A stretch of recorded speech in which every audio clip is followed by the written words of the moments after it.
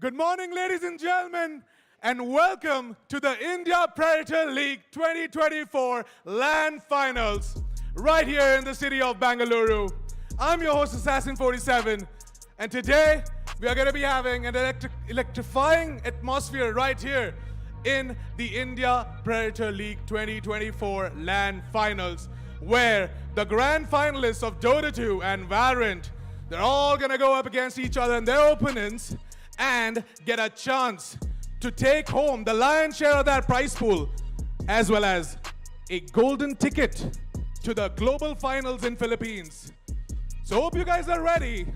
And before we kickstart with the games, both of our titles, that is Dota 2 and Valorant, we are gonna have a quick trophy reveal. Are you guys excited to see the trophy? I still can't hear you. Are you guys excited to see the trophy? That's what I'm talking about. And in order to do so, I would like to invite up on stage Mr. Suraj Balakrishnan, Head of Marketing, Acer India and Bangladesh. Mr. Suraj, can I please have you on stage? Mr. Suraj, good morning. And I would like to ask you how exactly you're feeling right here at the India Predator League 2024. I am super thrilled to be here. This is probably our 7th year of running of Predator Gaming League in India, and this is definitely one of the largest gaming events in the country. After a month-long activity of intense qualifying, we have some of the best teams in the country representing here, and like you said, for the coveted shield, they play for the finale here, and a chance to go to Manila, Philippines to take part in the Asia Pacific Grand Finale. So I'm super excited, can't wait for the games to start, and looking forward to a great day of gaming. Absolutely, Mr. Suraj. And yes, we are all excited to see the trophy, so please do the honors. And yes, that is the coveted shield, ladies and gentlemen. A huge round of applause for Mr. Suraj and the entirety of Acer India and the global team for making this possible. The Predator India League 2024 LAN Finals is definitely the biggest thing that could happen to both the Dota 2 and the Valorant scenario right now. To be honest, a chance to go and represent your country in Philippines is a special moment, and everyone knows that. And this particular stage that has been set by Acer for them is the biggest one that they could have ever got. So once again, I would like to extend my gratitude to Acer, everyone extending their gratitude to Acer India and the global team for making the Predator India 2024 possible. With that, let's start with the games. We are going to be beginning with the Dota 2 Grand Finals. And our Grand Finalists for Dota 2 for the Predator India League 2024 LAN Finals are Team Whoops and Team Rogue Squad. Let's start off with the team introduction for the side of Team Whoops. So I would like to call up on stage the entirety of Team Whoops. Guys, can I please have you on stage?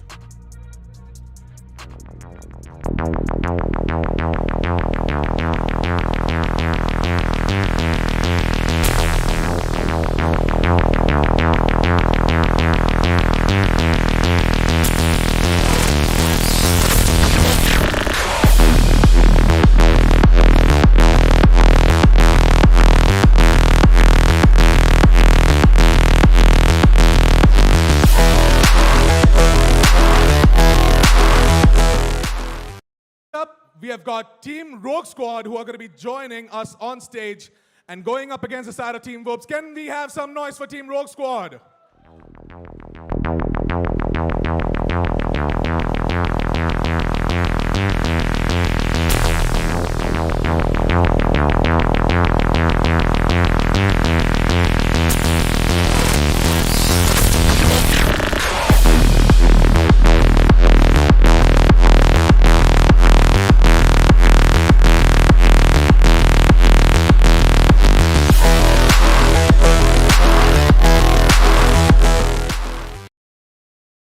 our grand finalists for Dota 2 LAN finals right here on stage. I would like to start off from the side of Team Whoops. And I would like to know, guys, you guys had a fantastic run throughout the online qualifiers. And you have made your way once again to the LAN finals. You guys were present in the previous year as well. And today, you guys are here to prove your mettle once again. How is the team feeling? How are you feeling?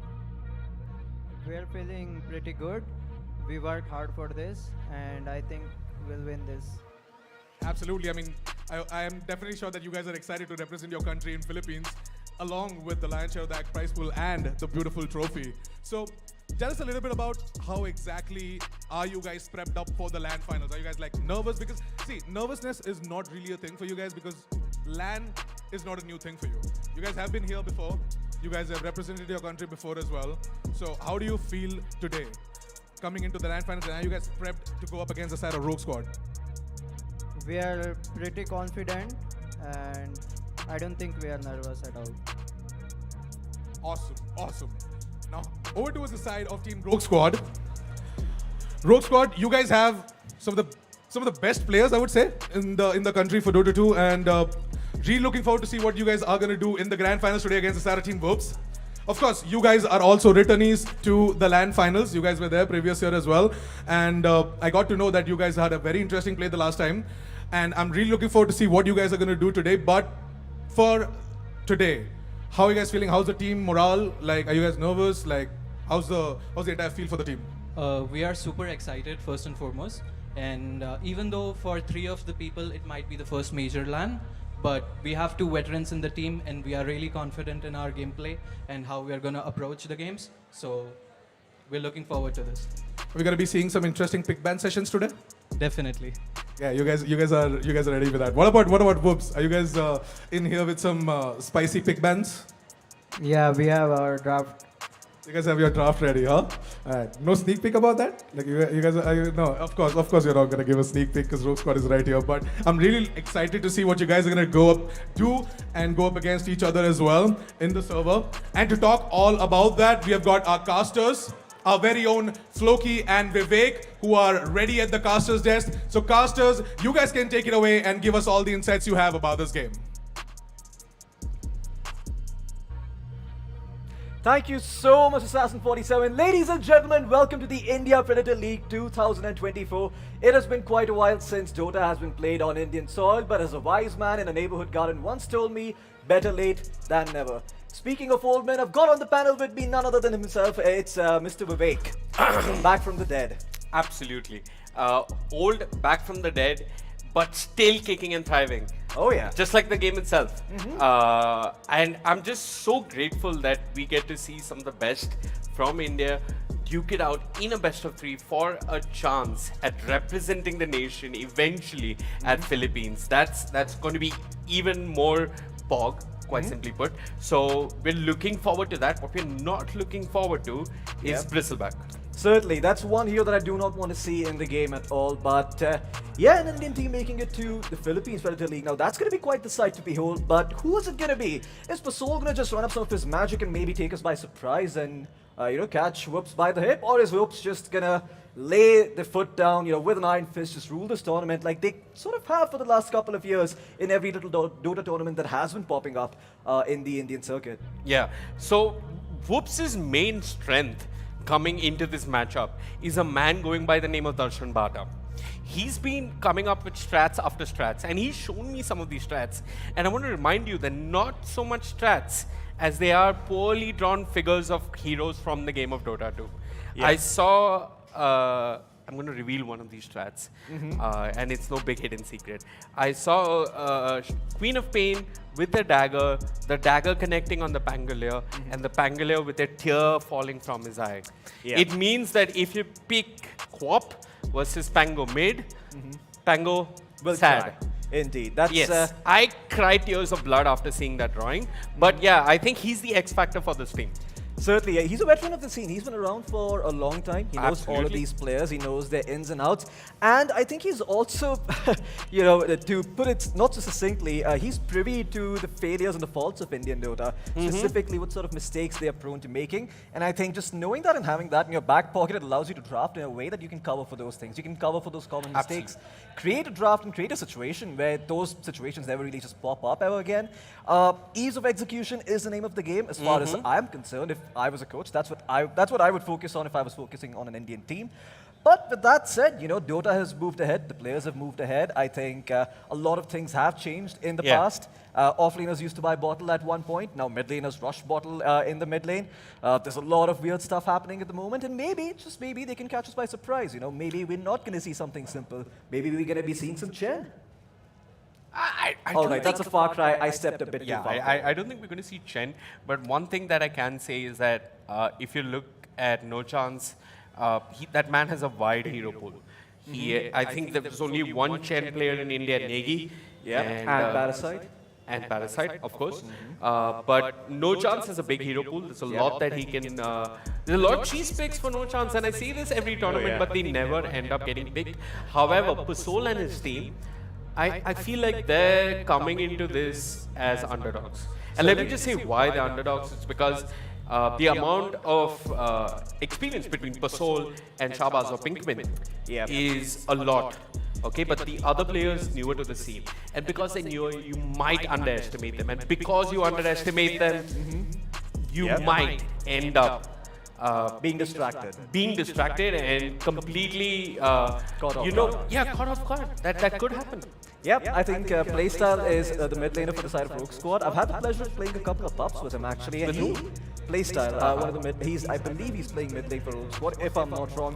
When I played with him, he played the mid lane with me. I'm not sure if that is his role, but if it is, he's a very strong mid laner. You know, that guy is that guy's no slouch. I mean, he can stand up to Krish, maybe even go toe to toe, and that's what I'm excited to see. I'm excited to see if anyone can even live up to Krish, or if he just slaughters people in the mid lane by the 10-minute mark. Because the skill difference is huge. You know, he is currently the highest rated player in the country, if I'm not wrong. If you go to the Dota 2 leaderboards and you open up Southeast Asia and you have a look at all the Indian players there, all 8 of them. Yeah, including all Indian players, Krish is at the top in terms of MMR. But the question remains, is MMR really a factor? Because a wise man who played Pudge, going by the name of Dendi, once said MMR is just a number. Indeed. Feels like a cop-out. Cop-out? Yeah, it does. MMR does represent something, but I don't think it represents skill as much as it represents mental resilience. Absolutely. And mental resilience is a far more important trait, considering what has been going on in some of these other tournaments that we've been seeing. You know exactly which tournament I'm talking about if you're a Dota fan. You're talking about TI. Absolutely, I'm talking about TI. So, one of the teams there, and in fact, one of the things I learned very recently actually, more than having, I think, individual skill as a player, is not important to just be a good player, but also a player with a heart, you know, a player with some humanity in them, with some grace, you know, allowing your team to explore, to grow, and that requires you to be able to be forgiving of other people's mistakes. Something which you have personal experience with that I am not very good at. You're saying that a Dota player should have heart, humanity, and grace? Is this Dota 2 or is this an Oprah Winfrey talk show? That's a good question. I'm not too sure myself, but I do think we can learn a thing or two from Oprah. I think Oprah is a terrific person to learn a couple of things from. Dota would not be one of them. Let us stop right here. I really want your opinion on this because you are the highest skill player between the two of us. It's no big secret. What do you think of this patch? Oh man, I hate playing this patch so much. I hate this patch with a passion. Do not talk about your pub experience. I want to know what do you think of the pro meta. The pro meta is interesting at the moment. There are a couple of broken picks, Bristleback being one of them. A lot of strong supports in the meta, Nature's Prophet, Ancient Apparition, Enchantress. A lot of strong offlaners as well. I don't think Vanguard is as strong of an item anymore, but there are certain offlaners that you need to look out for that aren't exactly first phase ban worthy, but also not really heroes you want to give up that easy. You want to account for them in your draft. Centaur is one that comes to mind. Another one that people have been picking a lot of is the Spirit Breaker. And I think this patch in general does favor prefer having a mid laner who can just sort of run around and make space instead of having a mid laner who farms. Now, anecdotal experience, since we've got some time to kill, I'll share this with you. There was a game where I was playing Lina and I saw this really good player going by the name of Armel do this crazy thing where he was building Arcane Blink on Lina along with the Shard and Kaya and Boots of Prowl and just farming the entire map. And by the time I was done with the game, I saw his GPM. He was sitting at 950 and it didn't even seem like he broke a sweat. That hero can farm ridiculously fast. Absolutely. But it doesn't always win games. Because I don't think having a farming mid laner is good. I think leveraging the experience you get from the mid lane right now is more important than leveraging your farming speed as a mid lane. I think what I've noticed at the highest level is that the mids often go toe to toe. It's a near even exchange. I mean, one mid laner gets some sort of a lead when the power up runes come into play. But until then, the mid lane is largely forgettable. Usually, most games are going past the 25-30 minute mark. Certainly. Nothing in the pro circuit in EU or China is ending before that. In China, it might take a day or two for the first game to end. But what really matters for me in this patch, personally, is obviously the side lanes. Yeah. As the game progresses, what does your offlaner contribute?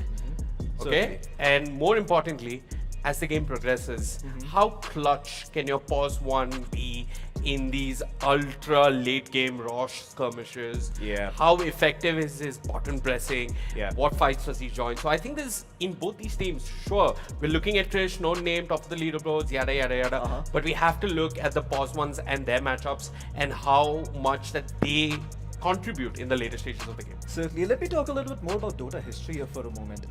Not in terms of patches or what heroes were, but rather how Dota has sort of evolved from the last patch before the Twin Gates and the big patch was introduced. If you remember, the mid laners that were being picked at the time that were popular were these sort of scaling / fighting type heroes like Ember. If you remember, Ember was a big pickup. But Ember has been nerfed so many times, I think a Valve employee just got tired of losing to that hero every single game, so they nerfed him into oblivion. Because of heroes like Ember being nerfed and those kind of heroes not really scaling that well into the late game or having a rougher early game, people have now gravitated towards these Earth Spirits, your Primal Beasts and your Kungas. And instead, the archetype that they play is, okay, you know what, I might not be dealing out the damage, but what I can do for my team is face tank spells. And that's what's been the name of the game in the mid lane for the past couple of weeks. I mean, there's another hero that can tank spells but is not popular, which would be the Dragon Knight, and which is like a very vanilla mid lane safe pick in a sense. Yeah, it's a little confusing, right? Because you'd expect Dragon Knight to be in the meta, but he's not. I think what the other mid laners offer that Dragon Knight doesn't offer is like AoE control and team fight. Yeah, I think Primal, Earth Spirit, Kunkka with the Torrent Storm, they all offer a lot of team fight and they don't die easily and they love building blade mail. Dragon Knight is more in the Ember farming, scaling, something. I think he's more of in the, hey, you know what? If you give me 45 minutes into the game, you're gonna have a bad time. I think he's if you give me 45 minutes for the Midas and a Manta style, I will make you cry. Absolutely. Midas, Manta style axe, and then you may win the game. Or you see him pop up in the anime and then you don't want to pick that hero ever again. Hey, if you watched the anime, I'm sorry that you wasted your time. On behalf of Valve and on behalf of people who enjoy Dota, I apologize to you. The anime was terrible.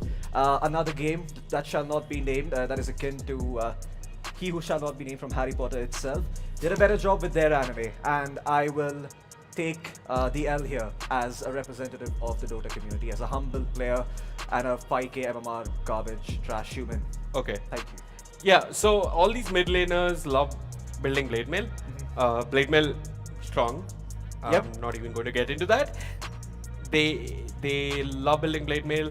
They offer a lot of teamfight control, and these are the kind of mid laners we're going to see a lot more. But before we jump into game number 1, we're going to be taking a really small break. We'll be back with more action at the APAC Predator League in a matter of moments. See you soon.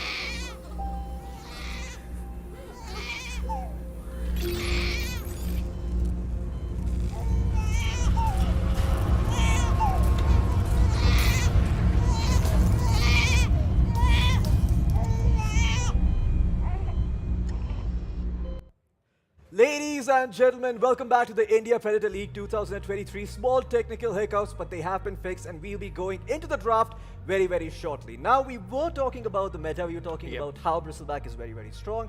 We were about to dive into some Dota philosophy, but I think it's time to bring the conversation back to earth from the high heavens and, just face the reality. So, here's the reality. The reality is, if Bristleback gets picked, I don't think you, I, anyone in the audience, or the other 9 players in the game are going to have fun. Let's talk a bit about that. Does the person playing Bristleback even enjoy the game? That is a good question. I think it's a 50-50 chance. Okay. Yeah.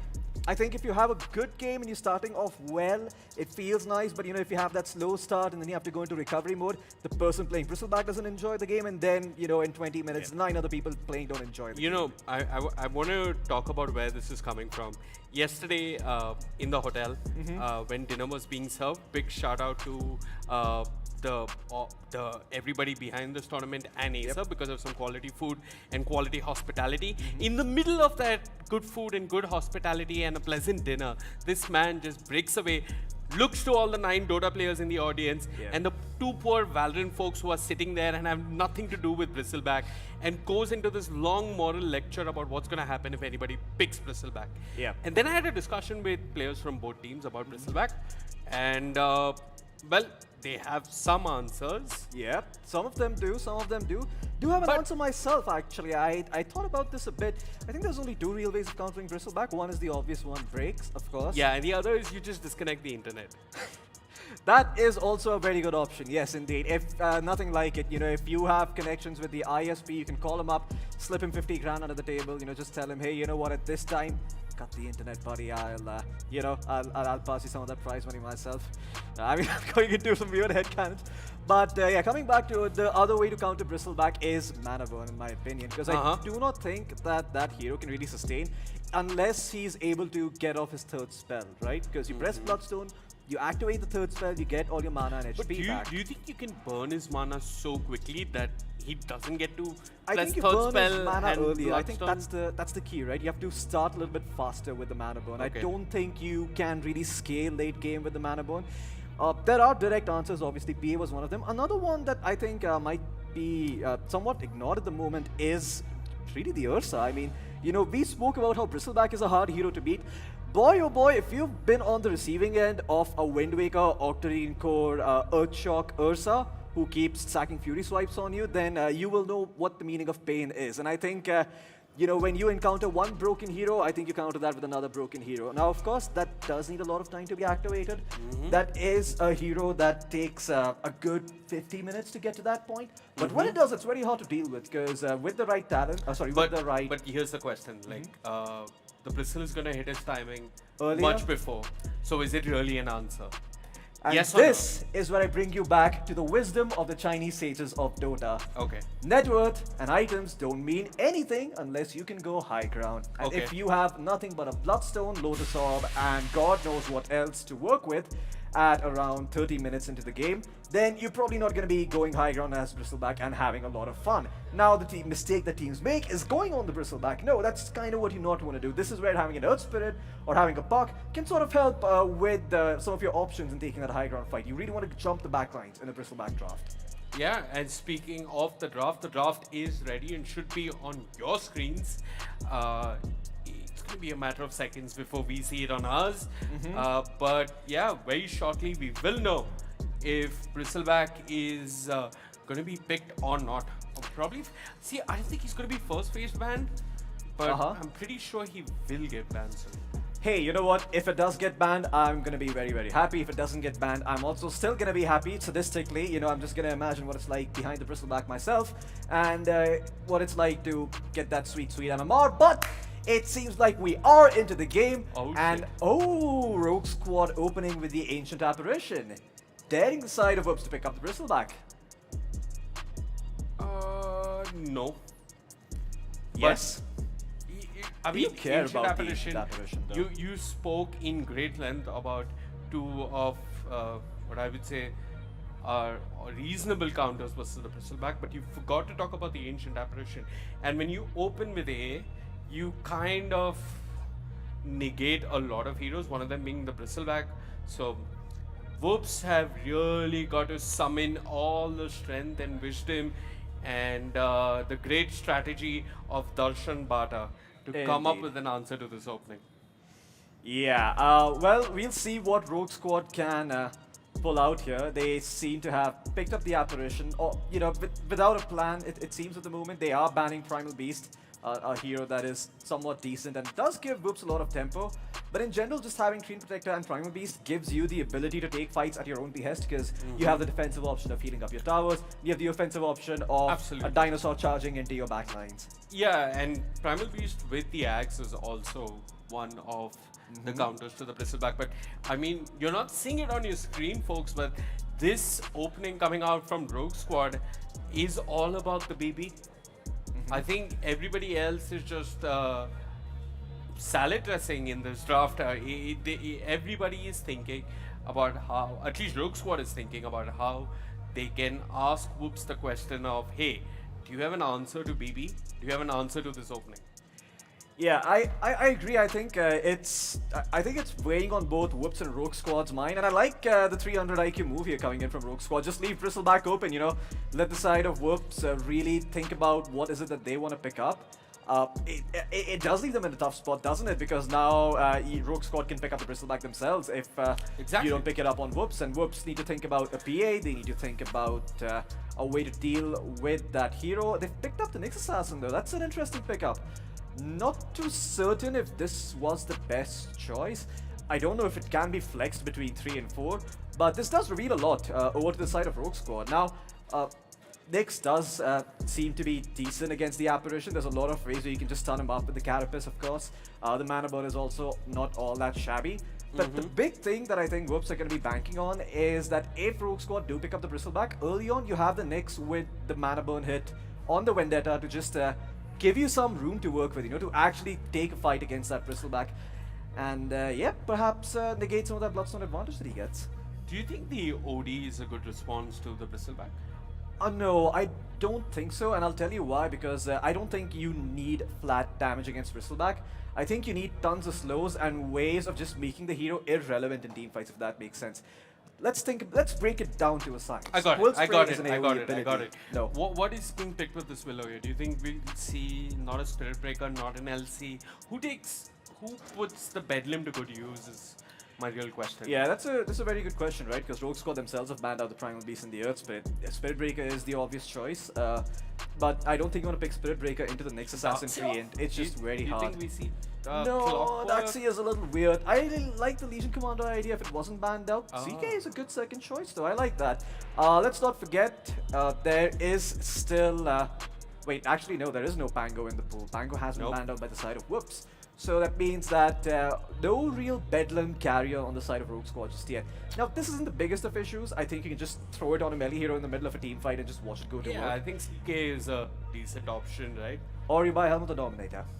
And that's what you do if you're crazy like me. But that's not what Rogue Squad are here for. Rogue Squad, they would very much like to make the seas competitive, and we probably will not be seeing that item being picked up on any of these heroes. But a Spectre picked up. Okay, so against CK, if you go late, that's pretty good. Yeah, it is. And it's definitely a very unpleasant game for this Ancient Apparition. I'd like to see Whoops pick up something like the Kunkka here for their mid lane. It's good versus the CK. Yep. It's AoE control, which is great versus the Willow. You have heroes that just don't die easily. It doesn't give you Rosh taking potential, which they are lacking, but it gives you more team fight, and it just amplifies what's already good in your draft. And it's an easy win in terms of the lane. Yeah. You have somebody that's going to buy a Spirit Vessel rather easily. So that seems like a logical choice. But yeah, you could just be mean and pick something like Warp or Lena. And I actually like the fact that Whoops has gone for the Spectre here, because this has now added a new dimension to their draft. Previously, we were sort of looking at that Nyx pick with a bit of a question mark, but I think this is Whoops understanding how the current drafting system works and utilizing that to their advantage, right? Because, okay, there you go, they've picked up the counter to the Bristleback, so they're just daring them to pick that hero up. Not all that bad against the Apparition and the Willow either, because he got that extra magic resist. It means the only real threat for the Viper is CK, and CK has problems in this game. You know, he's got treant issues. So that's something he's going to have to work on fixing. Rogue Squad need to be smart about this. They need to punish some of the greed coming out here from Whoops, because Nyx, Spectre aren't exactly the strongest heroes early on. I think if they could pick a hero that likes to rotate early to these lanes, perhaps an Ember Spirit comes to mind, they could potentially punish Whoops for their greed. And I think an Ember could particularly pop off, but of course there's the Viper pickup, right? And there's the Viper question, is it off lane or is it mid? So you don't really feel safe picking up that Ember. I think valid and rather straightforward choices here are Void Spirit, Ember, but I don't think we'll see Ember, Kunkka. I think all these heroes make absolute sense for Rogue Squad. Tempo, teamfight, potential to scale. I mean, if you're looking at the game, your mid matchup is already going to be difficult. Yeah. I think It's going to be somewhat visible. but I Dire think my team question back. to you is, my question to you was, Yeah. should they pick their mid laner here or should they pick their off lane? Yeah, I don't know actually. I'm a little surprised by that Rogue Squad pickup. I'm not sure if Necroforce is the 10 best hero to go seconds for here. remaining. You're playing it into Spectre, Viper. Viper's got the break, which 5 is also good against seconds Necro. remaining. Remember, you Yeah. don't get the Heartstopper aura or any of the region that comes along with it when you kill creeps. So that's going to be a bit of a problem. But do you really want the other thing is not just the Viper and the Spectre, but you're Radiant picking team Necroforce back. into Nyx. Yeah, I don't know how that matchup goes actually. I do consider myself somewhat of a good laner for my bracket, so I never felt the need to I pick mean, up a not Necroforce. a lane to lane matchup, but as the game progresses, I think Nyx can really cause a lot of problems for the Yeah, Necroforce, it right? certainly I mean, you pop the Ghost Shroud, he's just going to 10 seconds use the remaining. Mind Flare on you and take away all your mana and do so much damage. He can go for the 5 shard if he seconds wants remaining. to. It's a rough game to be a Necroforce. Yeah, I think Mind Flare does not take away mana anymore. They added it Sorry, to the window. damage. Yeah, there you go, damage. Yeah, damage. Sure. I mean, Necroforce. Yeah, but I think this Necroforce can itemize for auras in the team. You know, you can pick up a pipe, a Force Staff, a Guardian Grace eventually. And what this hero really needs in a game of Dota, I don't even think this guy needs Radiant Radiance. I think team this guy back. just needs a heart, as well as the new Aghanim Scepter. Because the new Aghanim Scepter adds a percentage of your regen to the Heartstopper aura damage. And if this hero is able to stay on top of you, it's going to be hard for that hero to play Dota. That hero being Spectre, because Spectre is one of the heroes that is traditionally answered by Necroforce. Interesting. So 10 just looking at the seconds bans remaining. coming up from Rogue Squad, they are not reading this as a mid Viper. They banned out 5 seconds the Buck remaining. Yeah. and Whoops are, I mean, just covering their bases, Buck banning would just out. make Rogue Squad's life miserable, so I understand that ban. Yeah, but they're not reading this as a pause to Viper. So But yeah. I mean, if the puck is paused to, what you have to consider is that now you have two heroes that can set up, fights across the map for you on the side of Whoops. You know, you've got the Nyx as well as the puck. Spectre can connect to any of those. Strange will be doing Treant things. So overall, you just have a lot better ability to utilize the map. And I think, given how big the map Dire is, team you back. do want to pick heroes that can utilize that extra experience coming in from the side lanes, right? Because typical Dota theory used to go like there's going to be a dead lane, there's going to be a lane where no hero from one team shows.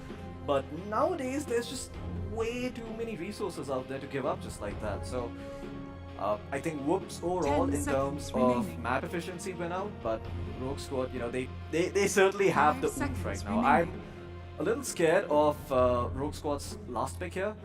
Whatever they pick, it has to be some sort of hero that can start fights for them, because if they find the Dire right hero team for pick. that, there is one in my mind. I'm gonna spell it out right now. I think a Tide Hunter would be really nice here. It could be a bit of a disaster. Now, the Tide Hunter is not the best hero again. one You have to second, I consider just tempo. want to interrupt your Thought process. yes. Monologue. Yes, 10 because seconds take a remaining. look at Whoops' bans. They're reading this as a Necroforce is probably going to 5 one of the side seconds lanes. remaining. The last two bans have been them focusing on the mid lane. Yeah. So I think, I mean, sure, Tide makes a lot of sense, and I'd rather see this Necroforce mid. But maybe what Rogue Radiant Squad are team looking for pick. here is a mid Admiral laner, and it Kunkka. is going to be Kunkka. Now, I want to highlight a fun statistic about this patch and about TI so far until yesterday night with this hero. Kunkka, although great, has an abysmal win rate of 45%. I Wow. scored more marks in my 10th 10 fan. seconds remaining. I see. Certainly an achievement one should be proud of. But I 5 think the win seconds rate might remaining. be a little bit how should I say, this is a statistic that doesn't matter all that much. in the What grand scheme of statistic things. matters? Network doesn't matter, win rate doesn't Oh no, matter. no, what it does, but I think the pick rate also matters, right? Because if Kunkka is being picked He's been picked a often, lot. He's been picked a or lot. banned a lot, and then he has a 45% win rate, it might actually not be all that bad. But you know, if he's got like, I don't know, 5 picks across and then he has a 45% win rate, yeah, just send this here to the dumpster. He's not going to be doing much. But OD picked up towards the end there by Whoops. Yeah, I mean, this hero gets reworked every year. Yeah, I think Val just go like, oh, what if OD functioned like this? And then they wake up and they go like, oh, what if OD had splash damage on Arcane Orb? And I don't think they ever come to a conclusion with him, so we keep seeing different variations of this hero. But hey, OD against Rogue Squad's lineup is not half bad. You know, you've got magic damage that pierce through CK's armor, also good against the Necroforce, and also good against the Kunkka. Kunkka's HP doesn't really mean deadly squad to a guy who deals damage based on his mana. It's a really bad Necroforce game. Yeah. I think you do something like early Bracer, Shard, Lotus up. Yeah. Or Yules or PKB. Like, I mean, you need your first item has got to be a defensive item. Yeah. But all said and done, Floki, we've seen both drafts very quickly. Predictions. Whoops. Whoops.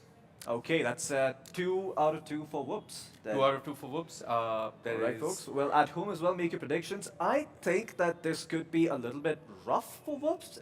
Whoops, if their lanes don't go well. And there is a chance for that, but they do have the trait in one of those lanes. So at least one side lane is going to be Absolutely, and this is what I wanted to talk about. There is one good chance or a very strong possibility for the side of Rogue Squad to win this game, and that's the laning phase. Yeah. The Ancient Apparition and the Dark Willow and the Necroforce, they are somewhat strong early on. The Dark Willow really has to show up in the laning phase. If they do manage to do that, they could take over the tempo of the game. Also, I want to note and highlight that this is the first time I'm casting Pinkman playing the offlane. Oh, yeah. He's playing post 3.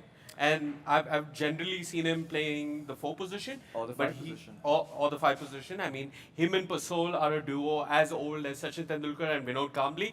Don't ask me who's the Kambli. But yeah, they've been around for a really, really long time in Indian Dota. They perform miracles. They need to bring that magic to the laning phase. Yeah, 100%. Now, I did catch a lot of Pasol streams. That man has been spamming the crap out of Dark Willow. So if there's anyone who knows how to play Dark Willow, it is that guy. Yep. So you don't really want to give Rogue Squad as much space as you might think, because their late game is no joke. Also, it's Evil Ash playing the Treant Protector versus the Dark Willow. Okay. I think it's going to be no chance on the Knicks. So Evil Ash also has been playing Dark Willow a lot in life in general, so he knows that matchup. So it's going to be interesting to see both the boys from Pune having a go at it. Yeah, no, I think HBK is going to be playing the other support. I think No Chance will be playing the Viper in the off. No chances playing the Viper. You're right. You're Yeah. right. Yeah, so Anyway, it's been a while. They've all been swapping Certainly roles, is. and they are more open to swapping roles. I asked No Chance, like, what are you playing in this in this team? He said 3-4. That is not a I see. position. That is roughly, I don't know what. it yeah, is. I think he nodded his head and he said yes. And that's pretty much it. I think that's where the conversation ended. But No Chance is someone who's capable of, putting up decent performances on either of those roles. And I think if anything, this game is going to come down to the Treant lane. The Treant lane really needs to win or at least secure farm for the Spectre. I think Spectres are kind of hero that, first 10-15 minutes really forgettable.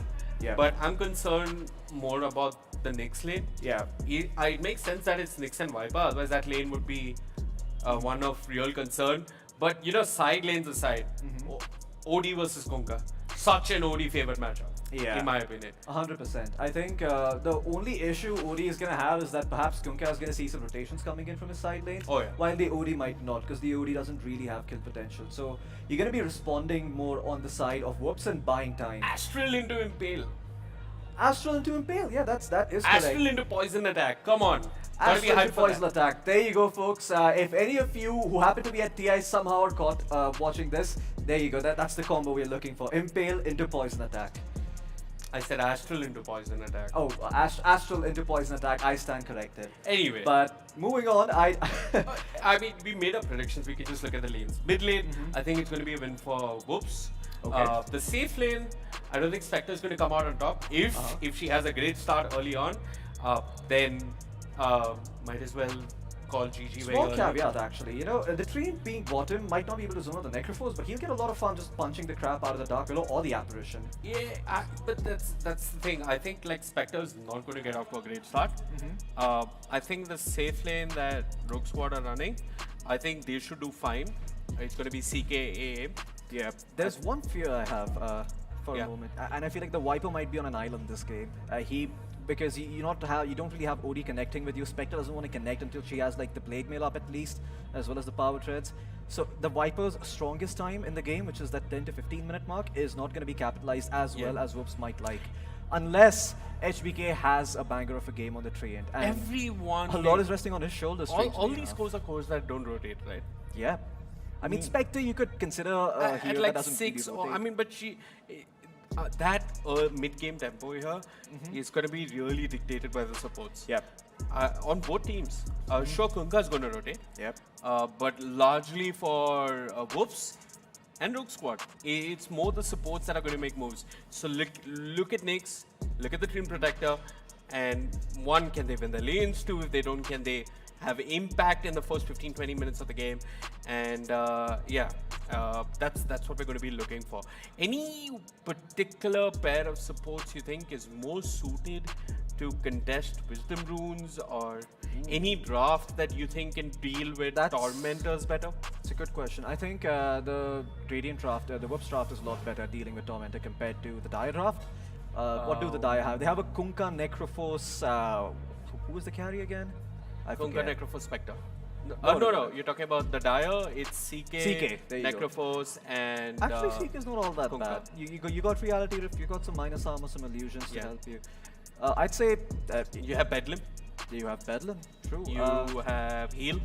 I think both teams can do I Tormentor. think if you just look to at put it, Wisdom Runes, I'm favoring Whoops. Rogues. No, I think Willow's really good. You just walk in, Shadow Realm, get out. The first Wisdom Rune though is going to favor the side of the Whoops, because you have a Nyx Assassin as well as a Treant Protector. Yeah, but the Nyx is not going to run to the other side of the map. He certainly is not, but I think he's also very good at contesting. You know, just having a stun is. on the Wisdom Rune is nice. Level 1 smokes. Level 1 smokes, probably better for the side of Rogue Do you think Squad. we're going to see aggressive level 1 smokes? I think We will. We 100% I- will. Teams are here to win. They're not just going to play it like, oh, we're scared of the enemy team. We're not going to make moves. We're going to wait for time. No. They're out for blood. They're going to challenge everything you throw at them. And I think Rogue Squad's here to play Dota. You know, they're not here to dilly-dally around, to respect Whoops and say, hey, you know what, guys, you're the better team. We're just not going to make moves and we're going to play timid. And we're going to pick 10 late-game heroes and hope we get to that late game. That's not how Rogue Squad works. I think Rogue Squad is going to ask some But very I think pertinent questions. Rogue Squad has to realize that they need to win the lanes. Yeah.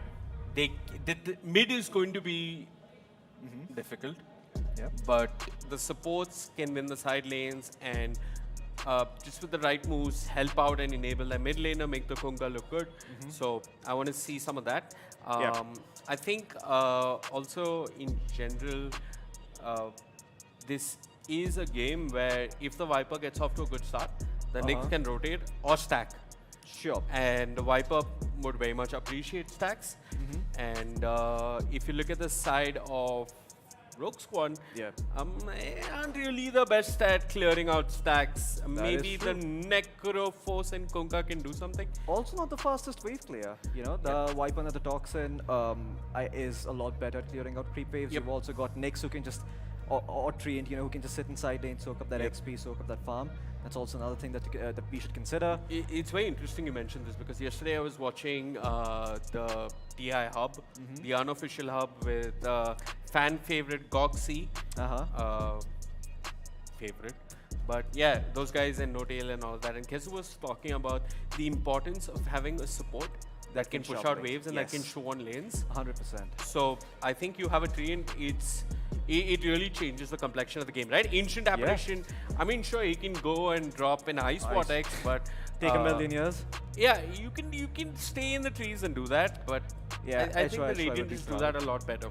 Certainly. They do it a lot faster as well. And one of the things I like about the Whoops lineup is that they have a lot of synergy, and if it comes online, Rogue Squad are going to be in murky waters. But you know what? What Rogue Squad have? What they have is brute force. They have the ability to just 5-man death ball, battle down a lane, and make you feel like, oh, we're just not ready for this kind of a play here. They And- can run at whoops, but you need some items. And you need Aegis, which the side of Rook Squad are not that good at. You want to see them run earlier, like pre-ages. Maybe I get think an that's how- early mech you and certainly start do. like forcing fights with Kunka having level 8, level 9. Okay, let's go back a couple of years into the land of Dota theory, because we've got a moment or two. Remember when the mid laners used to be building mech? The meta back then was to Yes. have a mid laner with a Yes. mech, have your teammates run around with you, take all tier 2 towers and remove the map for That the enemy was team. RTZ's best patch when he had to just press mech. Exactly. I remember he was mid shadow Not very building mechanically mech. intensive. A man who went from playing OD to playing mech SF. But yeah, I do think eventually you're gonna be in a spot as Rogue Squad where you have to make the tough call of do we group up with the mech, or do we bite the bullet here, play around objectives, and look to be more efficient than the enemy team, because that's also something they can do. The issue is, you know, Whoops are not going to sit around and just give you map control. They will have the Nyx going up, scouting some things out with the Vendetta. They're going to have Treant as well sitting in a lane. You know, the more I think about it, Moon's game is so easy. It is so easy. He's enabled. Moon's game? Yeah, the lane might not be easy, but the game is so easy. You think the have lane so is many fine. issues. You have so many issues on the side of Rogue Squad. You have a Treant scouting out for you with Spectre ganks. You've got another hero scouting it out for you with Spectre ganks, being the Nyx Assassin. You can connect to the Viper, which is another hero that Rogue Squad need to shut down. And, you know, I mean, the OD, sure, he's on a bit of an island by himself. I don't see a lot of synergy that he has with the team, but he, you know, he scales well into the game. He can do some stuff. Yep. Yep. So, yeah, the longer this lineup goes, the more it's going to favor Whoops, in my opinion. But the question remains, at the first 20 minutes of the game, are the side of Rogue Squad I want to ask you disciplined something. enough? Is it survival to be a mid laner and build mech? No. Do you think... No? Why? Do you think that playing on early timings around your mid laner's farm is not possible because the map is so big and you're never really going to be able to shut them down? I think you're going to lose our efficiency if you try to do that. I think it's a good idea in a vacuum when you think about it, but you have to consider a couple of things. Firstly, the mech timing is going to be around 10 to 11 minutes, right? In an ideal world, or probably earlier than that. It's like 1750 gold, you can get in 8 to 9 minutes. Okay, 8 to 9 minutes, fine. 10 Okay, but then you need minutes. to pair it up with some hero that can push. So a Nature's Prophet perhaps, or a hero that can take towers to really Absolutely. capitalize on it. So let's say you do that, right? What does the enemy team do? They see 3 heroes in a lane, they're gonna go to the mid lane, they're gonna set up wards deep in your jungle towards the safe lane area where there is a camp, where the edge used to be towards the map. Yeah, so you're just gonna get a lot more farm if you try to go for those death ball-y type of plays, those all-in moves. And that's a big reason why we don't see Death Prophet anymore. It's so weird. I mean, you can't do death ball, but even if you play a measured game and bit by bit systematically you're shutting down your opponents, there is still this time in the game where even though the opponents are on a back foot, they can just avoid every fight, sit and farm, and take that one fight at 28 or 35 minutes or whatever, and then move into the Rosh pit and take Roshan, and then the game turns, and then it goes on for 70 minutes, and sometimes you doubt if you're watching a Sanjay Leela Bansali movie, or you're watching a game of Dota. Oh, yeah. Does it have a beginning? Does it have an end? What is time? What is life? Does the source engine really hold up to this? Is my PC framing? Should Monkey King be allowed? The list goes pretty long. Is Puck a boy or a girl? It goes on. That is not a question that often pops in my head. And we shall And not now get, you shall think about we this. shall You're not get welcome. into discussions on gender. But yes. That is a question that has Those of you eluded me for tuning a in while. chat, please answer Floki's doubt. Is Puck a boy or a girl? Opinions wanted. Opinions. Opinions wanted. Okay. Yeah, there's not much to lore about Puck's gender. You know, Puck is said to be this sort of young fairy dragon. That's all that we really know about. But there's a lot of you know, darkness surrounding that lore, because apparently when those fairy dragons grow up and they reach maturity, the universe ends. Because apparently they eat them or something. What? Yeah. Is this the lore? That's what's hinted at. It's hinted that when these fairy dragons grow older, they devour the entire universe that Dota is in. Wait, they eat the universe? Something like that. It signifies the end of times. Or something along those lines. Do you know the lore about how we got this new map? No. Is there a lore? Wait. I didn't watch that Logasm by Wait. Slacks. What little I know about lore is because of you and because of So Action Slacks? SVG and Slacks, because they'll just force it down your throat. But you told me this, that Dota is an endless loop Yes. where every time you destroy the ancient, the game restarts, Yeah. and these This will go whatever on forever. 103 idiots keep committing to this, just like us. Yeah, it that's is an what Arc endless Warden loop is. in our lives as well. But what happened and why the map is this map is that in a game at the exact same time, Skyrath Mage and Vengeful Spirit attacked the enemy ancients, and there was Oh. an anomaly. Oh. That's why the map split. Oh. And That- that's why we had twin gates, that's why we had a tormentor, and all of this because the ancients fell at the exact same time. Yeah, well, speaking of Tormentor and the game, my souls are tormented, but we're going to be jumping very, very shortly into the game itself, folks. So, sorry to keep you waiting, but here we are with the first game of the Grand Finals between Whoops as well as Rogue Squad. Level 1 Smokes Astray. Oh yeah, level 1 smokes. It is Evil Ash on the Viper. I don't think any of us predicted this. It's Evil Ash playing the Viper. It's, I mean, I'd love to just quickly look through who's playing what. Okay, so Playstyle and Pasol are now running into the enemy Ancients. They're going to get the Watcher. And Whoops are on the other side of the map. Both teams playing with extreme caution.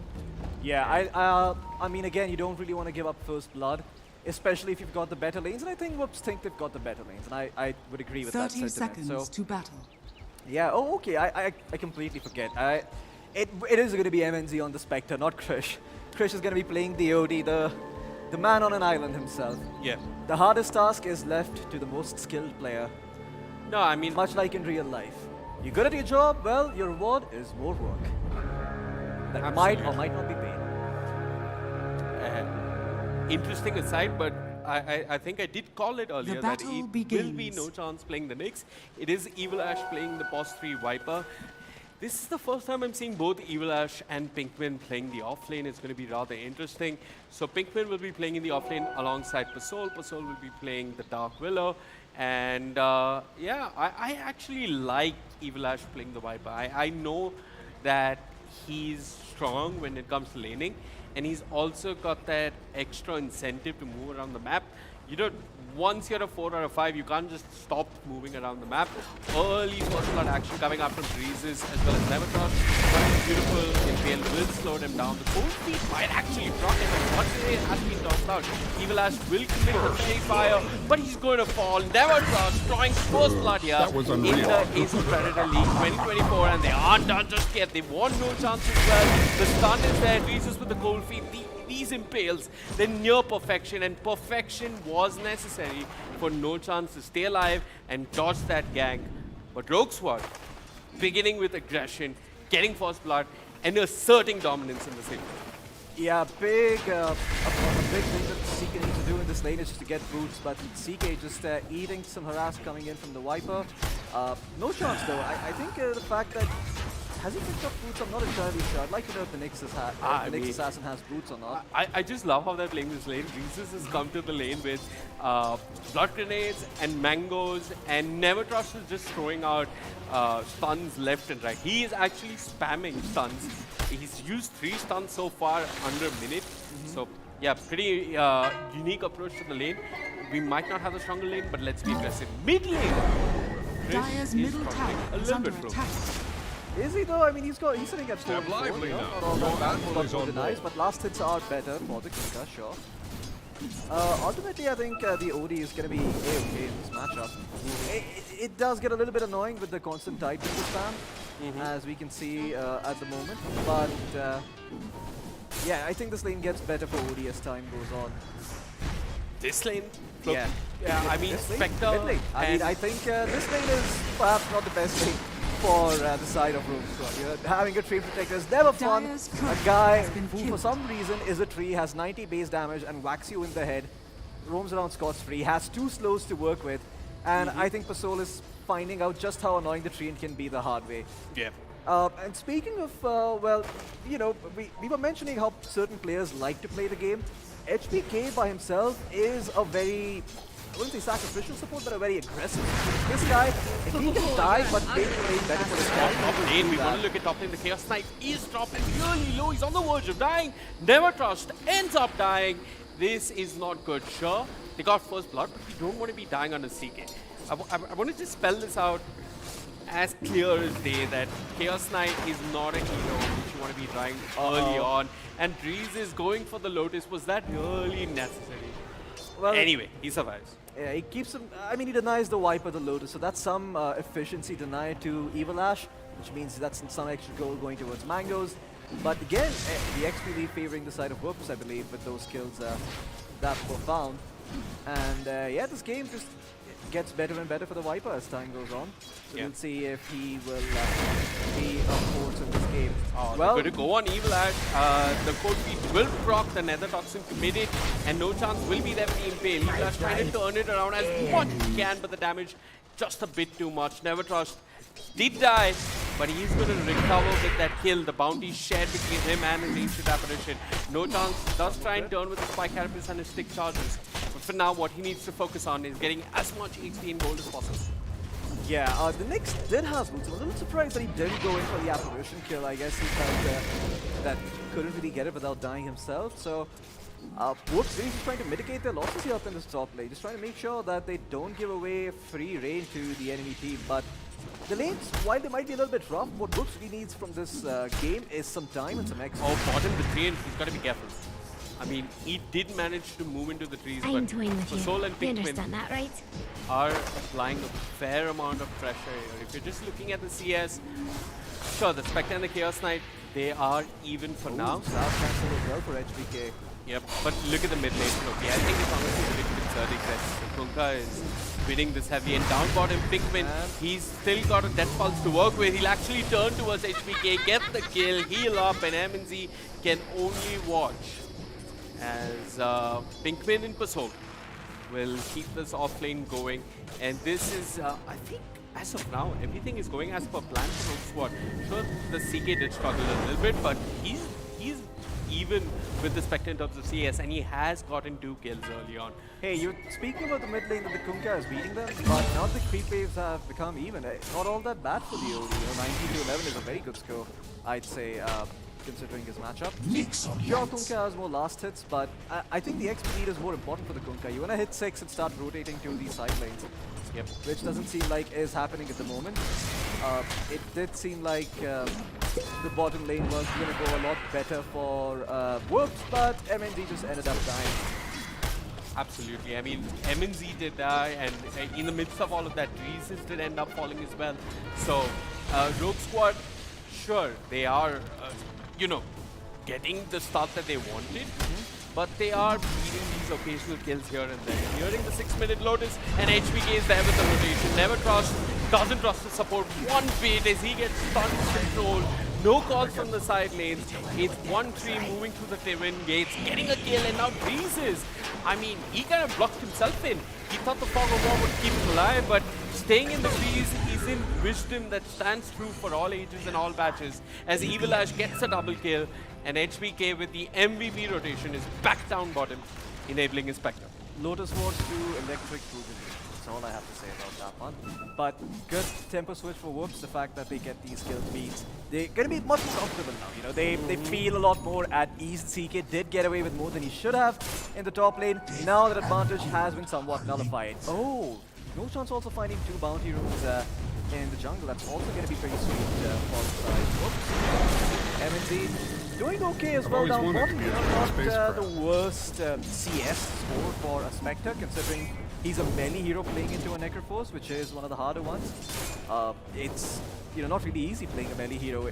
It's actually double melee range into double range, something that we didn't discuss and completely missed. So yeah, that just impresses me even more. MNZ, good laning by him, but level 6 is about to be found very, very shortly for Pasol. He's already level 5. MNZ himself also closing in on that level 6. And once we see the first couple of matches, that's going to end up dictating the tempo of this game. Oh, level trust! Oh, he confused Evil Ash with the illusion micro. It looks like he might just end up going down, but no. Good body blocks coming in from No Chance. Sacrificing himself for the greater good of the Dire's middle tower I I mean, it looks as if he might just be able to TP out the last thing. That was of unreal. that poison damage. Not enough. They now turn towards Nemetross. Nemetross might be equal with the Spectre in terms of Dire's last was hit, unreal. but this man is dying for the third time in the same lane, and we aren't even 8 minutes into the game. If we did toggle over to net worth, I'm pretty sure that Nemetross amongst all these 6 foes on the map is somewhere at the bottom. 5 kills for Evil Ash, as you can see on the KDA, and wow, this is actually impressive. He's somehow up there in terms of net worth. Even though Playstyle with the rotation coming up from Pusol will try and bring down Krish, but Krish with the Apple thinks he's got himself enough time. He has managed to secure himself the H-Room, so he can disengage from that cold feet as well as that first crown. Wants to go back in, he's got no chance coming in. Reese is caught in the Astral, might just end up falling. The media happens there, and the Torrent not coming in the nick of time to really disrupt the channel. They find the A, they don't want to really proceed for more, but this is the ever crucial moment of the mid lane, at least in your pubs. This is when everybody's yelling, hey, come mid, get me that power up route. 100%. This is what I'm yelling at my teammates. I'm like, hey guys, if you care about this lane, please show up to the power runes. And guess what? Whoops, that rotation worked out wonderfully for them. They found a This ace. is unusual. Krish is moving to the safe lane. The Spectre did end up dying, Gold from but my is chest. he going to try and kill Big? He has to land the meteor hammer. It is possible. Reese's has moved down for him as well. Nemetross dies yet again. Alright, this is wrong. This is starting to become unacceptable inside of Rogue Squad. You cannot have the CK dying 4 times for 10 minutes. It's just unfortunate. His net worth, not all that bad, but Radiant's again, you know, middle tower as is a under carry, you just want to attack. hit your power spike, then take all the fights, not before that. I don't think in 9 minutes in, you're at your strongest as a CK. But whoops, at this moment in time, they'll take whatever they can get, you know, and credit is due. I thought Krish would probably go for something like a Midas and Null Talismans, but no, he's actually picked up the Meteor Hammer, and he's trying to be that space creator slash space maker that we were discussing was needed on both these teams. Because we saw Primal, Bango, Ember, Earth Spirit, it's all banned out. I think it makes sense, right? You're running a position 1 Spectre, you're running a Viper. Sure, Viper will win the lane, but as the game progresses, one really questions if this hero has any purpose in the game. So yeah, I like this. Up top, the Viper that we were speaking of gets caught with the Torrent. If they have enough damage, sure. With the CK coming in, they should be able to find the Flash.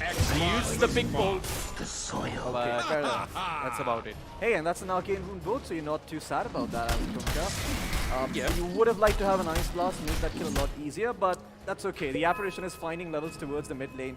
Or is that actually Pasol? No, it is Pasol. Hold up.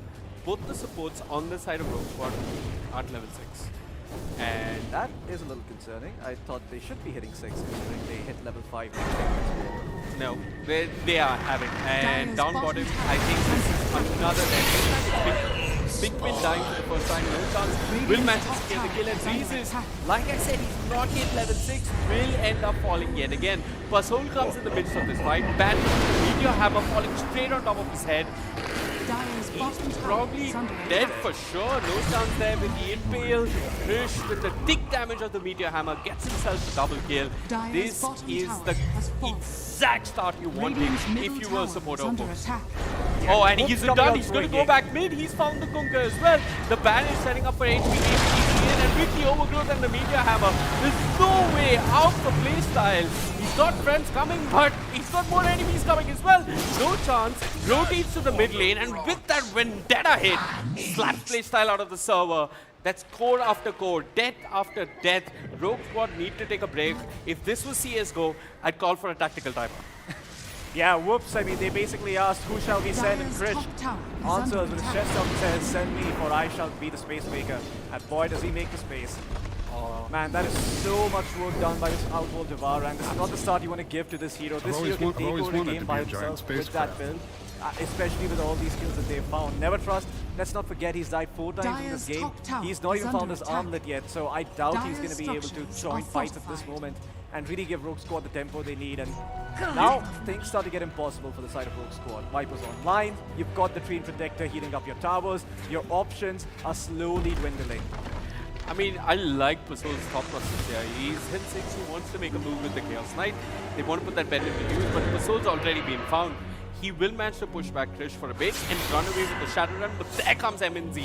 As the Shadow Run ends, Pasol, they are playing with their fools here. The Terrorize will not come through. Krish, well, some cool guys look at the explosions, especially when it's a long-standing enemy Dire's from top your tower state, has from your fallen. city, die in front of your eyes as Pasol. Well, Dire's his smoke middle was his tower has undoing as he fallen. ends up dying. And yeah, I mean, Krish, pure bloodlust in his eyes, blood on the roof, blood on the trees, as they'll find Pinkman and bring it down to his knees. Krish, and no chance, and I've always wanted to be Yeah, a when all of Dean them. finally That said was another unreal. one, this is what he meant. He meant Krish is rotating to every single lane and winning it for his team in a way. Now, you know, some credit where credit is due. The top lane was sort of recovered by no chance, but largely Krish has been responsible for all the net worth advantage Rouge has found in the last couple of minutes. 3k up in this game, 14 minutes in. Given the fact that Rogue Squad were the ones who were hitting their levels earlier, yeah, it's 13.5 minutes in. Apparition has got 6, but I don't even know if you're going to be able to use it. The time's gone. Look at the number of deaths on the side of Rogue Squad, and now you TP towards bot lane. You just kind of shut down here. Sure, you might get no chance, and it's all fine and dandy, but the no chance is smiling, you know, from cheek to cheek. That was unreal. No! Oh, he did die! He died to the neutrals! Oh no! Rogue Squad! They did not even get the experience. All they find are the wisdom runes. And you know what? Whoops, they will wrap that up. Like a dog that hasn't been fed for you days. know, as somebody who is forced to play support, or I mean, I initially start out as a support and then I'm forced to play support. But Radiant's bottom I tower was saying is it's under the matter. attack. okay, yeah, but what I was saying is when you have to hit 6 at the 14-minute wisdom runes, you know Dire's that top your tower game is is under attack. objectively horrible. Radiant's bottom You tower have to is go under to attack. recovery mode, but what I like about Rogue Squad is they are taking the fight to Wolves. This time it's a 5v5 in the bottom lane. Rogue Squad won that safe lane tower, but I don't know what they're going to find. The Terra is there, HPK gets pushed back, no chance, and HPK will still run in the earth. The is perfect, and HPK there with the overthrow, they'll turn towards Nevertouch. He's 5th death of the game. Playstyle dies before he can commit the board. This is all going from bad to worse to ultra bad for Soul and Rogue Squad. As Soul hits the deck, Krish with the double kill, and now Pinkman on the run. The one hero that's had farm in this game for the side of Rogue Squad, being cornered, being brought down, no chance gets the kill, and Krish with the savvy voice lines. You let yourself get carried away. 100%. Rogue That was Squad unreal. just came out swinging, but didn't really look what they were hitting Goodness. at. They started to miss, and then whoops, like Ali. You know, the rope-a-dope comes in, catches you off guard, and yeah, now your 7k net worth down, and your CK has nowhere to go on the map as, yeah, whoops, just closing out the map, slowly but surely. And Rogue Squad, this is about the time where you just wait for all your ultimates to come up, smoke, and go together as 5 with wards and look to do something I on the mean, map. they You don't do just that. did that, Floki. They- All 5 of them moved to take the Radiant safe lane tower. It didn't work. And now no chance is running at them up top. Greases, he's expended most of his mana, doesn't have too much HP to work with. No chance finds himself a mega kill streak. Kill this next Radiant's assassin middle once. tower Don't is let under the kill attack. go over to the neutrals. And finally, with the Bedlam, Pasol will halt no chance. Punish that unrelenting aggression coming out from him and take away your streak. A little bit of breathing room for the side of Rogue Squad. Yeah, Rogue Squad gonna be A-okay with that. That's the kill going the way of the CK.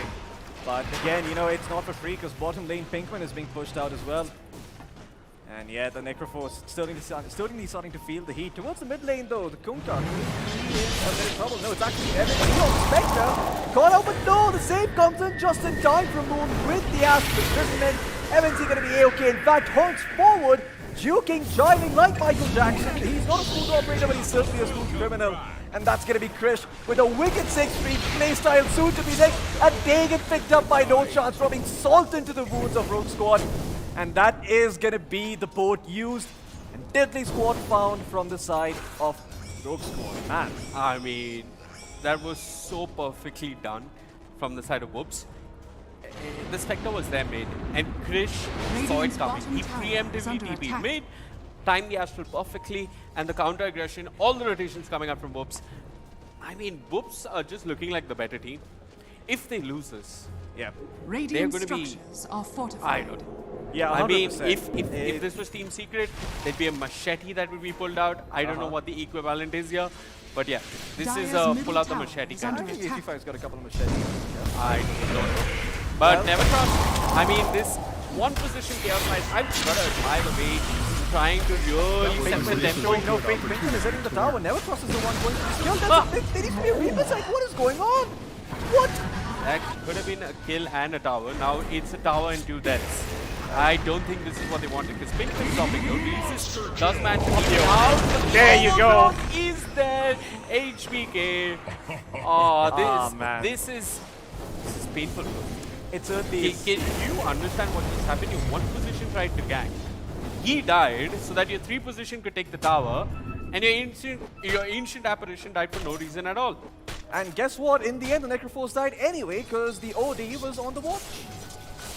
I mean, Rogue Squad, you've just been outplayed all across the map. The lanes, yeah, they look cute. First 5 minutes, sure, have your way, say whoops. But after that, this is our game. And you're in our world, not the other way around. And it seems like soon enough, whoops, they will be just closing this game out. They can go Roshan if they want at the moment. They are lacking some sustain for it. I think you probably want the Viper to pick up the Crimson Guard before you attempt to make that move. But hey, once you move into Roshan and once you have Aegis, Rogue Squad, then you're not going to be having the pleasant time. Another kill. I mean, there you go. Kills are just happening so fast across the map that even we are missing it. Necroforce dead, Apparition to fall, MND, yeah, he's A-okay. Does not care. Masood's here with the rotation. 19 minutes in, the Spectre has Blade Mail and a Sacred Relic and 700 gold. 1100 gold, excuse me, my eyes are not working correctly. Yeah, that's a Spectre. That's a hero that is not supposed to be this fun at this point. Dire's Okay, top I tower like is under Rogue attack. Squad. Okay, Krish, just on a Bloodlust, yes, summarized correctly. Absolutely, and they aren't done. They're going for playstyle as well. Playstyle's got Dire's that blade middle mail, tower but they aren't too bothered. And this is not a great game to be building blade mail in general because one, you can be astral, you can be held in place with the overgrowth. Your blade mail might not amount to much. There isn't that much threat damage that whoops can like not control. So yeah, the other thing I want to point out is I respect Nevertrust and how he's tried to be aggressive from the 1 position, but Yeah. I feel he had to draw the line like 4 deaths ago. I think the idea is correct coming into The this. idea I think is the correct, but I feel like it needs to be playstyle doing it. You gave the space over to playstyle for what? Having said that though, I think it need to be a +1 for playstyle. Pardon? Absolutely. They are making a move though, but it's actually Pinkman that ends up dying back in mid. The Spectre is shown up. She's got her radiance complete. MNZ, what's he looking to accomplish? Well, the Astral's there on playstyle and, well, he's got the tidal wave. He's going to push MNZ out of the position, but the Meteor Hammer will land on playstyle. Then the overkill committed. Nevertrust wants to dodge it with the Phantasm, but that Phantasm might just be his undoing as Krish will clean up. It's a triple kill for Krish. This man will not stop until the game is over or his opponent GG out as whoops are just. I mean, this has been an absolute spanking coming out from Whoops. His Rogue Squad, they've been reduced to mere spectators. And 21 minutes in, Whoops are going high ground with an OD and a Viper. Manhandle. I think that's the word we're looking for at the moment because that's what Are Whips have done with the side of Rogue Squad. 4-man wipe. Aegis, just a concept. You don't really need it. All you really need is Cojones and the Viper shot. And guess what? Whoops, they've got both. Absolutely. So here they come knocking, asking you some very pertinent questions. First one being, hey, Dire's what are your middle tier 3 tower towers has made of? Apparently they're made of, reinforced steel, but it seems like Whoops are going to take it a little bit easier. They're going to respect that.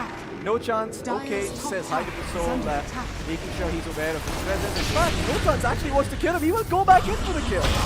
Okay, forcing out the Ice Blast, the fight protecting him for now. There's nowhere for the side of Whoops to really... I mean, there's nowhere for the side of Whoops to really make a play happen because they're just surrounded on all sides by the members of Whoops. There's Treant on one, no chance on the other. A Viper still battling down mid. And MNZ joining in with the Haunt. This is, the OD wasn't even there, by the way, this entire time. The OD, he's still farming Ancients. So yeah, Whoops, just feeling very, very comfortable. 20k net worth lead in 22 minutes. In the words of your, and I presume my as well, favorite caster, this is a shellacking. Is it a top hat? It is. It is. It certainly is. I think when you come close to the realms of a 1K network per minute, yeah, I think that's a shellacking and a half. Absolutely. And Krish, I mean, I saw Mystic Staff queued up. He... X? that's Or what I Shiva. was- Shiva's wouldn't be too bad either. Hex, You've got it. Shivas, or you think he's considering an Arcane Blink? I don't know. But regardless, the side of Whoops in complete control of the game. Even MNZ is hopping in on the fun. I think he saw Dreezes all by himself up top. Got the kill on the Dreezes. And Radiant's now middle the side of tower is Whoops, under attack. I think they'll first look for a tier 2 tower. Maybe Dire's get a bottom tower Tormentor is if under it's been attack. unclaimed, because we're just 23 minutes into the game. The Tormentors have been just made available. Oh And yeah. Some very good shots this game as well. You know, you've got the OD Radiant shot, which structures is are fortified. gonna help you walk around in Astral, so that's another good way of dealing with cold feet. Roshan has fallen Side. into the Radiance. You've also got, well, you know, well, not the Spectre shot per se, but the Treant shot. It's not all that bad. MNZ taking Roshan, of course, getting the Aegis.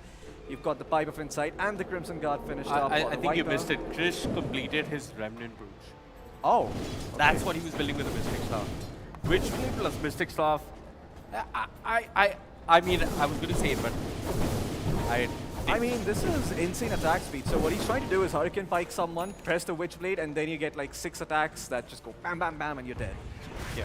That's the idea with the Witchblade and the Absolutely. Pike. But hey, you know what? I respect Pinkpoint's attitude. Still trying to fight. Still trying to Absolutely, they're fight. going on Evil Ash, and this is the worst target because Krish is just sitting behind with the Astral MNZ. He wants to show up. He's got himself the Aegis to work with the Ice Cloud. He isn't going to do all that much. A defensive tidal wave coming out from Playstyle. Playstyle still hanging around in the vicinity, and MNZ is just running at them. Rogue Squad have realized that they shouldn't be Dire's fighting top tower outside the has tier fallen. 3 towers. There's no real point to it. Playstyle is out. Pinkman, I have no idea where he was going and gets pushed. Deservedly so. I'm not sure what the play was, Pinkman. For a moment, that felt like a real brain. Yeah, I don't think he scouted out the Witchblade pickup coming in. Sorry, the Revenant. The Revenant. Witchblade, amazing. That's a new item in Dota. It's called Witchblade, but the Revenant Rouge coming out from the OD, slapping him across the face, even though you full shot at that. That's I don't need to be the bearer of bad news, but that looks like it's gonna be mega creep here for the side. If not big. Anywho, Playstyle, he's going to fight until the very end. Evil Ash needs about it, but by the time he drops to the ground, well, he sees the Chaos Knight fall in front of him. MNZ is just running straight with the Soul, Puzzle, with the Shadow Realm and the Venture running for dear life. No chance when the Bill wasn't even needed. The Dagon committed onto the Soul, they turn now towards the Nyx, but Evil Ash, thereby his body's side, ensures that the Soul falls. Playstyle and the others are mere spectators, as there's no option but to run back home. The Blade Mail does work, and now with the Tidal Wave, he might be able to bring down the OD, but nope. He's actually no chance. They'll take the hit, sacrifice his life. And now this is when all manner of respect has been put aside as MNZ and Whoops are just running at the opponent, diving them in the fountain. I mean, MNZ still has the Aegis, right? So he's going to try and bring down Playstyle. My bad, the Aegis was claimed already. An unstoppable streak given away. Was it really necessary? I don't think No. so. No. But Whoops, toying with their food, they did get two sets of fractures, so I don't think it's all that bad. I don't see how Rogue Squad really capitalizes on this, even though they got a good fight out of that. I think that the double Gs will be dropping soon. But, you know, this is the Grand Finals. If there's any time where you wanted to answer disrespect with disrespect, it is now. And, you know, you can still think that you can win with, even though the game is looking as bad as it is. And you know what? That's commendable. Rogue Squad, the fact that they haven't tapped out just yet, that they would rather grind their teeth and just bear the pain through sheer grit is commendable. That was unreal. Radiant are scanning. Their play? Not so much. Radiant are scanning. I mean, yeah, you got to commend their attempt at not going down without a fight, and at least in game 1. No chance, some Playstyle, I don't think he has enough damage to bring it down. He's going to do some serious work with Zunga, and he might paper it with his life because reinforcements are here, and heck, reinforcements are needed. MNC will try in the fight, the Tidal Wave to get this back. Unfortunately, though, 8 games to don't will catch Playstyle. Playstyle dead, increases. caught in the crossfire will end up falling, but Krish is dropping low. He's got to respect the CK, the pistol damage alongside Benin that might cost problems for him. Evil Axe by side, but Krish is dropping really low. Eventually, Pikmin gets the kill. A godlike streak taken away. Soul will hit the deck as well. Pikmin will live. The only one that lived on the side of Rogue Squad. But hey, they do kill Krish. These are, I don't know, these are like side missions in GTA. Dire's bottom Yeah, tower that- is Complete them, but hey, do they really mean anything? Not so much. No. Well, you know, it feels good. I guess, you know, you managed to kill the OD. I guess there's some Dire's respite bottom in that. tower You know, has fallen. that's often the sign where you GG out. You know, you kill the enemy that once been bothering you all game, and then you just stab at it. You're like, all right, you know what? That's a good note to end on. Yes. Instead of him surviving on 10 Dire's HP and then bottom killing you all tower is again. under attack. The general attempt of playing from behind in the case of Rogue Squad reminds me a lot of Nigma. Kuroki doesn't tap out until the Ancient falls, and even after the Ancient falls, he waits for the Arjun one to disconnect or screen, and that is only when Nigma will finally quit a game. But yeah, they got the kill on Krish. They're hoping for a comeback here. I don't know, Floki, if this is Your even a admiral is question on worth board. asking, but I'm going to ask you anyway. These Do two. you think you see a way for Rogue Squad to come back in this game? On the back of a Roshan, an Aegis, and a one fight, yes. It But is still possible. it is still possible, but if you remember, I mentioned 3 things, and all of those 3 things need to work out. Firstly, they need to get Roshan. Secondly, they need to find a good fight. And third, you know, they need to not lose their cause. Well, HPK is gone in. No Roshan for you. No one team fight for you as well. As Breezes and Playstyle fall, Krish gets himself 2 crucial kills. Pikmin walks in. Ready to side Pikmin not getting anything for his trouble. He really wants to kill Krish, but well, there is a Oh, spell the barrier axe. upon Krish. As Krish will just turn and with the root coming up from HPK, Bait it he'll out. take a triple kill. In the And, meantime, MNZ is playing a single-man Dire's RPG bottom game. tower is under attack. Wandering into the base with an Orchid, Radiance, and him. And that is probably going to be Rogue Squad. The CK leaders are strong, but not strong enough to fight. Overgrowth connects onto absolutely no one. Intimidation at its finest. That was And I unreal. think that might Dire's just middle be the tower game. is under attack. it should be the game, but Rogue Dire's Squad structures will are commit the fortified. glyph. They are just not accepting defeat. It's the ancient apparition alive. It's the soul with a buyback. It's Rogue Squad in what might just be the last stand in game 1 of this best of 3. Dire's That middle was tower unreal. is under attack. Yeah, well, it seems like they are going to force the side of Whoops to Dire's destroy bottom their tower towers and is eventually their fallen. ancient. Dire's Couple of bottom tips coming out for No Chance, not too sure now what have mega creatures. jokes are in the back there, but yeah, right now. Okay, HBK going in. Some contact coming in from that man. Pinkman picks up the blade mail, but he's still gonna die. The axe available on the OD is gonna keep the safety sound. HBK to fall, but that's not a big price to pay. No Chance has been taken out, but he found layer creeps on the side of Whoops. And you know what? Even if MNC dies, I don't think that's much of a problem. But no! That he got vision off the Chaos Knight. He is being hammered away by the OD, but he will live. Courtesy of the Legion. Still standing strong, still got the axe, still has the barrier, and still MNC not done. Buys back into the game, adds insult to injury, and he just wants to Dire's wipe the middle floor tower is under attack. with the faces of Legion. And this is going to be an ultra kill coming out from Spectre. Yeah. Yeah, that's the kind of carry you want to see on your team. The one who's coming in good performance. And Dire's that's it, middle GG is tower called. is middle Whoops, they will win out the first game up against Rogue Squad. But hey, Always Rogue wanted Squad to playing be there's something out of lessons in this game. The start is good, but they made a couple of errors, and I'm quite sure that they can fix it in time for the next game. A couple of errors? I will say a couple because, you know, you want to fix mistakes, you have to go back to the source. Of course, there's going to be individual points where players could win the game by themselves if they're paying attention enough. Yeah. But, yeah, the tilt is starting to set in, you know, sometimes. It is- If you're the first person who initiated You know, that. the problem is you lose like this. It's a Yep. very heavy-handed loss. There are very few things that can be considered redeeming for you in this loss. Yeah. I think what Rogue Squad did well is open with the Ancient Apparition. I think that was an interesting opening. I think the general idea behind the draft was strong. But you got to remember, Whoops are being coached by none other than the legendary Darshan Bata. Oh yeah. That man doesn't write down strats, he draws them. In fact- And he went by the name Bochesh once upon a time. He's no pushover. They've got Certainly a coach. not. It's the X factor of Darshan. Certainly, I mean, he is the artist, he is also the mastermind, and he was also a Dota player. A man of many, many talents. Perhaps the reason behind Whoops' success. But credit where credit is due. Pasol did make those first few minutes look a little bit dicey for the side of Whoops, didn't he? I mean, No. that first blood, the CK taking down the Viper. That I like.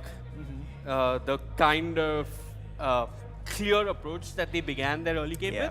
with. The CK did go in, he did fight. I really like that early on that they went for the first blood. It was a lane that's difficult, right? Viper Nyx versus CK Ancient Apparition can be difficult. And what's impressive is that CK, despite all his rotations, did still manage to farm.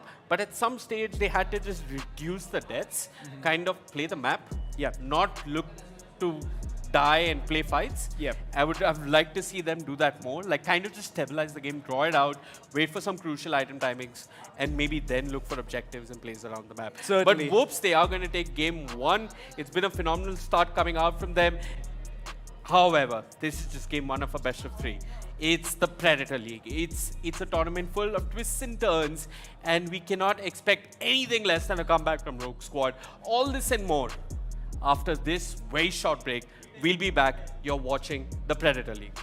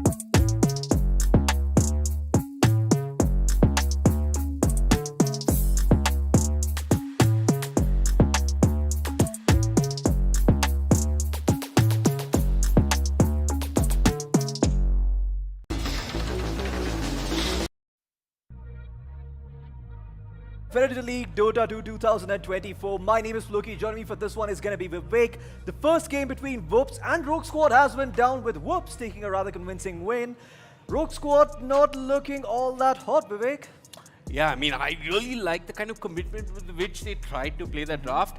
I mean, there's a famous quote from No Tail, but now many would consider it politically incorrect. Yeah. But you never go, and Full. they went full Yeah. ag. So yeah, I mean, like early on in the game, they were trying to take the fight to the opponents, but then it kind of just happening with. It just kept on happening, and the repercussions were costly as the game went on. Yeah. The CK was showing up everywhere. I didn't even get a chance to notice what kind of items he had. But yeah, Rogue Squad, commendable approach. I hope they keep this approach going in the second game. They had some interesting ideas about the draft, but they really need to minimize dying early on. Dying earlier, and more importantly, I think they need to understand who needs to be taking the initiative in lanes. Yeah. I think that seemed to be a little problematic. I like the fact that the CK got the first kill. That was great. Awesome. You know, you got a little something to work with. But then the CK's itemization, I think not going boots is a big issue. When you don't really have boots as a CK against a Viper, you are going to get pummeled in lane. You are going to eat those poison attacks. And, you know, eventually the Viper lane, it doesn't win by a mile right away. It wins by centimeters that turn into inches, that turn into feet, that turn into your throne exploding. Yeah. So I do think you need to be a little bit careful. Perhaps you might want to switch up your bans, and maybe it's time to whip out the bristleback, which will probably be banned out now that I think about it, because I don't think Whoops will let Rogue Squad work with quote-unquote one of the strongest weapons of the patch. I think if Whoops have an answer to an ancient apparition opening, then they should be fine Yep. in general. Also, this ancient apparition in this game, I didn't see too many Ice Blasts really connect and have too much of an impact. Yep. It was a rough game. He was up against an OD. The one time it did connect on the Spectre, Krish was there immediately to neutralize the effect of the ancient apparition. So all in all, I mean, I don't think he had much impact, but we can look at the draft for game number 2 and find out whether we're going to see Bristleback or not. Bristleback, Bristle Boss, the man with 3 buttons, 2 until you build axe. 1,000 words for him, but only, oh, okay. This time around, the draft's going flying up to the top. Love that. Spirit Breaker picked up for the side of Rogue Squad. I like this. A lot more aggression coming out from them, but whoops, stability. That's what the Train Protector provides, and that is what they want. Yeah. Anchor the game around HBK's hard support. Make sure that you're able to heal up your towers. You've got some potential to turn things around, and that you've got what it takes to just, you know, as Seb said, go, you know, fist bashing against each other like this with them. I Fight them. don't agree with the bans coming out from Rogue Squad here. I'm okay with the Warlock ban, but I don't think Dark Willow really warrants a ban in the first phase. Or That's the a second strange phase. one. Yep. I'm not seeing why is Willow a big counter to Spirit Breaker. I mean, that way the Shadow Demon ban makes a lot more sense to me, but you're letting 3 and through. I mean, I always feel that in these best of 5s, in these grand finales, it is about taking away comfort picks. Yep. If in a best of 3, you're not even questioning your opponent's comfort picks, then 100%. And I think one of the things now Whoops has to consider is that the Primal Beast is open. Do you want to pick that up for Krish right away? Primal Beast perhaps does not have the best of matchups into the Spirit Breaker, because the Spirit Breaker does really mess with you and your Pulverize. He will be so fast that even though you've got the Pulverize going, he will be able to charge in between those Pulverizes and cancel that. you cannot pulverize a Spirit Breaker that's charging at you. Oh, I yeah, think you it's- cannot. Unless you have But if BKB. you're pulverizing No. someone else, you will Yeah. get stunned up. He's just that fast. Yes. I like this pick. It's again a comfort pick, and it's generally a all-round good 5-4. And you're stealing to Spirit have. Breaker spells. Not all that bad. I mean, if you steal Charge in a fight, it is a little bit awkward to go charging in as a Rubik. Exactly. But it can actually turn around fights, you know. So It's a good pick. I think telekinesis is great in general. Yeah, just and you charge you have an spells. easy Lincoln's break if needed later on. I think this is a decent Spirit Breaker game. I think the Bulldoze has got its place in this game already. And aha. So this is the beauty of Spirit Breaker.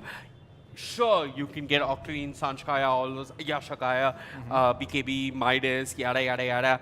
But if you're just a cow and somebody drops Inkswell on you, and you're a cow that's swollen, and you're running at someone, they're going to get a concussion. 100%, and it's going to be followed up with another concussion, and more concussions to come, and concussions for days, because that's just what the draft does. Speaking of concussions, another hero who can throw a couple of those out, Chaos Knight thrown into the mix here, and I already like what Rogue Squad are thinking. You know, coming from a purely drafting perspective, sure, their bans are a bit of a miss here for me, but the fact that they are synergizing with the Grimstroke, the fact that they're going to be fighting early around these heroes, there's a lot of synergy I see between these three heroes. Yeah. And yeah, this is where Whoops need to really consider which direction they want to go in, because you've got some stability with the Treant, you've got some ways of dealing with the aggression in the Rubik and the Telekinesis as a counter initiation tool. Now you want to ask yourself, who do you anchor the fight around? The Primal Beast is the answer. I like it. I think the break is pretty decent.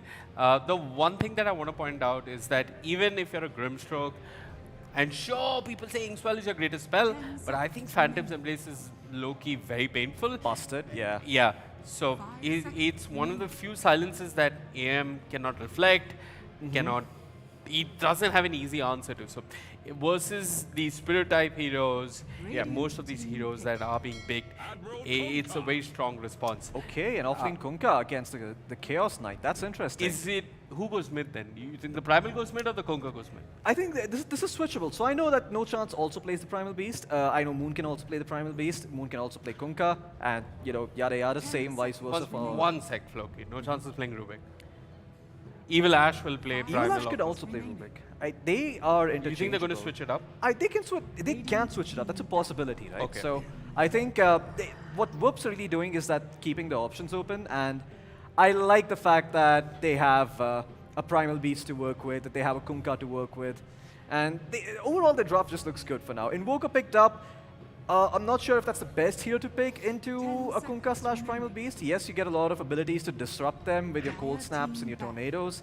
The Ice Wall can be particularly devastating if you're caught out of position as a Kunkka, but I don't think there's any real reason for this Invoker pickup over here. I think it's they could smart, have gone right? for something else. I think Invoker is absolutely fine. Like, you are going to have impact in the mid game regardless of how your lane goes. You're in Universal Hero, and But yeah, do you it's think the Invoker makes more sense over something like the Pugna, which I think has been seeing a bit of a resurgence? I know that it was picked up by Topson at TI. I think, yeah, but what happens in TI happens 3 months later. Fair enough. In Southeast Asia. Sure. Fair enough, Matt. But I don't know. I think like the question for you, Floki, is who has to ban out the Bristle? I think the question is not if you even want to pick the Bristle. I don't think this is a good draft for Bristle because he needs time to be activated. Time that both sides can provide but sacrifice tempo for. You know, both sides have got strength cores, Primal Kunkka versus Spirit Breaker Chaos Knight. They all want to just go, go, go with the Invoker and the Grimstroke. On the side of Whoops, they also want to just go, go, go, but they've got Treant and Rubik, so they get a bit more stability and a bit more out of the map compared to the enemy team. But coming back to some important concepts that you alluded to in our previous discussion on the panel, you said that it's very important for supports to have wave players. And right now, Rogue Squad, they certainly have that in the Grimstroke. A much better wave player compared to the Rubik, who still needs to show on the wave for a bit. Yeah, I mean, they have the Treant, and I think if you look at Rogue Squad, they have the Spirit Breaker. So, I mean, both teams have some form of wave clear. Yeah. And yeah, it looks as if Rogue Squad are going to be forced to ban out the Bristleback, right? Whoops with this Viper ban kind of making you think, hey, Bristleback is in the pool, we're tempting fate, we're considering Bristleback, are you guys going to ban it, or are you confident that your Invoker can deal with it? Yeah, that's a risky pick, not gonna lie. I don't think you want to pick up Bristleback into an Invoker / CK. Just very strong heroes early on to deal with him and to shut down his map and take away some of that farming space that Bristleback needs early on. Because if you're running at the enemy team as Bristleback, what you want to do is enable a strong backline hero. You know, you've got a Grimstroke, or you've got a Zeus, or you got some sort of spellcasting mage hero on your backline that can take advantage of all the space that is being made. Or you want a hero that can run with you and make use of your Viscous Nasal Goo. I don't see any of those on the side of Whoops as of yet. But with that being said, you can still maybe go for a position 1 Bristleback, although I don't feel too hot about it. To pick up the Bristleback, but no snap picks just yet. Yeah. They're being patient. They've got reserve time, you know. Don't need to rush it. 5 seconds. And What do you want to see from Rogue Squad? what do I want to see? I think they kind of have everything they need. This is the They position need a 4 support, pick. right? Like, unless this is a support invoker, which is Yeah. quite common. They're either looking for... I think if they pick support Invoker, they're griefing the game. I think they need a position 4 right now. I think this Invoker goes mid. hold on. Azure are picking a lot of support invoker. They are, but their drafts are slower. You look over to the side of Rogue Squad, their draft can also be played slower, but then that CK pick is a little weird to me because I don't think CK is the best hero to fight into a primal treant lineup. You know, you do have Phantasm, yes, as a dispel, and you can build BKB and Manta style, which are all great items, but how the hell do you fight into Torrent Storm and both as CK? I don't think you have an answer for that. That is true. I mean, if you think about it, this is a horrible game to be CK, right? You have the Kunkka, you have the Primal who'll eventually get his axe. Those Phantasm illusions, I mean, sure, they're considered to be strong illusions, which is actually the term. But Venge, I think you said it. I think Venge is the pick you go for if you're Rogue Squad here. I don't see this as a bad Venge game at all. You know, you can swap someone out of the Overgrowth, you can allowing you to reset the fight. Also good against the Primal Beast. Magic Missile on Soulbind is not all that bad. You get the shot, that's 4 Magic Missiles. So Venge makes a lot of sense. But okay, a Faceless Void picked up here for the side of Rogue Squad. It's gonna go somewhere. CK is probably off lane, Spirit Breaker is mid, and safe lane Void. So it is the support invoker, you got it. yeah. Alright, I pat your back, and salute you, tip my metaphorical hat, the whole 9 yards. 5 But seconds. How do you respond as Whoops? To I avoid. actually think this No Spectre. in the this pool. might be, I don't know. I don't think this Void is going to the safe lane. But yeah, anyways, Whoops, do you want to go Bristleback? Do you want to go Wraith King? Wraith King, traditionally considered one of the better heroes versus the Void, because you can die once in a chrono, but you can't die twice until the Void buys a refresher. Budge?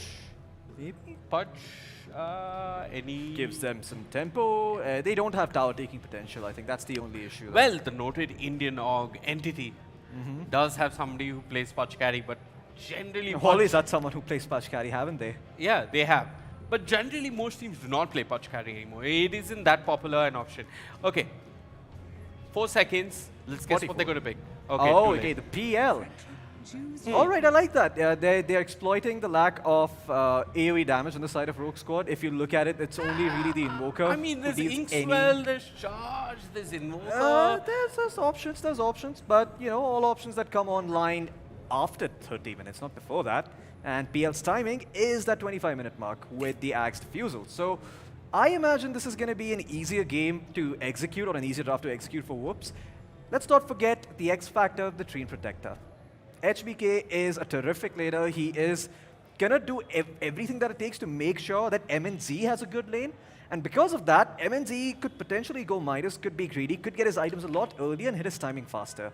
And when you consider those things, I feel like Whoops, they have the edge here in those terms. But, you know, CK Invoker, Grimstroke, Spirit Breaker, it's a very brawly draft. Again, it's Sophistication versus Brute Force. Who wins? We're about to find out. Well, so the mid matchup, is it Primal versus Invoker? Or I really want to jump into the game, and I'm hoping Spirit that... Breaker versus Primal. Huh? Mid Spirit Breaker is a thing. Okay. It makes sense actually when you think about it, because you get a bottle, you know, that's some regen. Okay, so who do you think is going to win this game? Are we looking at a quick 2-0, or is this going to be Rogue Squad making a comeback, taking us all the way to a game 3? I could be a contrarian for the sake of being a contrarian, but I'm not going to do that. I think Whoops have a better chance of winning this game of this game, and I think Rogue Squad are going to be hard pressed. I think they need to play their lanes with discipline, and then take key objectives like the Tormentors, as well as a couple of tier 2 towers, and limit the space that the PL is going to be having in this game. I think this is going to be another very brawly game. But the difference between both these teams and how they brawl is that HBK, his rotations, no chance his plays, they're much more impactful and sensible than what Rogue Squad are doing. Yeah. I think the supports, there is a level of the supports outplaying the supports in this game. And other than that, I mean, in the previous game, we saw both Pasol as well as the Ancient Apparition not hit 6 until the 14-minute mark. Yep. So that second Wisdom Rune is what they were waiting for. And this is despite them hitting level 5 at a reasonably good timing. Yeah, I think those are the couple of issues that you need to fix up. Sorry, can you continue your thought? No, I mean, I just feel that they need to really look at their EXP and managing their EXP, because I think EXP is as important a factor as observers for sentries, observers and sentries. So, Yeah. yeah. Okay. Anyway, no chance is going to be playing Rubik. I'd like to bring down the This is scoreboard such a and look at greedy who's start, playing man. what. Yeah, okay, so no chance is going to be playing... oh, Evil Ash playing the Primal Beast off lane. And it looks like it's going to be a mid Kunkka coming in from the side of Whoops. Okay, fair enough. So it's going to be Kunkka... Oh, wait, Spirit Breaker being played... Oh, right, this draft is flipped over its head. I have 30 seconds no idea to who's battle. playing what. Never Trust is playing the Void, obviously, but Drees is playing the Spirit Breaker. Playstyle is on the Invoker, so it's an Invoker Kunkka matchup. And the I've always Invoker wanted to Kunkka be a matchup giant classically used to favor the Invoker up until he lost his regen in lane from Quas. So now I think it's perhaps a bit more Kunkka favored. So Kunkka can demolish his lane. Coming back to reality though, I do think that this Invoker can do a lot of work, and I like the fact that playstyle has been given this hero. I think he enjoys that, well, no pun intended, playstyle of walking around, making space, and just being useful in the first 20 minutes, really enabling his team to brawl and you know, be aggressive. So yeah, overall, Rogue Squad certainly have a scary draft, not gonna lie. The fact that CK is a core and not the Spirit Breaker means that they get even more tempo with the Invoker. And I think that's what Rogue Squad are thinking to themselves. They're like, hey, you know what? We need more speed. Step lively now. And Your guess admiral is on board. for that, we need to make sure the Spirit Breaker is in the 5th position. Quick early D-Ward coming out from Whoops. PL getting the credit for the last hit on the Observer, but that's some early experience going in favor of Whoops, and that's already the supports outplaying each other. This lane, Rubik and Primal versus a support Spirit Breaker as well as the Void should favor the Primal. I don't see the Spirit Breaker doing all that much, but once he gets a couple of levels, once the Grimstroke connects with him, that's when these heroes are really going to be able to do something on the map. Yeah, Never Trust needs to pull aggro and take a chill pill here while Reese heals up. That's exactly what's going to happen. Looking at the mini-map, nothing really catching my fancy just yet, but I think oh my god, well, I say nothing to catch my fancy, but mid lane playstyle is dropping rather low. Krish, he could hit level 3 faster here and potentially take him down with the level 2 Tidebringer. You have to be careful of your playstyle, but yeah, he's gonna try and pull the creeps towards him, and playstyle not switching back aggro, only now taking it. Krish, he wants that level 3, but even if he finds it now, Step lively now. playstyle's in Your a better admiral is on board. it's gonna be A-okay. Last hits and denies, Kunkka obviously edging out the Invoker, but as time goes on, Invoker starts to feel better and better in this matchup. Perhaps in the bottom lane, the Spirit Breaker does not feel the same way, but Never Trust, I think he went for the time dilation here, and is making things somewhat difficult for the side of Whoops.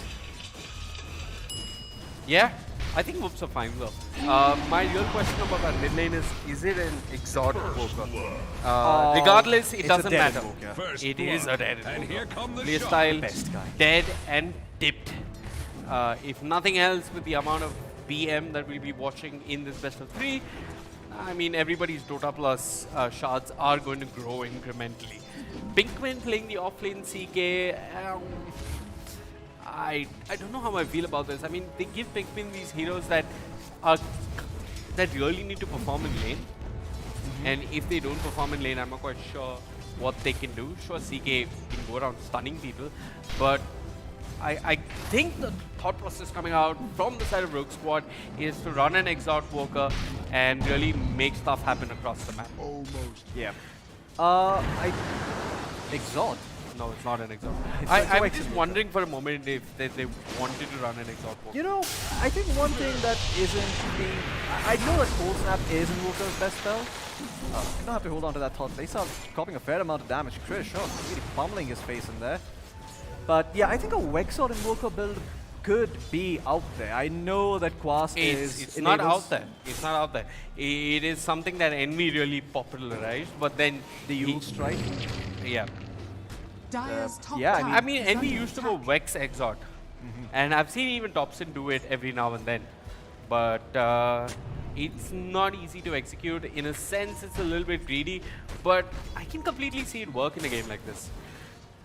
Yeah, I think you've got enough setup with the CK and the Spirit Breaker and the Grimstroke. I think you can just be a bit more greedy, but I think the Quasflex brings a certain stability to the mid game that Rogue Squad want. It's a guarantee, right? Because Kunkka can't do anything against Mana Burn, neither can the Primal Beast. So yeah, those are issues that you need to fix with a Wand or a Soul Ring or whatever it is that your heart desires to alleviate pressure coming in from the Invoker. Speaking of pressure, it seems the side of Rogue Squad really feeling it at the moment. Last hits being led by Whoops members. Invoker sitting at 14-4 compared to Krish's 22-8. That's, I mean, in 6 creeps, Krish would be doubling the entire CS of playstyle.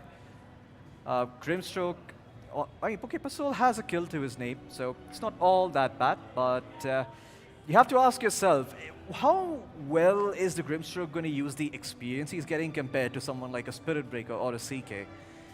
I think the answer is not all that much. In fact, the CK is not even finding a lot of farm here up in the top lane. Oh, I think that might have actually been the side of Rogue Squad muting the entirety of Whoops. Because I think Whoops asked them multiple times if they were ready and Rogue Squad not responding. Very Kuroki thing to do. Mute your opponents. Yep. Or actually, it was PSG LGD who said, let's mute them out, but then how will we know if they call GG? Yeah, and then Thompson realized, hey, you know what? I can spray things on the ground. You can't use that. Who wants to... I mean, never mind. Radiant's middle I'll tower finish that is thought. under attack. It is annoying, but down bottom, no chance. This is more problematic. Bast and a blood grenade tossed in his direction. He's still going to be okay for now, though. But you can see this dire offlane. I mean, they are literally going toe-to-toe. Pinkman up top, look. Yeah, MNZ could be in a world of trouble here, but HBK is here with the lead seed, and that should keep him alive. Running low on regen on the PL, but is just given a tango over by HBK. Always happy to make his foe's game easier, and Krish putting up a clinic in the mid lane, making playstyle struggle for every single creep. I've been there before. Trust me, there is nothing more harrowing and confidence shattering than that. Yeah, looking at these lanes, it feels like Whoops are off to a good start. I also want to mention that Rogue Squad are not really giving away unnecessary deaths. There's no forced pressure upon them. And logically, they would be a little bit more safer, right? You're one game away from elimination and losing this tournament and not moving on to Philippines. So I can understand why the side of Rogue Squad are just a lot more quieter on the map. But as this game progresses, as we reach the 12, 13, 7-minute mark, we are definitely going to see things heat up. I think Krish, he's already level 6. Give him a couple of more minutes. Wait for those rotations to come around the power up runes. And yeah, problems will abound. This time though, playstyle does get the haste rune. What can he really do with it? I don't think he even has his own complete. The Invoker, there's not much he can do other than just sit in farm. And both teams really contend to play this slower pace of game. But just as I say that, up top, Keeper Soul's made a move. Yeah, that is going to be the death of the PL. MNZ doesn't have a wand, doesn't have a Lotus, ends up falling. And slight miscommunication there coming in from their side. HBK was actually making a pull. The creep wave would have eventually come to him, but MNZ felt like he could get away with murder. Last time around he was Michael Jackson, this time around he's the imposter. Evil Ash though having a good time in the bottom lane, that matters a lot. The fact that this Primal Beast is doing okay against the Void means there's going to come a time where Whoops is going to be running at you with their strength heroes, and because playstyle hasn't been activated, you don't have a response on Rogue Squad. I mean, not just okay, right? He's even got a lot more denies to his name. So I think Evil Ash is absolutely okay with how his time in the offlane has been spent. We're going to take a quick look at net worth. Without a doubt, it is Moon, aka Krish, or Krish, aka Moon, sitting at top. Evil Ash, he's got a net worth lead over the Void. And if you look at the offlaners, I think the good news or the saving grace is that Pinkman has managed to find more farm than MNZ, but yeah, you've also got to consider MNZ's one death. Rotations coming in from the mid laner here, it seems. Moon looking to get a pick. I think Think Moon he- is just looking for the rune or... I mean, he moved towards the bottom lane, but then he decides that, hey, I might have to TP top because up top the Split Breaker is there with the charge. Yeah, HBK has been found, but I'm not too sure why the Void is here again in the top lane with Max Timeborn. I don't know what he's supposed to contribute here. Never trust, nevertheless, moves forward, asserts and establishes dominance, and now Evil Ash is here to party, and this Primal Beast rotation is a lot more scarier compared to Rogue Squad or whatever they can throw at him at the moment. Evil Ash tank is all heck with the uproar, still moving away, and looks like there is no response. It's gonna be a stalemate. At the end of the day, when the dust settles, Rogue Squad, they've expended their TPs, they've lost a lot of time, while Whoops continue to farm away on the position 1. A big win here for Whoops. Look at that Floki. Nearly everyone rotates to the top lane. This is like classic Indian road rage. Dyer's middle Everybody's like, tower "Nee, is main under marunga. attack. Nee, tu kya karega? Main marunga." And nothing happens. happens. And everybody goes home. Oh yeah. And then, yeah, everybody just showed up. Nothing really happened. A lot of chests were thumped. Oh, And elsewhere it's Krish. Yeah, Quiet. quick kill. Yeah. The Invoker being taken out of the picture Radiant's again. middle tower is under 2,700 net worth. Sitting below the Primal Beast in the PL. He's also losing his tower. That is That's rough. That's That's especially really rough. rough. And Dyer's you know what? top He's got an tower urn. is He's under got Force attack. Wax. He doesn't have points next on. He's not going to have Force Spirits to farm with. Dreesus is going to try and recover this lane. The challenge is there, but it's laughable at best. The living armor from HBK will allow Krish to survive a little while longer, but eventually Pinkman rotates. Krish is somehow still alive. Kronos here committed. They want Krish. The torrent dodged by Nevertrox. They will do everything in their power to kill this Kunkka, but is it enough? Finally, with that charge, they will bring down the Kunkka, but the question is at what cost? Well, it seems no cost, only more benefits as they find no chance. And now MNZ stunned up might be next on the menu. He's got the Topple Walk to work with. He will manage to disengage. Playstyle likewise will do the same with the Ghost Walk. Does MNZ want to go back in?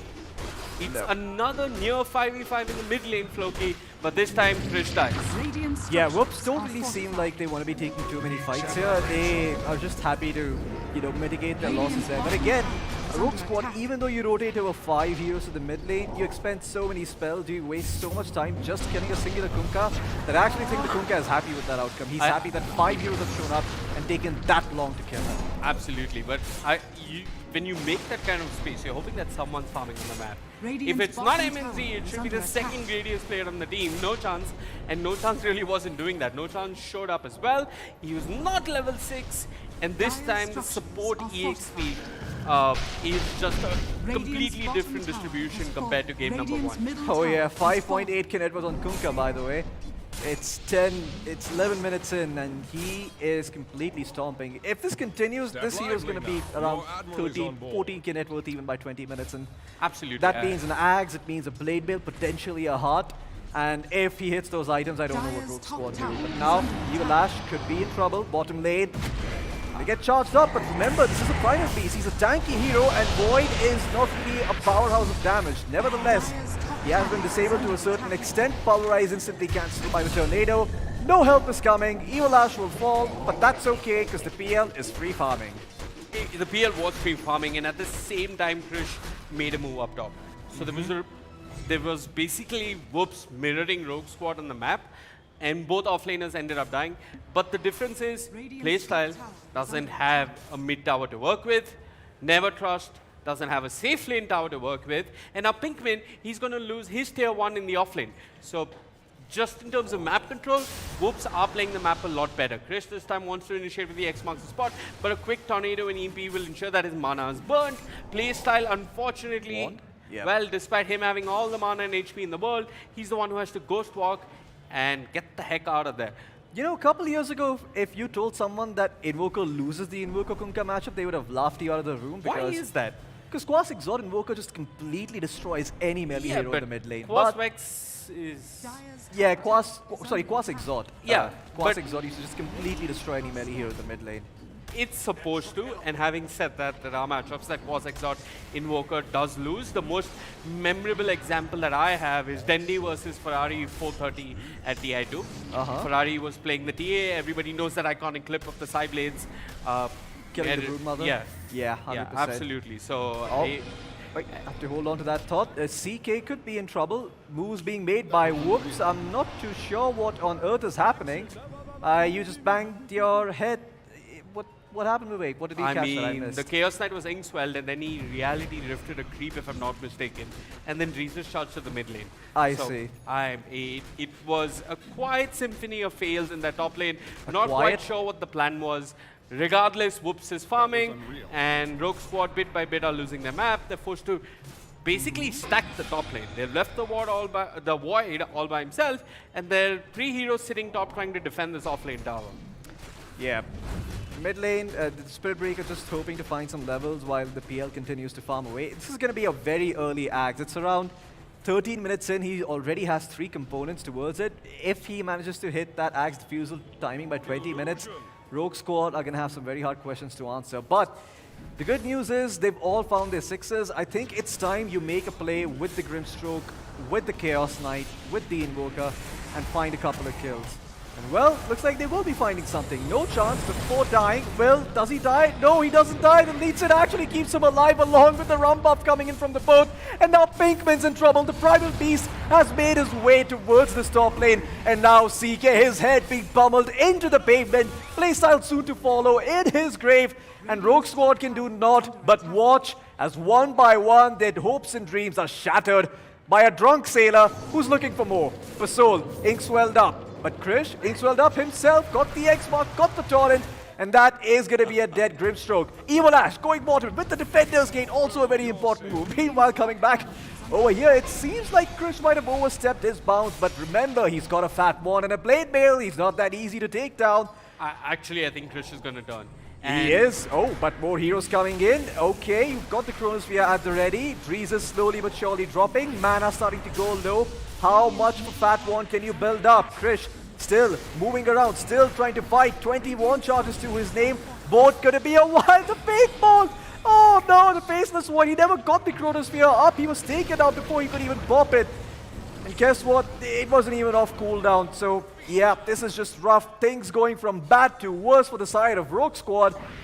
Well, shellacking, you open up your textbook, you open up a dictionary, you try to find the meaning of the word. There's going to be this clip. And there's going to be Krish in it as the most prolific example of what a shellacking is and who it is delivered by. The Soul looks like he is about to fall as well. Dreezes will get some revenge, but again, it's a drop in an infinite ocean that currently Whoops is just sailing across. There's just no way on earth Rogue Squad get anything meaningful out of that. The dust finally settles. I think Rogue Squad members have died twice in that entire skirmish. And the only So that was heroes that such Whoops a lost good is no fight. chance. That was such a good fight for Playstyle that he got Oh 2 boy. earned charges because he died twice. Not because he got 2 kills. Also, there was one clear MVP of that fight. I mean, if you look at this clip in isolation, oh sure, it's the Kunkka doing so much work. But it was actually no chance. No chance, on the verge of death, very initially, caught with the Soulbind, did manage to first throw out a Chaos Bolt, then he stole the Inkswell, dropped the Inkswell upon Krish. Krish got 2 kills because of the Inkswell. Loki, another MVP who's already supporting Whoops, were the Ancients.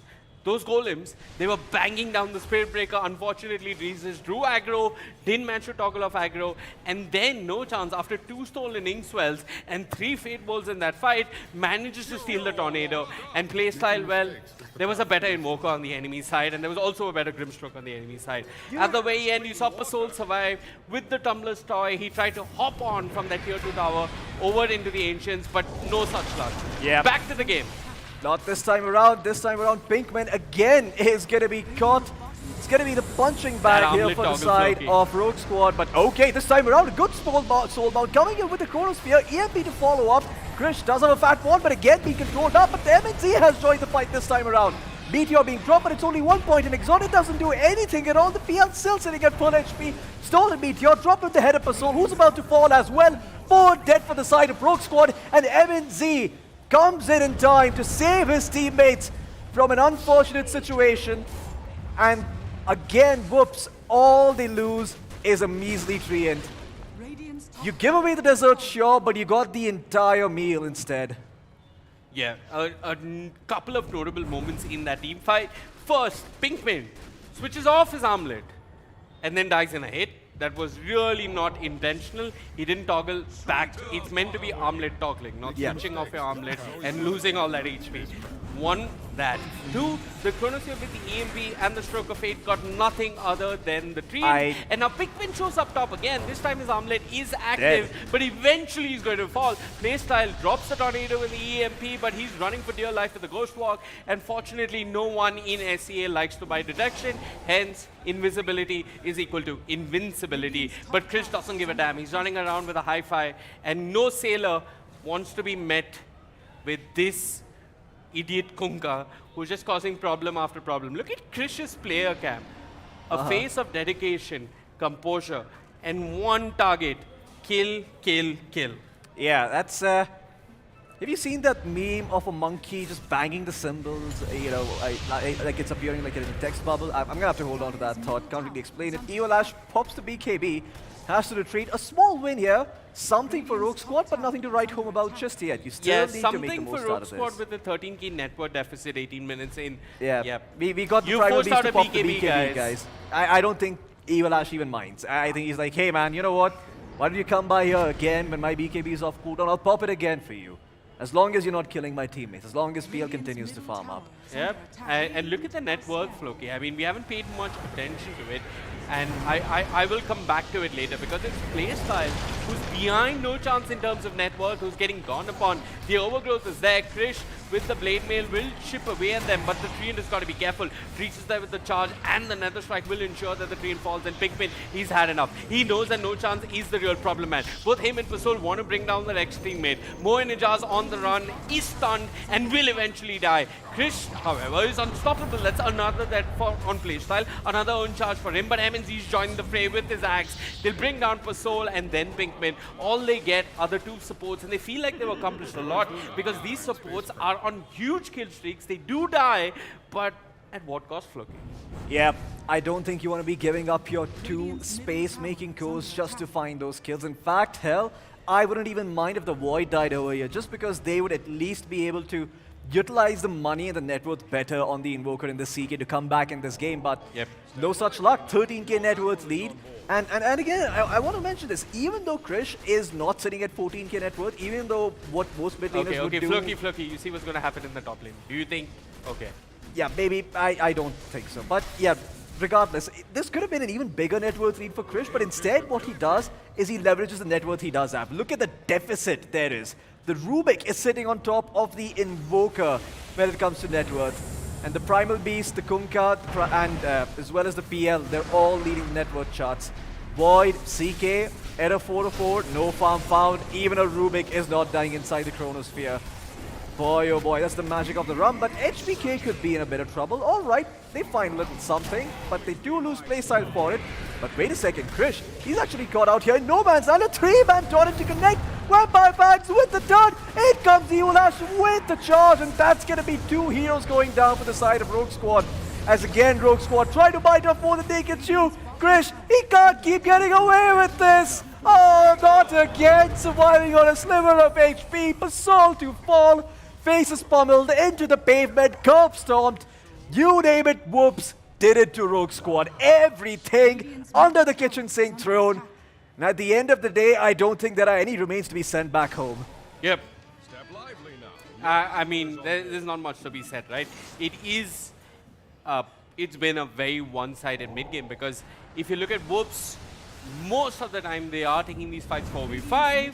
They are losing their supports early on. They're losing the beginning of the fight. I mean, sure, they have a numbers disadvantage, but it doesn't matter. A late rotation from Evilash, a late rotation from MNZ. They've always got more fuel in the tank than Rogue Squad. And Rogue Squad, they're looking for these isolated pickoffs with the Chronosphere, but it's not really happening. This time they want MNZ, but MNZ's alive. The Treant there with the armor, and now they turn towards the cow. Surrounded, butchered, made into a patty. He's gonna fall. That's Drees is dead, and that's Whoops getting themselves a mega kill streak on the PL and their first tier 2 tower of the game. This will obviously transition into control of the outpost, the top of the map, the Torminator, also referred to as the Tormentor. Also referred to as Arnie. also referred to as a square in a circle or known as a geometry problem. But why that is there in a game of Dota 2, don't ask me. But yeah, eventually more map control. Krish, This is no. can't make He can't this die happen. solo. He can't. no, He can't thank solo you. kill a void, right? There's no way on earth, right? Yeah, no, probably not. The time walk is available again. Nevertrust should be able to get away with TPs this. are coming in though, Floki. Oh, second time walk is not gonna come out. The Tidebringer cleans him up. That's a solo kill by a Kunkka, who itemized to survive, not to do damage. And he still destroyed the void. I mean, this is just rough. Man, I feel for the side of Rogue Squad. This is not the kind of performance you want to be putting up in a grand finals. Is this how? Is this why we're not getting a true sight this year? Is this what happened to Secret and Tundra? No. No. Those are very incomparable games. And let me tell you, Secret made some very good adjustments, and it wasn't like this. But yeah, there we spoke of the Tormentor. Krish and the boys will get it. I think the shot goes to no chance. HBK, okay. Yep. Good enough. Pretty good The shot. invis is nice. I thought HBK would buy his own shot. But yep. I mean, I like the fact that Rogue Squad picked up the CK and they were being all this aggressive, but I think you have Why to respect is the CK training a bit strong more. again? CK is strong because they improved his damage against no, Creed. not Oh, a time walk dodge with off the X marks the spot, coming in from the faceless void, making Krish look silly after an 18k net worth lead has been achieved. So I don't Evil Ash really is know if gone. that means anything at all. I mean, yeah, it looks cool. Sure, whoops, they don't really get the kills. But what are you really farming up for your Rogue Squad? The answer, I mean, squad Pinkman, look preceded it by up. Deadly. Look it up. Pinkman is farming. No chance has charged the Spirit Break, and Pinkman's getting gone upon up top. Pinkman ends up dying. MNZ gets the kill. Bit by bit, Rogue Squad are just bleeding all over the map. I mean, I really appreciate Pinkman for what he was trying to do, because he was trying to farm the, what is it called? The gates? The gates, the mighty mines. In the mines, yes, whatever. But that's what it's called. he didn't find much success. He was trying to farm the right part of the map, but when you look at the map, I think you should take into consideration that Rogue Squad haven't taken a single tier 1 tower. Yeah, that is rough. They certainly needed some sort of goal injection, but the fact that they just sort of blundered their lanes and they had that little skirmish on top that really didn't amount to much, that is going to come back to haunt them. I'm very, very convinced that the side of Rogue Squad did not anticipate this. They didn't really see this Kunkka potentially just going mid. I think they expected the Primal Beast to go mid. Because had they known, I'm sure they would not have put the Invoker in the mid lane. There's no way on earth this Invoker has a bad time against the Primal Beast. The Primal Beast doesn't threaten the Invoker. Kunkka, on the other hand, is a different story. Well, I have to hold on to my thoughts. MNZ actually dropping low for a change here. An illusion has been chronoed. A return chrono coming in from Moin, but no! He actually got MNZ inside, and that's going to mean MNZ falls. But again, the water park is here. Chris is here to salvage a bad team fight, to make sure that the insurance policy is in full effect. They have sent the letter to the bank, and they have made all the moolah in the world. The cherry on top to follow, the Invoker to fall. Rogue Squad, get team wiped, curb stomped, you name it, whoops have done it to them. Yeah, two of the worst Chronospheres I've ever seen in my life, one after another. I mean, I have no idea what to say. Nevertrust, his Chronosphere was fairly... I blinked 15 times just to check if there was anybody really caught in his Chronosphere. Yeah, It was I didn't believe it myself either. It was just MNZ microing the illusion to perfection. Yeah. Man, this is some peak Symphony of Fails. I'm not sure if you guys are aware of this beautiful channel called Dota Cinema, but there was a series called Fails of the Week and Symphony of Fails. I think a couple of plays from this game might have been in there, specifically the Chronosphere one. Have to hold on to that thought though. Dreezes actually goes back in with the ultimate. I'm not too sure what that's about. You can't really kill off the Kunkka, son. His head pummeled into the pavement, EMP coming out once again. Mana not really burned all that much, and Pinkman caught out with the overgrowth. Still trying to fight, still trying to stand strong, but now the water park is here. What can you do? Answer, not much. Krish continuing to go beyond God, like Jesus buying back, dropping low again, looking to die a second time for Soul. Just dies to a Phantom Lance. There was an illusion killing him off. It's a position fight, Grimstroke taken out without any commitment whatsoever. And that's it. I think the bells are tolling. I think this is it. Call it. This is a shellacking and a half, and then some, and then a lot more. I don't really see what Rogue Squad could do to come back in this game. Wait, do not ask me that question. I do not think I can do justice to it. No, but I know what you need after this game. Therapy. Certainly.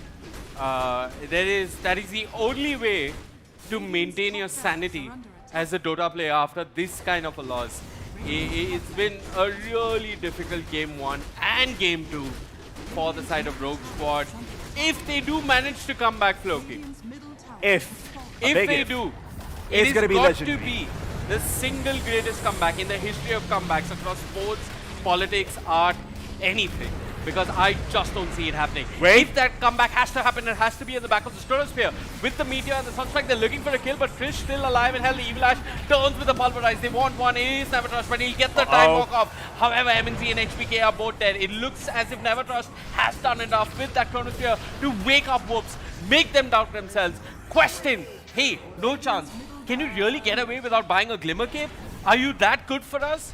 Certainly not. Well, you know what? One set of racks down is certainly a lot more manageable than 2, and it does seem like Rogue Squad still have some breathing room left. Well, good on them. Beautiful Chronosphere coming in by Nevertrust, turning that fight around, making sure that they have some way of winning this game. And again, good awareness by Nevertrust as well, realizing he Absolutely. cannot kill the tankier heroes, goes for the backlines, kills them off, makes the game easier for his brawly tankier heroes to play. Yeah. And yeah, that's just beautiful stuff coming out from Nevertrust again, giving the side of Rogue Squad a chance. But when the dust settles, it's still a 20k net worth lead. It is a 20k net worth lead, Floki, but I want to talk about some things that Rogue Squad have working in their favor. The Invoker building towards the Cataclysm. He's got maxed out Exort, which we saw him play in the previous fight, with the Meteor, with the Sunstrike. For Soul, whatever. But the Invoker, the Spirit Breaker Breaker's got a Shadow Blade complete. Yeah. And I think these things are going to start to cause problems. I mean, no chance he's had a largely free game. He's gone unquestioned. Evil Ash, I mean, he's done the bare minimal, to be honest. It hasn't been a game where the Primal Beast has to really step up just because Krish is doing so much all by himself. Yeah. So as we move on in this game, eventually the Chronospheres and what They get deadlier and deadlier. they get deadlier, and what Rogue Squad can do with them. So there is hope. Yeah. Is there? I mean, I love that explanation. Coming back to Earth, descending from the high heavens of philosophy and theology, it seems that money makes the world go around, and it also enables Dota heroes to win games. And I think if Rogue Squad could currently see the net worth chart, they wouldn't be happy. Because even after that fight, Void is still lower than all the 3 cores on the side of Hopes. And they did scout out this Roshan with the Sunstrike, but they aren't going to contest. Instead, they're going to hope and pray that they can stay on their tier 3s, that they can farm buyback and have enough to defend versus this eventual high ground push that's going to come out from Whoops. How do Whoops unravel the high ground? That's a good question as well, because it can't be as linear as the PL just hitting a tier 3 tower. because the Guys, the PL, I guess he can do Roche by himself Oh, at look this at this point. mid lane. They've already made a play. They All left right. the PL in the Roche pit. They won the Spirit Breaker instead. Mind you, Floki, this is a dieback on the Spirit Breaker because he bought back in the previous fight. So he hasn't got his buyback. Trees is dead. MNC gets himself the Aegis. And now Whoops can eventually connect in the mid lane. There's no buyback. Yeah, exactly. This There's is no buyback. This is problematic. I mean, Rogue Squad, they're going to need another brilliant Chronosphere coming in. You best hope the Invoker's got the Aghanim Scepter completed. And there's a Hex available as well on the Kunkka. So now you've got even more Disable coming up from Krish. The tanky Sailor has got a lot more in his back pocket. Oh, and well, he certainly seems to be keen on raising a big farm of sorts with that Hex. But, well, when they come knocking, Rogue Squad don't really seem to have any of the answers. They kind of don't want to take this fight, but I think Faceless Void needs to somehow find an opening, perhaps a wraparound play of sorts with an Observer Ward. He's got damage, he can kill people inside a Chronosphere, and that's what he's trying to do. He's walking up towards the mid lane, trying to exit from the smoke, maybe get an angle, but no, he's just too busy pushing out the creep wave. And I think this might just mean that they lose another set of racks here down in the bottom I lane. think they lose 2 sets of racks. I mean, first they need to get the Aegis away from MNZ. Oh, but no, back Pikmin. in mid, Krish is just killing them. He's pulling Pikmin. Pinkman, the post 3CK running for his life, and now with the water park in the vicinity, no one feels comfortable. Playstyle there with the tornado and the ice ball. The ice ball doesn't quite connect, but Krish doesn't give a damn. MNZ's taking lax down bottom. He's still got the ages. Whoops, they can smell victory. They can smell the sweet air of Philippines as they are marching down the mid lane. One last stand coming out from Rouge squad. What? The Slow Spirit motion. Breaker. The Spirit Breaker has respawned. But look at Never Trust, where is he? In pursuit what? of no chance. He wants the Rubik, he'll commit the charge. X. And the Chronosphere, but the X X is there from BKB. Krish. Oh, Never Trust uses the Cataclysm. BKB, and the Cataclysm doesn't connect. He's got to use, but eventually he'll die. But the real question is, Loki, was it even worth it? Or was it just a statement that, Moen, we don't like you. You're going to the Philippines, but you're going with a death in our Chronosphere. HBK ends up dying. Never Trust is putting in the work, but look at it, Playstyle and Soul dead. This is certainly the beginning of the end. Krish and the others know that they are about to win this. Never Trust gets X, and Evil Ash is there. The pulverize, they hold that purple head of the void and bang him to the ground. Frieza, Where's the PM? What is he doing? Why is he in the fountain? I don't know what's been going on this entire time. MNZ has got a bit of a bender. Thankfully, he's still got the ages, so he's okay for now, but I don't think they've got enough fuel in the tank to kill him a second time. Never Trust buying back means MNZ is free to do whatever he wants. I think Mega Creeps have... Okay, they haven't been secured because there is a Medivac standing, but not for long. For Soul coming back up soon. Glyph is available. This is it. The last hurrah. No Chronosphere. No Cataclysm to work with. Just EMPs, Meteors, and Deafening Blast. Can you connect? No. The first one doppeled off by MNZ. Melirax looking to be found. Evil Ash goes in with the charge, and guess what? That's a perfect two-man boat along with the Torrent. That is it. This game is done and dusted. The side of Whoops, lowering Rogue Squad into their grave. The coffins have been made, the bodies have been put in, and soon enough the Undertaker will be sending them straight to the graveyard. And that's it. This game is done and dusted. Respect tips coming out. GG Grats is written, and it's going to be Whoops taking the grand finals of the Predator League and going to Philippines with a clean 2-0. Boy, oh boy, Whoops. An impressive display coming out for them. Let's not forget, no chance. Last year around when he was here at the Predator League, did not beat this fate. In fact, some might say he met his makers or met his match. But this time around, with a renewed squad, with renewed vigor, the man doesn't back down. He doesn't say die. He gets back up like Rocky Balboa, and he takes down Apollo Creed. Well, Whoops, they're going to be your champions. They are going to be the Indian representatives in Philippines, folks. Give it up for Team Whoops!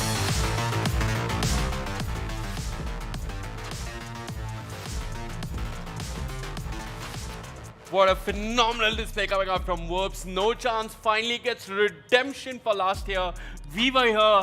We saw that same face with not a grin but a frown, but eventually he's turned it upside down as him, Krish, A35, Evil Ash, MNZ and HBK will be representing India in the Philippines. A much deserved victory for this team. It is without a doubt that it was a very clean 2-0 coming out from them, and at the end the boat, the Torrent, the 2-man, 3-man Torrent and the Torrent Storm that followed, it was beautiful. Because when there's so much water, you can't see your opponent's tears. And you know what? That ship is taking them straight to the Philippines, folks. But for now, I will hand over the mic to my main man, Assassin47. Assassin, please take it away. Thank you so much, Floki. And yes, ladies and gentlemen, let's give a huge round of applause to our champions of the Predator India Finals 2024 LAN Finale, Team Whoops!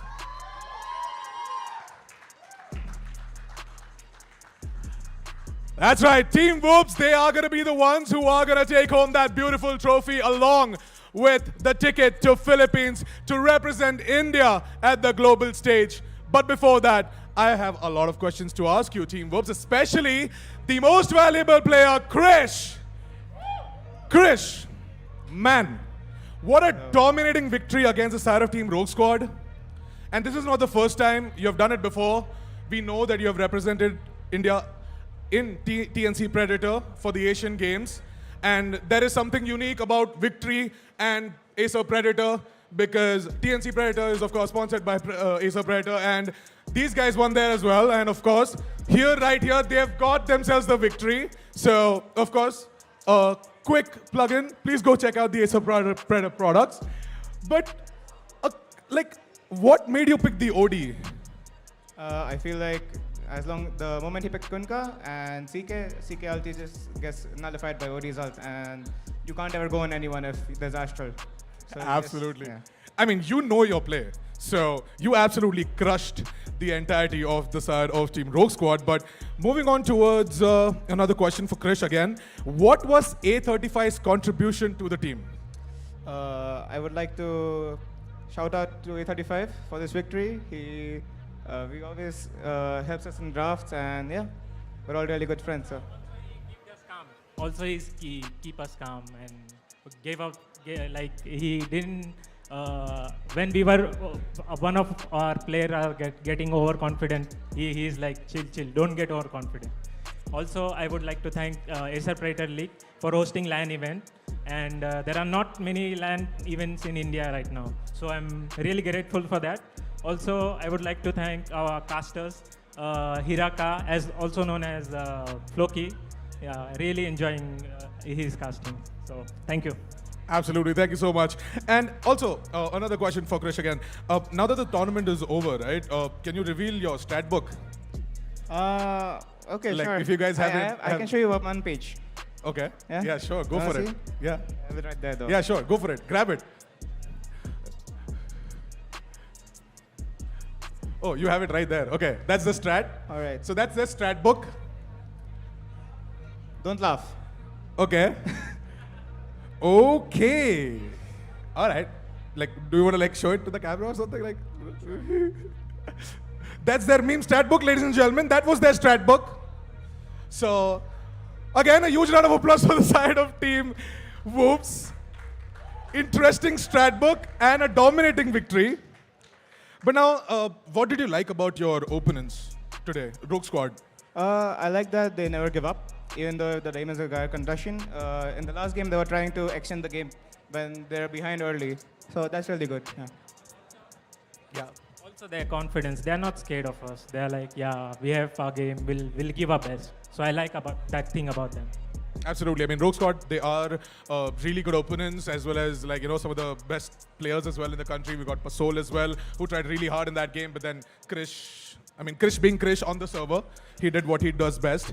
But moving on to the last question, guys, what are your preparations and your expectations for Philippines? I would like to give the mic to A35 for this question. Absolutely. A35, take it away.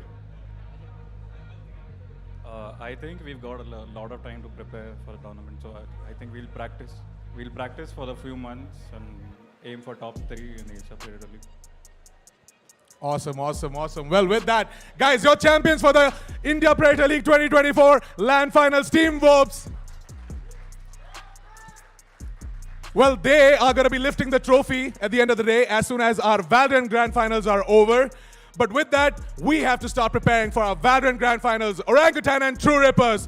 Well, they are waiting and they are ready to show you guys what professional Valorant look like. So, with that, we are going to be going for a short little break. And after that, on the other side, we're going to be having the Grand Finals up and ready for you for Valorant. Till then, stay tuned.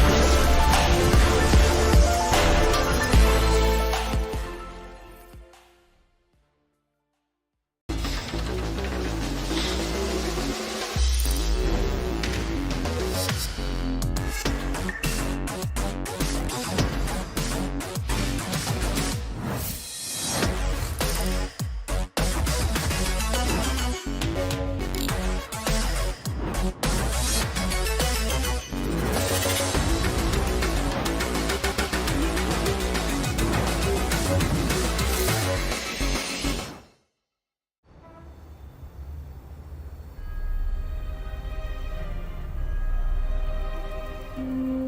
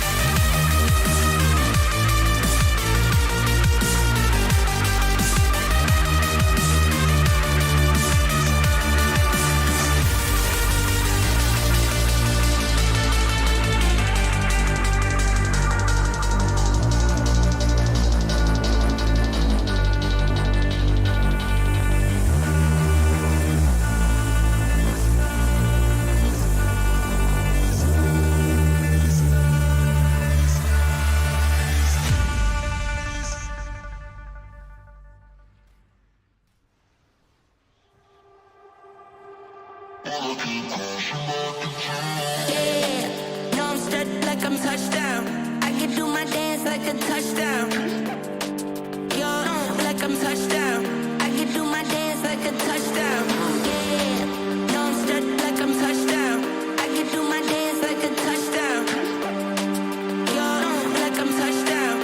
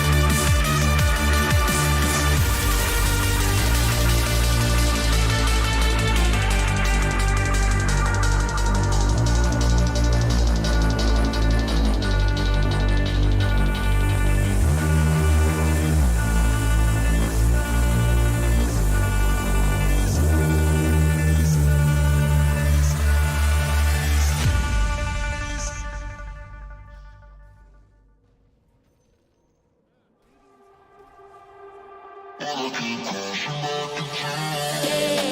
no, I'm stepped like I'm touchdown. I can do my dance like a touchdown. Yo, like I'm touchdown. I can do my dance like a touchdown. Yeah, no, I'm stepped like I'm touchdown. I can do my dance like a touchdown. Yo, like I'm touchdown.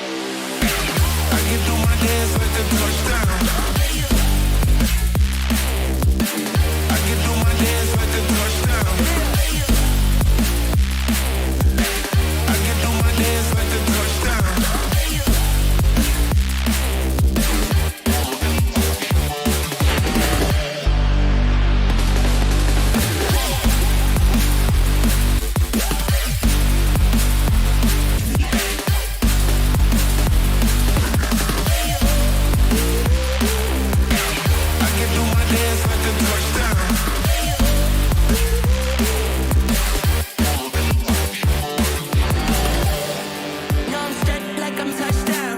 I can do my dance like a touchdown. Yo, like I'm touchdown. I can do my dance like a touchdown. Yeah, no, I'm stepped like I'm touchdown. I can do my dance like a touchdown. Yo, like I'm touchdown. I can do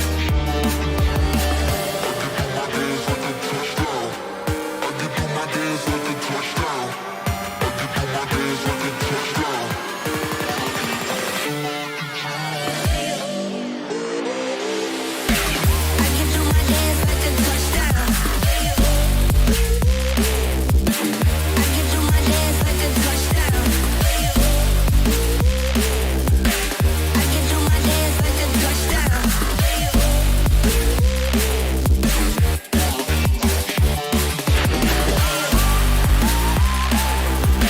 I can do my dance like a touchdown. I can do my dance like a touchdown. I can do my dance like a touchdown.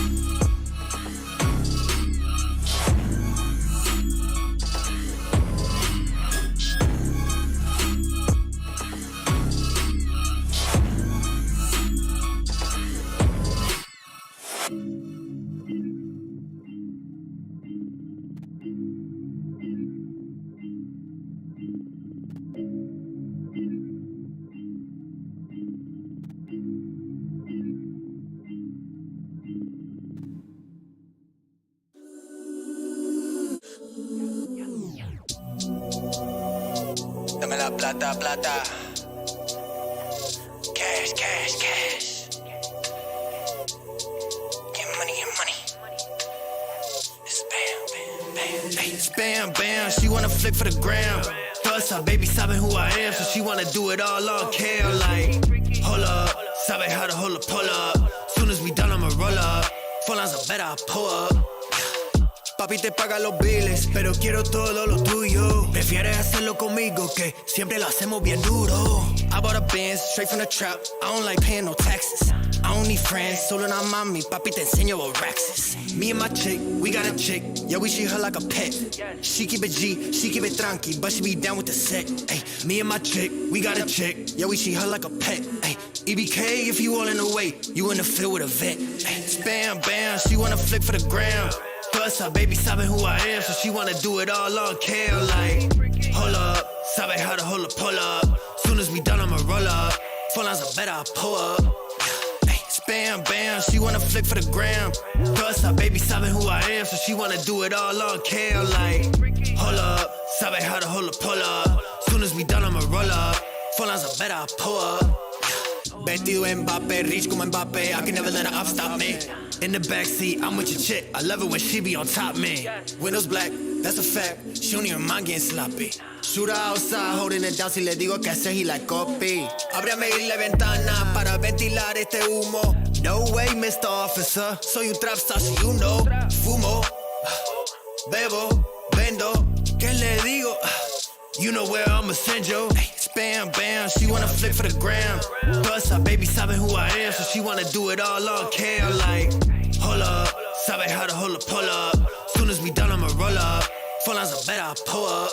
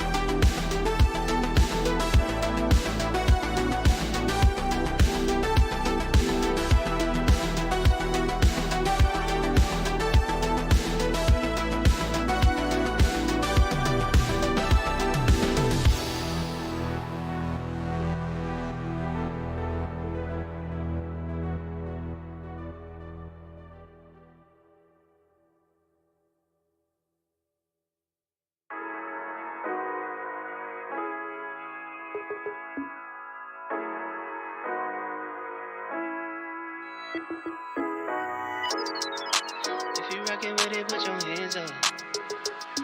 This the anthem. If you get up and get it, put your hands up. This the anthem. If you rockin' with it, put your hands up. Yeah. This the anthem. If you get up and get it, put your hands up. Yeah. This one for the winners if you with me. Yeah. Hands up in the sky if you feel me. Yeah. This one for the winners if you with me. Yeah. Hands up in the sky if you feel me. Yeah. It's the anthem. If I give you my word, that's what I stand on. Loyalty and trust is what I stand on. Family and love is what I stand on. Talking big, big. I knew that one day that I could make it big, big. I'm talking how to stay smoking without a sissy. Now we get up and do it like we got a big rig. It's getting serious. I know you're curious. See some losses through the process had me furious. But I got eyes on the vision, can't get delirious. Fall in love with the game and then you marry it. I think I married it. This the anthem.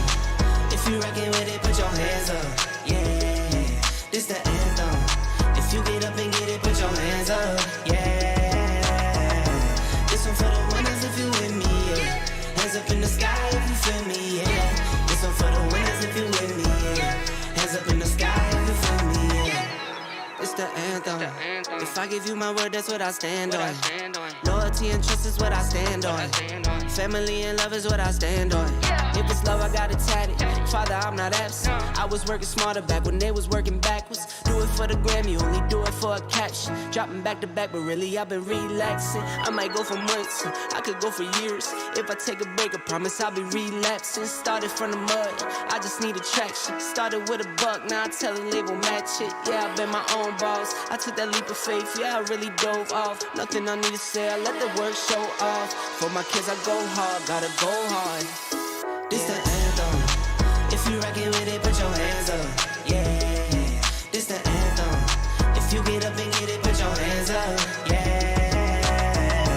This one for the winners if you with me. Yeah. Hands up in the sky if you feel me. Yeah. This one for the winners if you with me. Yeah. Hands up in the sky if you feel me. Yeah.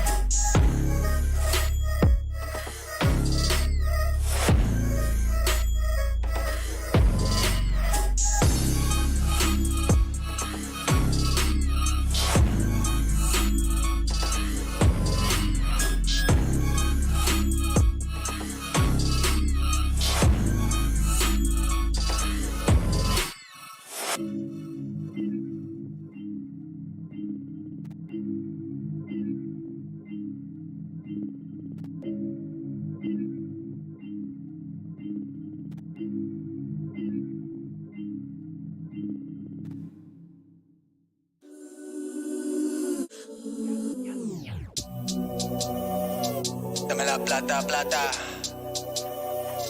Cash, cash, cash. Get money, get money. It's bam, bam, bam. Hey, it's bam, bam. She wanna flick for the gram. Plus, her baby sabe who I am, so she wanna do it all on cam. Like, hold up, sabe how to hold a pull up. Soon as we done, I'ma roll up. Phone lines are better, I pull up. Papi te paga los biles, pero quiero todo lo tuyo. Prefieres hacerlo conmigo, que siempre lo hacemos bien duro. I bought a Benz, straight from the trap. I don't like paying no taxes. I don't need friends, solo una mami. Papi te enseño what racks is. Me and my chick, we got a chick. Yeah, we treat her like a pet. She keep it G, she keep it tranqui, but she be down with the set. Ay, me and my chick, we got a chick. Yeah, we treat her like a pet. Ay, EBK, if you all in the way, you in the field with a vet. Ay, bam, bam, she wanna flick for the gram. Plus, her baby sabe who I am, so she wanna do it all on cam. Like, hold up, sabe how to hold a pull up. Soon as we done, I'ma roll up. Phone lines are better, I pull up. Ay, bam, bam, she wanna flick for the gram. Plus, her baby sabe who I am, so she wanna do it all on cam. Like, hold up, sabe how to hold a pull up. Soon as we done, I'ma roll up. Phone lines are better, I pull up. Vestido Mbappe, rich como Mbappe, I can never let her up stop me. In the backseat, I'm with your chick, I love it when she be on top me. Windows black, that's a fact, she don't even mind getting sloppy. Shooter outside, holding it down, si le digo que hacer, he like copy. Ábrame la ventana para ventilar este humo. No way, Mr. Officer, soy un trap star, so you know. Fumo, bebo, vendo, ¿qué le digo? You know where I'ma send you. Bam, bam, she wanna flick for the gram. Plus, her baby sabe who I am, so she wanna do it all on cam. Like, hold up, sabe how to hold a pull up. Soon as we done, I'ma roll up. Phone lines are better, I pull up. Yeah.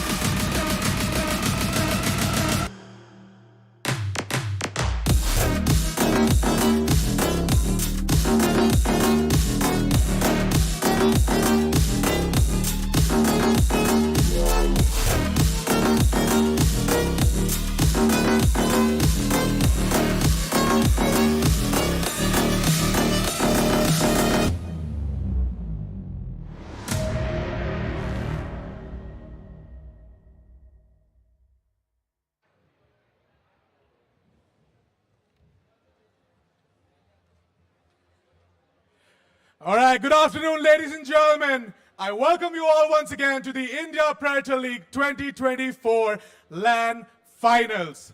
I'm your host, Assassin47, and I welcome you all once again to this grand arena where we just witnessed an intense and electrifying atmosphere for the Dota 2 Grand Finals.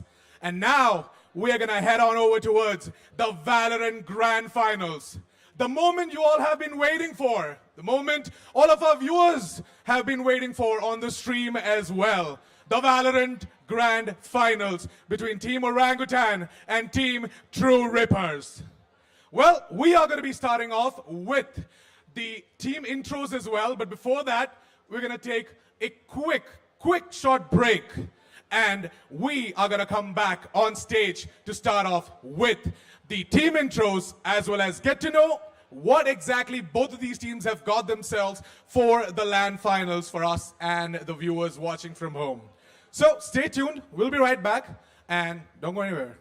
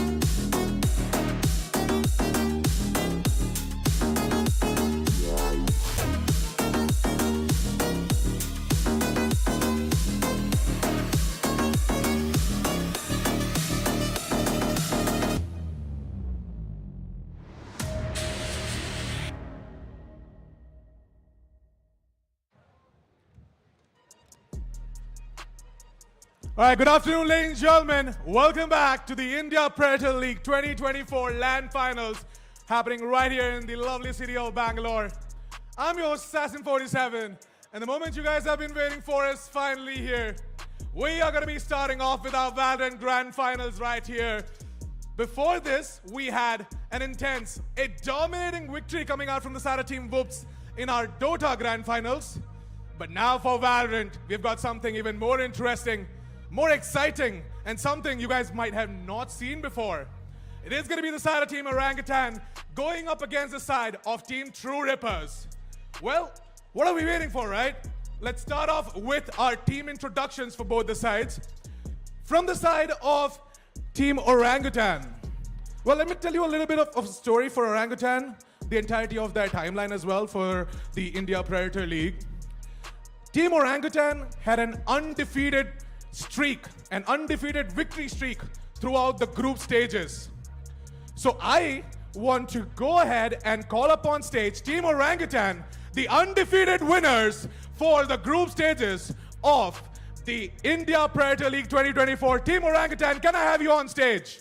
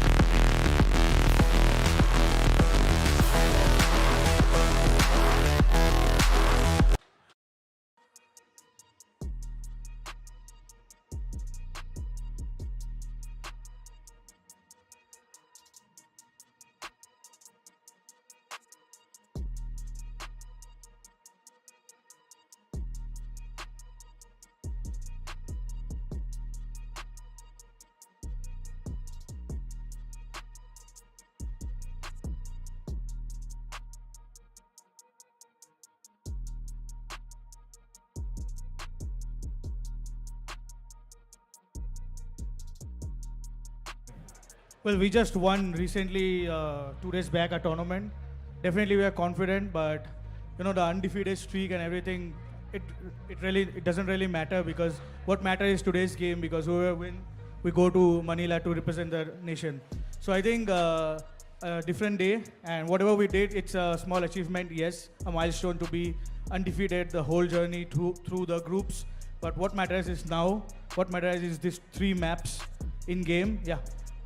Absolutely, absolutely. I mean, huge shout out to the side of Acer as well for making this possible, this stage, this incredible platform for all of these players to showcase their true skill sets. At the same time, getting them a golden ticket straight to the global finals in Manila, Philippines. But now over to the side of Team Two Rippers. Helef, this is a revenge matchup for you guys.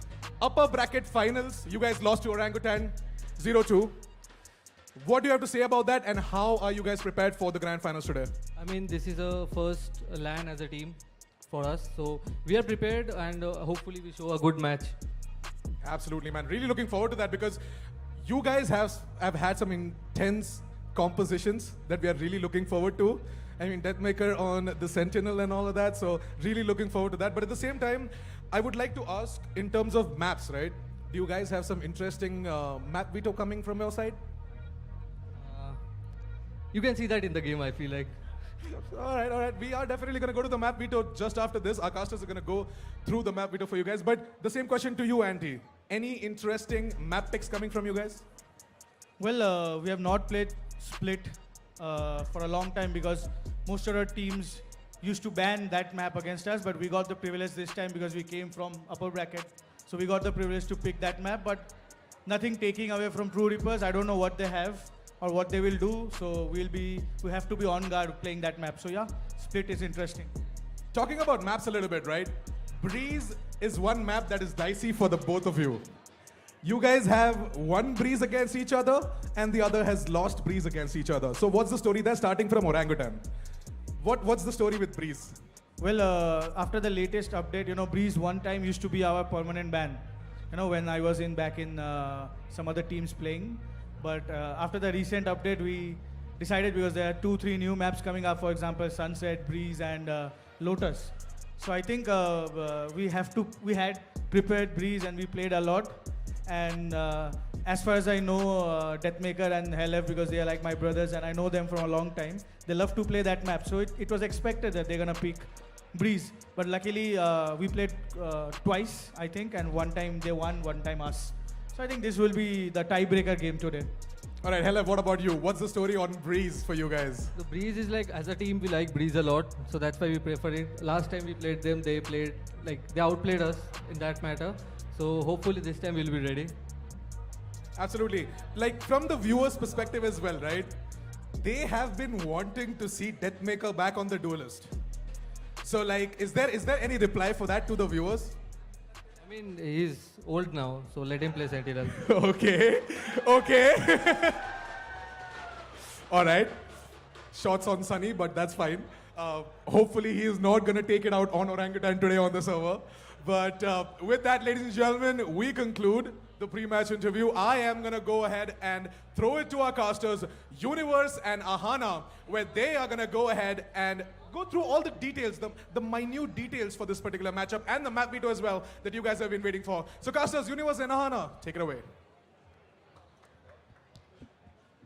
All right, welcome, ladies and gentlemen, to of course, the biggest event of today, the India Predator League 2024. I'm Universe, and with me I've got Anna. We're going to take you through today's final, the grand final between Orangutan and True Rippers. It's going to be quite the static, or I would say dynamic competition between these two, just because these two have faced off recently quite a few times, actually. Yes. And now this is the third time in, I believe, 1 week that they're going up against each other once again.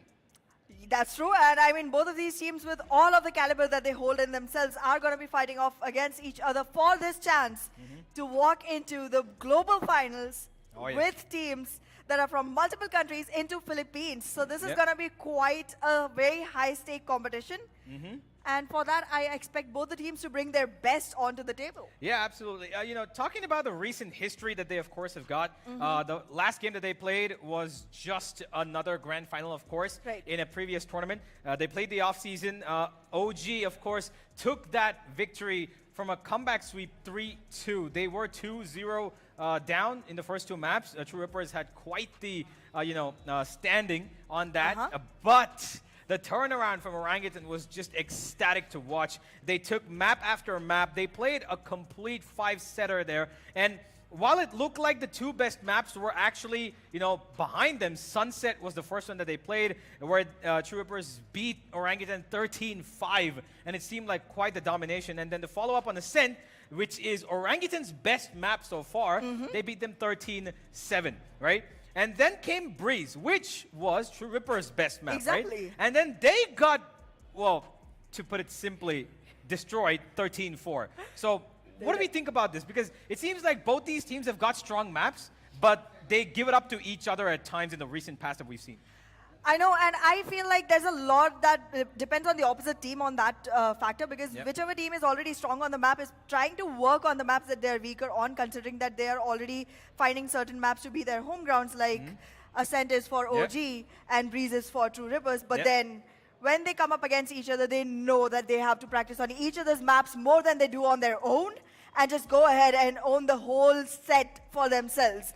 But then again, one thing that I ponder upon, considering the whole five-setter that you just discussed about, it comes down to the point that whenever it's a thing about endurance, you do see OG coming up on top. Because in a five-setter, as you mentioned, the first two were taken away by True Rippers with a lot of ease.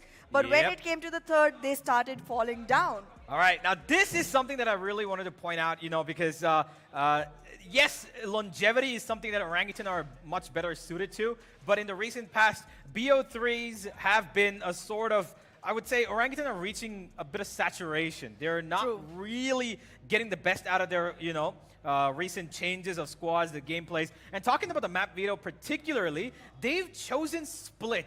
We've had Ascent and Sunset banned by them. Ascent ban is something that I was not expecting because, of course, it's their best bet. But Split has come up. Now, ladies and gentlemen, a little bit about Split for you guys, a little bit of information, is the fact that True Rippers, the last time they played Split was over 2 months ago. And they have not been able to find any sort of competitive gameplay on this map for the last 2 months. And it was in a completely different time zone. They've not played Split in a long time. And I think this is going to be a big surprise for True Rippers because I'm pretty sure they did not expect this. And to add on top of that, the last time OG faced off True Rippers, they beat them 13-9 on Split, which was close to 2.5 months ago.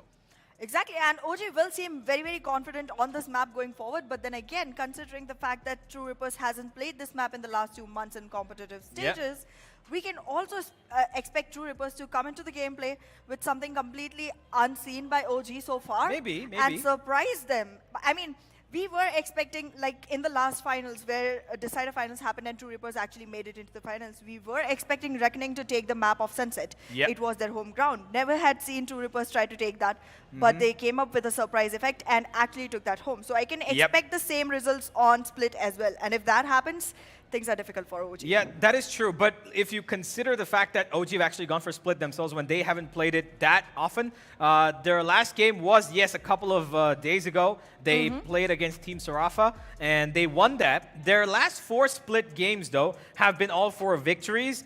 They've been dominating on that map. 13-4, 13-5 were the last 2 scorelines, both against Team Sarafa. Yes, Sarafa is kind of, gone out of the Split here, but OG have quite the curveball thrown towards True Rippers. Now, what I'm concerned about is, of course, that Breeze map as well, because once we enter into Breeze after finding out who's going to be the first advantageous team, it's going to throw True Rippers in a lot of pressure because they right now are already in a lot of pressure because they've just come off of losing a best of 5 that should have potentially been theirs, right? So I believe that True Rippers right now are on the back foot. They've got, OG completely in the clear. They are the ones who are absorbing all the pressure, and this is going to be quite the task for them, especially because Breeze, they just played on Breeze the previous tournament, and they lost 413 was it? Yeah, 413. They got absolutely destroyed on a map that they have picked for this tournament.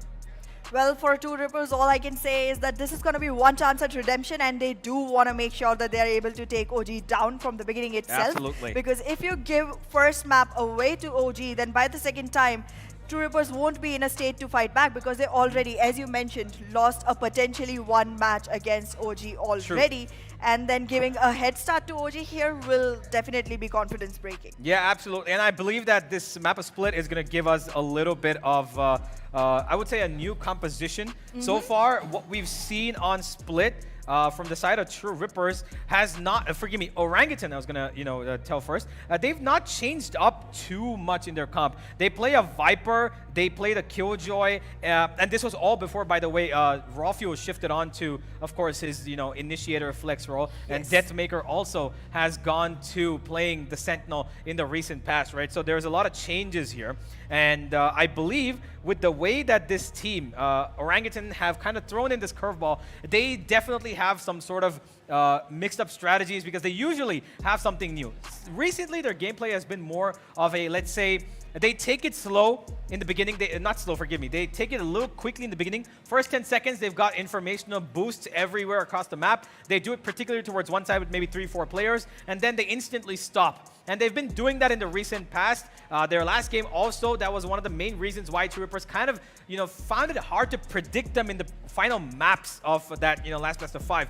But I'm pretty sure that today they've come prepared. They've got a little bit more under their sleeve. I hope there's some magic tricks from True Rippers as well, because of course, this is their home ground. We're in Bangalore, and this is their home ground. And as far as I could hear, the crowd was pretty heavily cheering for them. They've got quite the support there. Orangutan also, of course, they have come in here as, pretty much the stronger team because they made it unbeaten across the upper brackets. But I do want to ask you, how far do you think this match can go, or do you think True Rippers can actually beat them out to go to Philippines? Okay, this is gonna not sound very good coming from me standing in Bangalore, but I think it's a 2-1 for OG.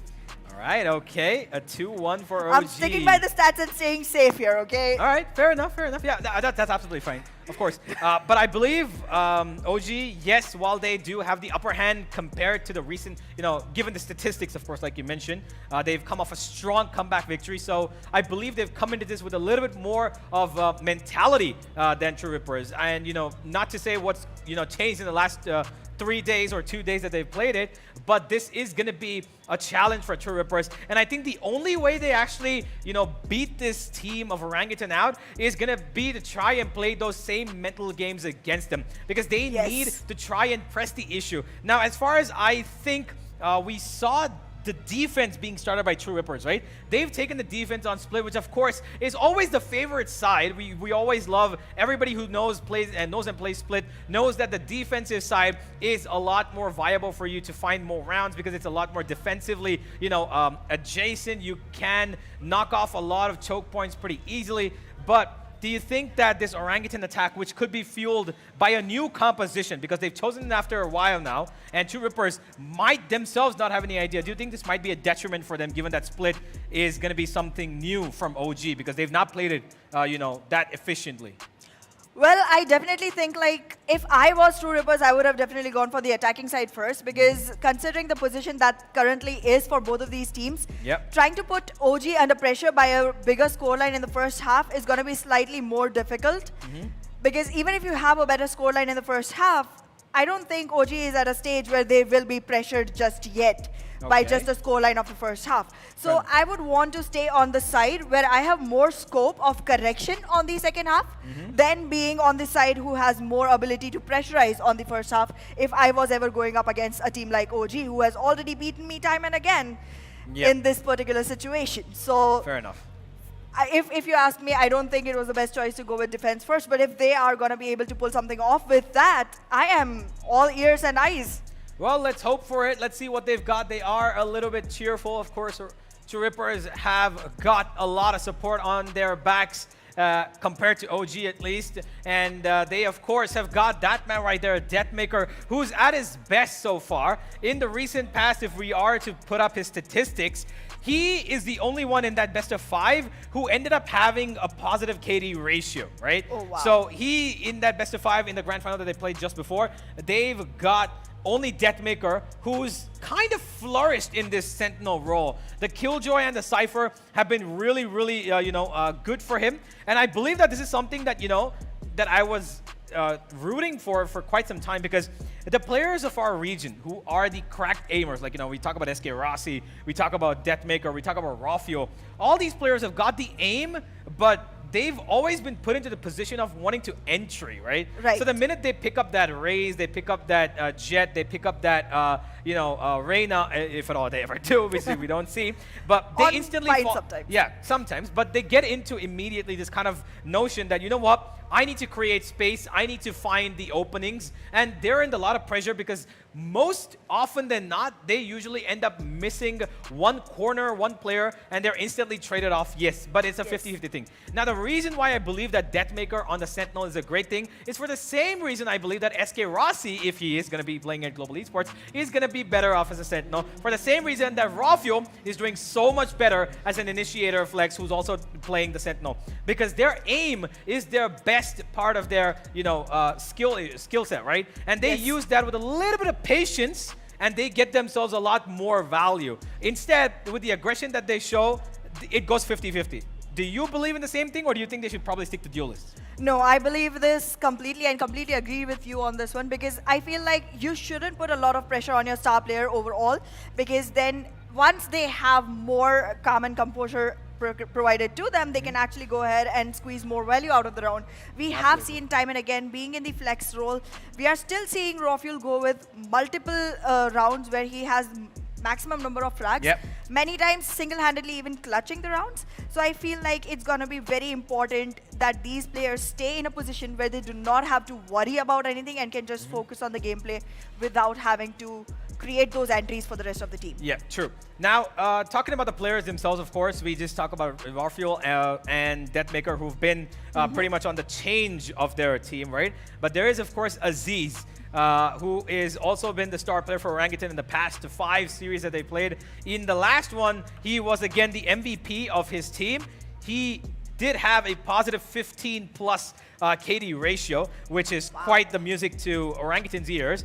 But there is, of course, his enabling of being that strong of a duelist, given by the support system that he has, which I want to point out by getting the name of Frostmind, who of course was recently officially announced, but of course he's been playing with them for quite some time.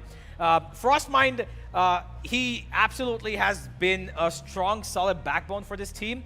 Yes, sometimes he's got his moments where, he doesn't pick up as much as we would hope, but he's still got impact in the game, which comes and goes every now and then. So, talking about the support of OG, they've got Frostmind, they've got Antidote, who again, Antidote has been on, of course he's the IGL, so you don't expect him to do too much in terms of fragging potential. On the other side, what do you think about True Rippers? Because Techno, as we see him on the screen, he's been quite the initiator flex for his team, but he's been, at least in my opinion, kind of inconsistent at times. True that. I do see. I feel like with Techno, what I see in multiple games, or I have seen in multiple games, is the fact that whenever he's under pressure, he does perform really well. Yeah. But when the pressure is released, he kind of lays back. I mean, that's what I see in his gameplay. Maybe it's not that in his mental, but that's something that I see in his gameplay a lot. I have seen Techno being very good in clutch positions, but then the initiator role is kind of lagging behind in comparison to what we're seeing from the side of OG when you put True Rippers out there. Yeah. But then again, I do feel like Deathmaker is kind of covering up for that by being a very good sentinel for the team. Yeah. Well, I agree. Obviously, he's been quite the presence for his team, and we're hoping to start off the game pretty soon as well. And there is, of course, one thing, if we talk about the compositions of these teams, right? It is that the last time True Rippers, forgive me, Orangutan played this map, they played with the Chamber, Omen, Raze, Sky, and Viper, right? So that's about their composition. And if you talk about True Rippers, what do you think they should go for to counter this? Well, considering that we have already known that we will be seeing Cypher on Deathmaker, because that's a good enough pick being on Split, considering you need a lot of intel being on the defensive side. Yep. I do expect them to go with Cypher, Omen, Raze, obviously, Sky, obviously. They can go with whatever fifth they want. All right. It's well, all up to them. That's an interesting take. Is it going to be double controller, double initiator? We'll find out. Ladies and gentlemen, small little bit issue, technical break. We'll be right back after this short span of a break.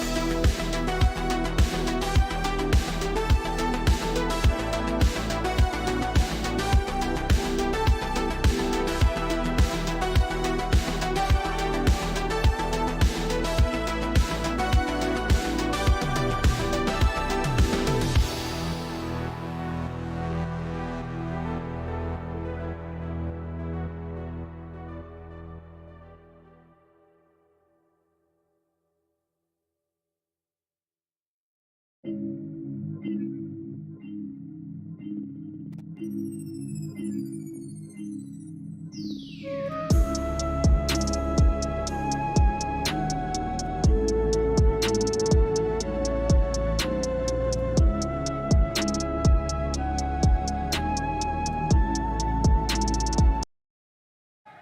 right, ladies and gentlemen, welcome back. Finally, once again, all the issues have been fixed, and we are going to be going underway with the India Predator League 2024 Grand Final. Yes, it's been a bit of a wait, but the wait is going to be worth it because this game is going to deliver at its best. 10 players going up against each other, 2 teams for 1 trophy and 1 ticket to the Philippines to get themselves to represent India at the highest level. Ladies and gentlemen, can we have some noise for OG and True Rippers?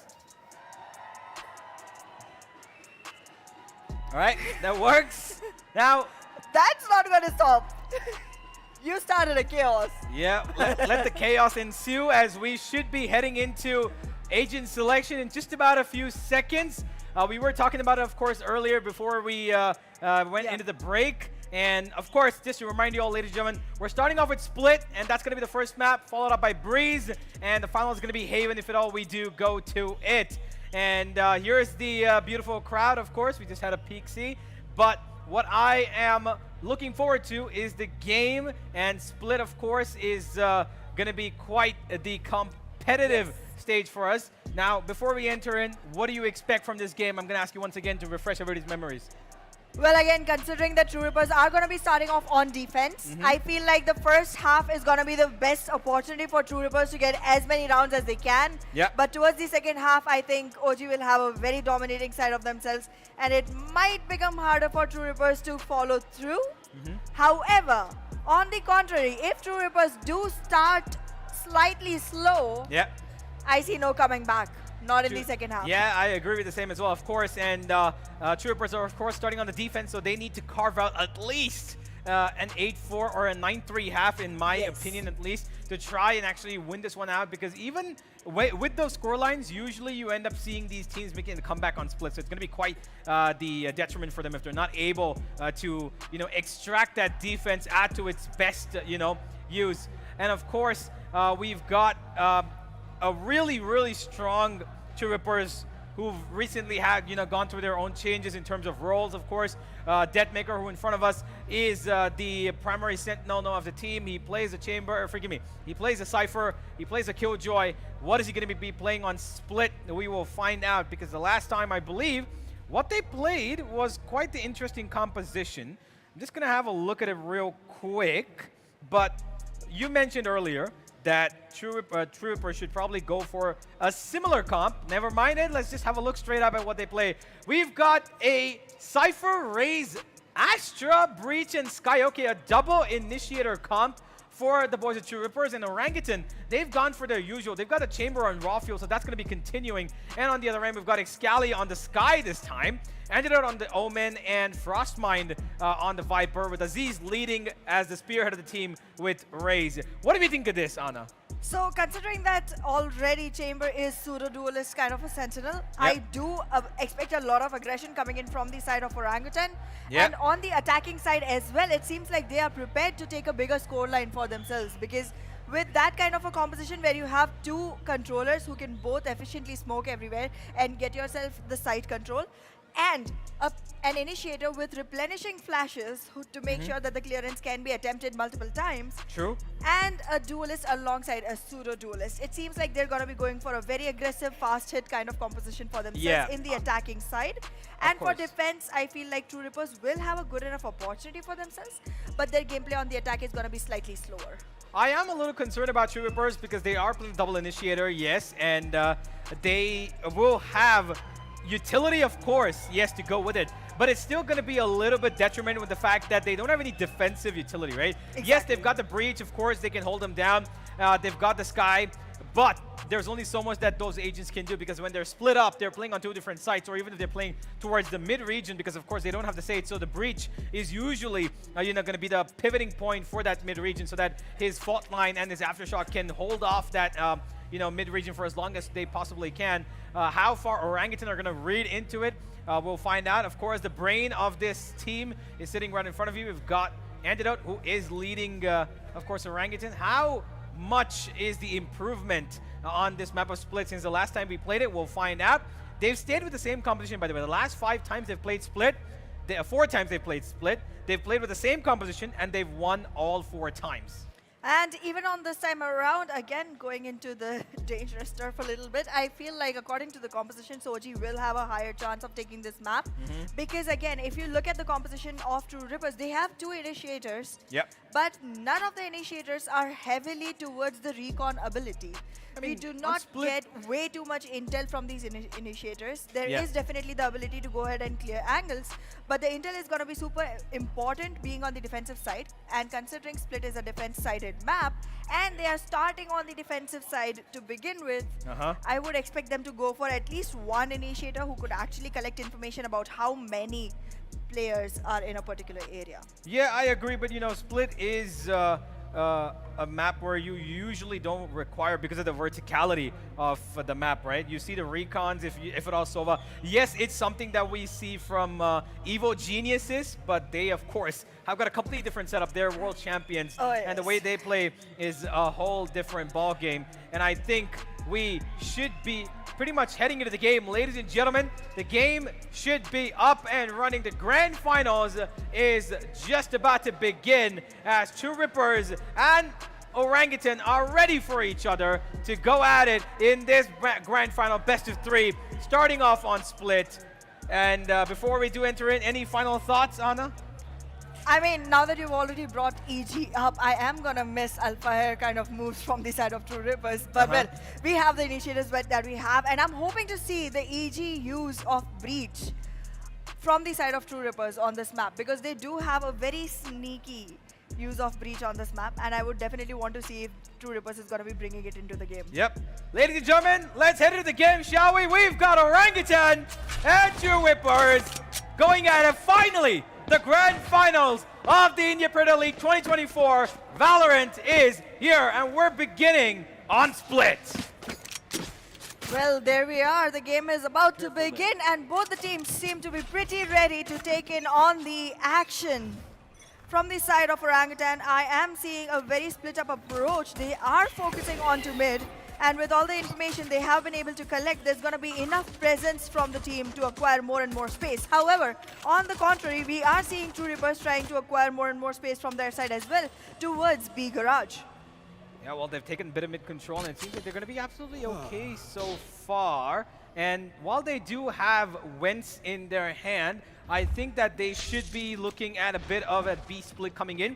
Yes, they've got Frostmine towards A main, and he's going to hold on and probably join them towards mid as he does as I speak about it. True Rippers seem to be ready and rolling for this. The grenade goes in. Disrupt's going to hold him up for as long as he can, but there comes the bite from the Trailblazer. Ralphio's gone pretty down lower, and he could lose his life here, but Disrupt himself could get taken out by one single bullet. Out comes the flash, but the person is going for Aziz. Out comes Techno with the one, and Arya with the trade as well. 2 for 2, traded up, but it's still True Rippers who seem to be in control of this B side with only Aryu on the backup side here. Well, currently it does seem like True Rippers are going to be finding a little bit of difficulty, but now with the numbers advantage, they can actually look for a win on this one. Aryu does have a very crucial position, but both the players peeking at once from the side of Orangutan will be able to take that frag. Now it's all onto the controller. How much control can he maintain? Antidote in a 1v1 against Helef. Which one is going to take this home? There's very little time on the clock. The spike has to be recovered and planted. I don't see much that Antidote can do. He's completely falling into the trap of Helef. Will still be able to recover the spike. Will still be able to go in for the plant, but I don't think that the abilities are going to let him do it safely. But he wins the fight! Gets 3 for himself and takes the first round for the side of OG.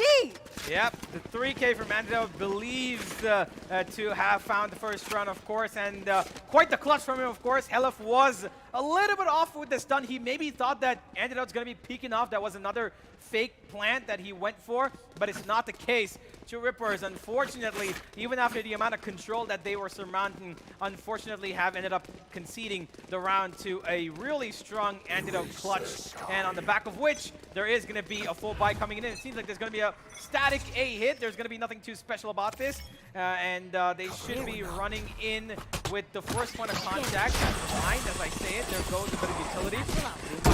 Evan, and of course the Trailblazer get Aziz a little bit of space. Completely cleared off a site, as it is going to be a free plant for them. And Troopers with that mid push are looking to go probably for a full-fledged 5-man flank. This one is going to be a very easy round for the side of OG, and they are making it look so as well. This time around, I don't think there's much that can be done from the side of True Rippers, considering their weaponry and also considering it's already been pushed into a post-plan scenario. Now, OG does not have to look for fights. They just have to wait for them to happen. And True Rippers being on the side where they have to actually go ahead and initiate those battles, will find it harder considering their weaponry. However, Helef does get one. He will have recovered weaponry to fight with, but won't be able to stick to it for long enough, because the trades will come in from the side of OG, completely keeping them in the benefit of it. And Rafuel, he has also spotted the player. He'll be able to go in for the final one as well. He does get his bulldog to work right onto the head of Helef, and with Aryu being taken down by Aziz, the second round will also be closed off.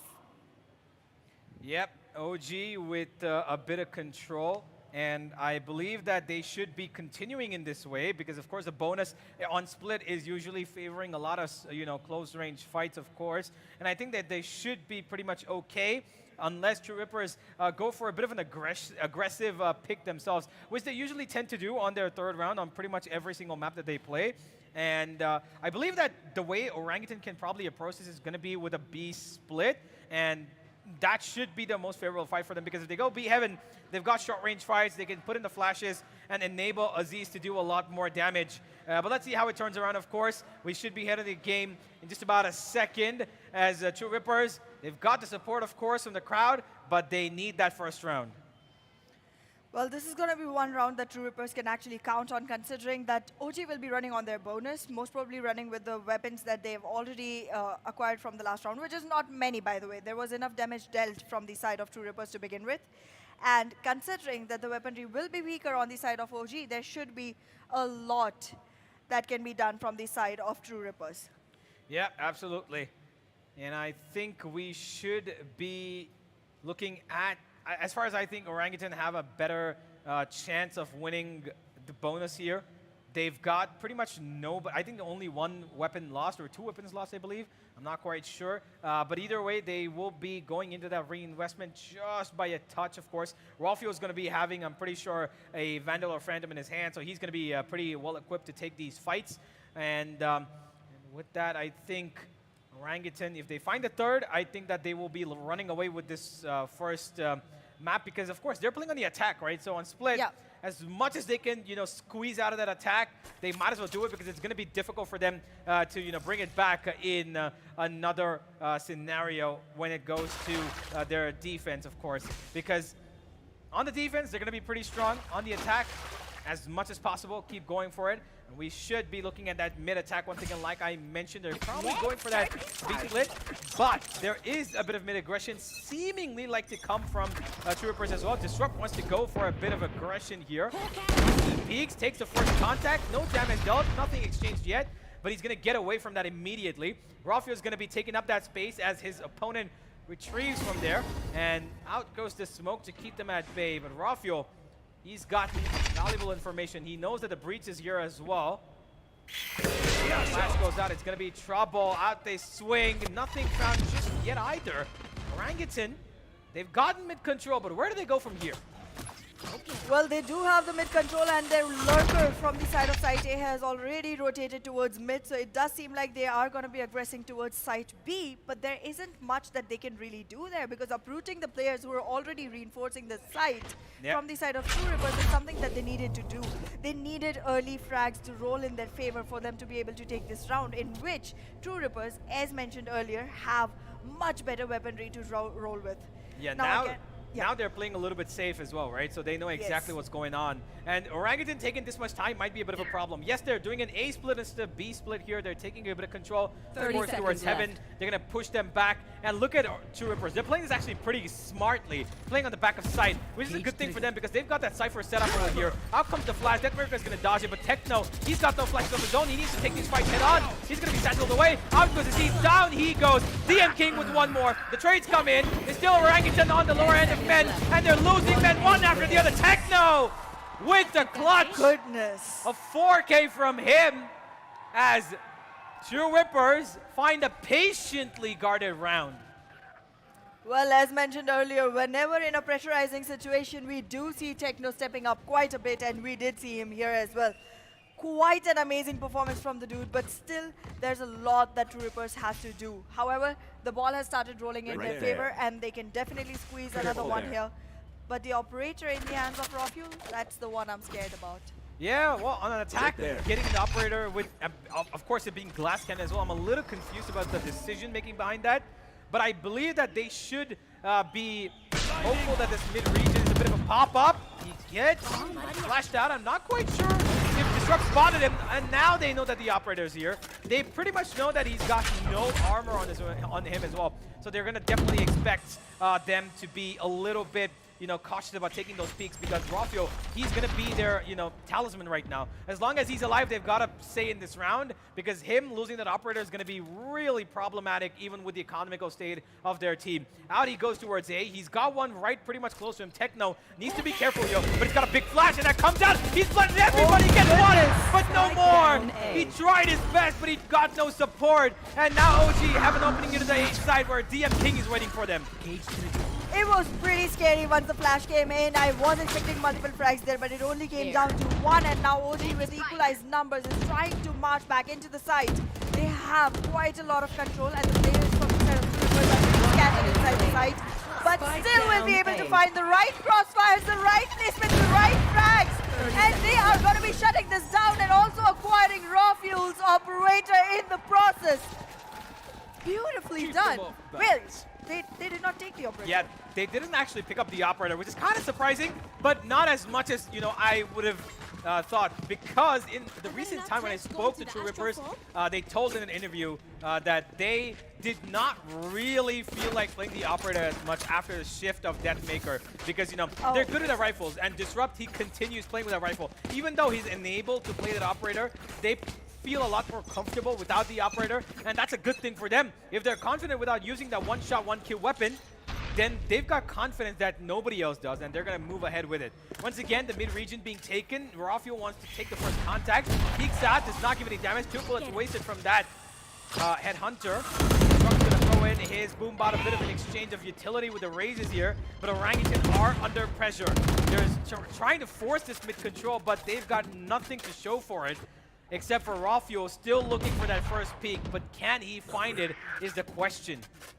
Well, the game is definitely going much more slower than the comfort zone of Orangutan. They do like to start fast, and they do like to make sure that they have some initial advantage to themselves in the beginning of the round itself. But this time around, True Rippers is making it hard for OG to be able to even find those first frags.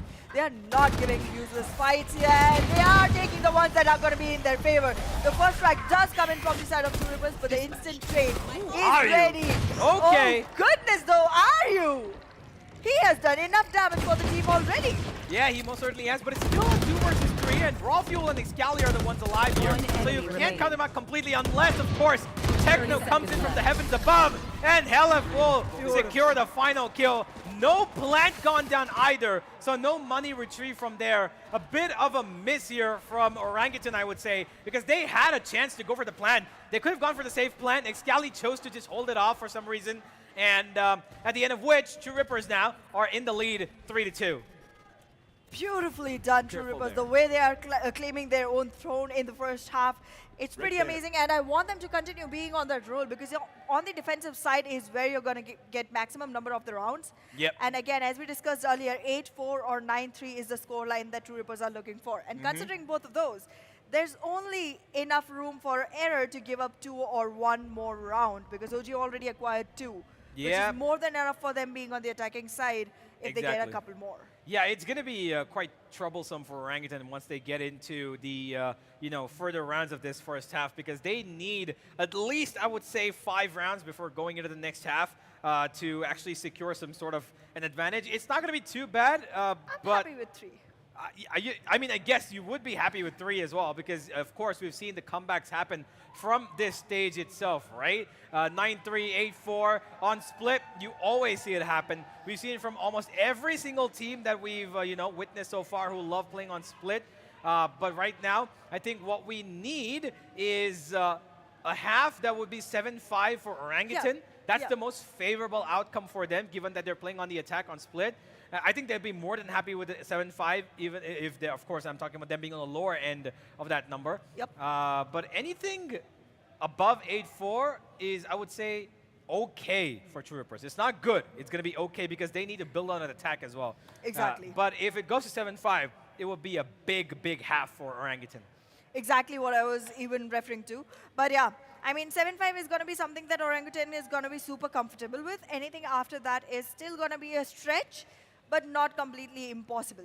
However, though, if you put into the mix the number 10 too, if you consider the possibility that True Rippers, with all the support that they've got from all the fans that are up here, are able to keep all of the rounds coming forward from the first half, look, I don't think OG will have much there. I agree that they've got a great support system right in front of their faces, but that is not going to let Orangutan back down, because we've seen these guys play out of pressure and go and be the top team of this region. There's a reason they've been the champions. There's a reason that they went to Ascension, right? And they've beaten every single team possible on the way to get there. Yes, it's been a long time since then. Yes, there are vulnerabilities, but Orangutan are still one of the best out there. And we saw them put up the most amazing comeback against the same team that they're facing now in a grand final just 2 days ago. So they've got pressure, and they know how to handle it well. And they're going to be doing so as we move on further into this game. And for now, there is a small tech pause. We will be getting into the game as soon as possible. But looking at the first 5 rounds of the game, it seems like True Rippers have taken a strategy of not giving Orangutan anything, because they're playing so passive towards that both A and B extremity, and they're taking more fights towards mid, which seemingly gives me a bit of evidence to the fact that these guys love putting a little pressure to make Orangutan not take mid, split up and go to the extremities where they've got people waiting for them. I do agree, but I think that Orangutan will soon be able to come up with a, fight back for this one, because so far Orangutan is being slightly passive themselves as well, not being able to collect enough information from the defensive side. They are being careful and cautious about how they move forward. But it's only going to be for long enough, because soon enough Orangutan will just go back into their own game style, and once they realize that the defense is playing slightly on the back foot, they might just start abusing the fact. Yeah, but it is, of course, not going to be the most easiest thing, right? Because Deathmaker, he's been playing so passively that they've used their flashes, they've used their utility. They're trying to force him out of that A elbow, but there's nothing that they've got that actually fishes out of that pond, right? He's so deep in settled, and he's always got support with him. Techno's been there with him almost every single time towards that A site. Oh, we've seen that.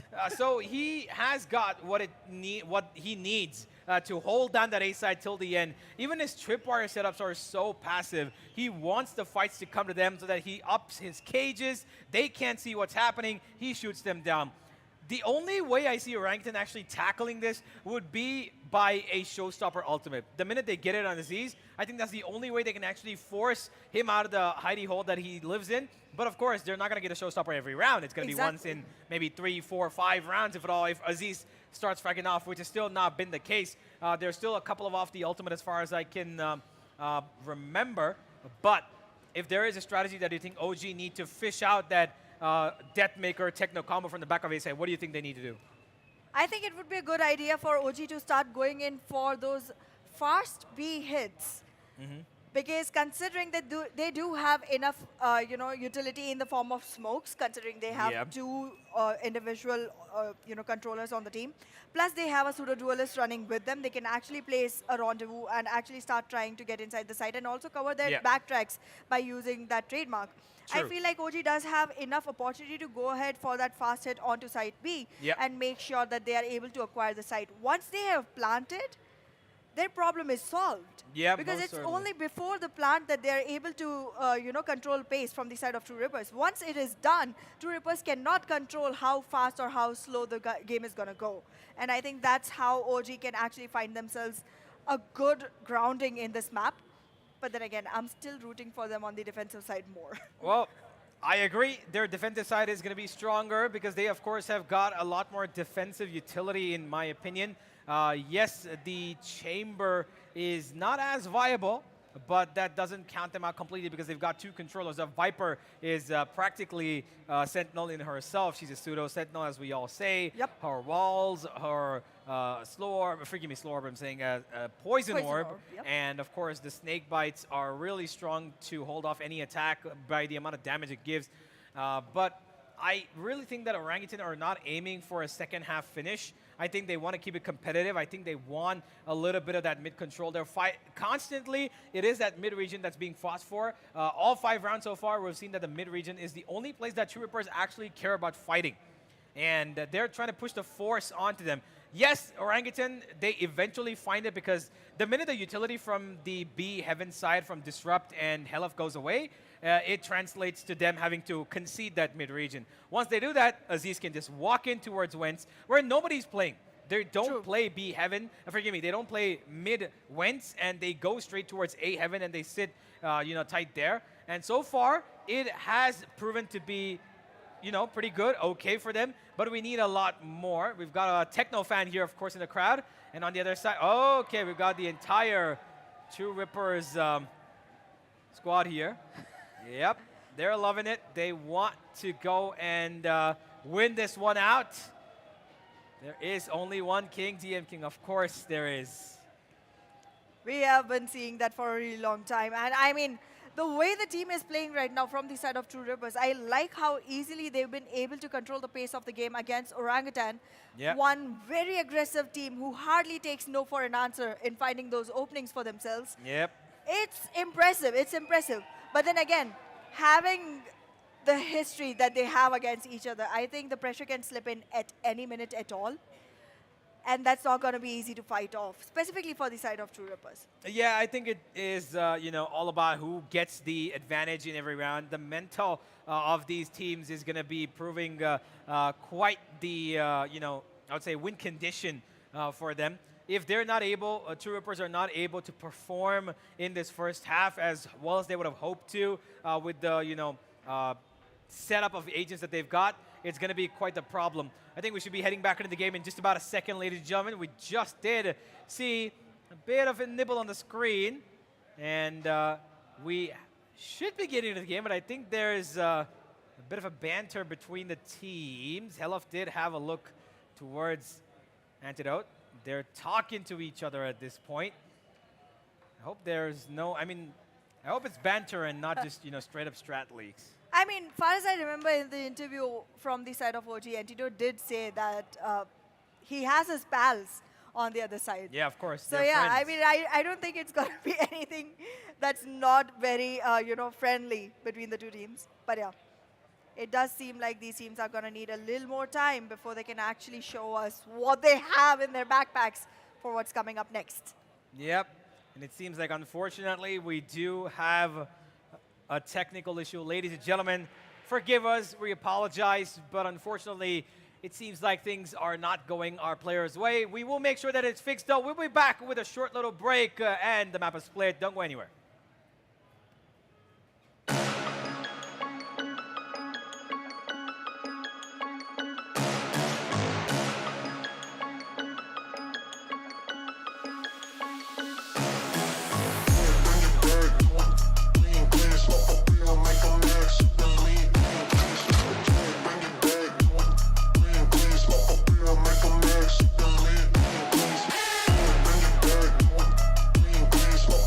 Make 'em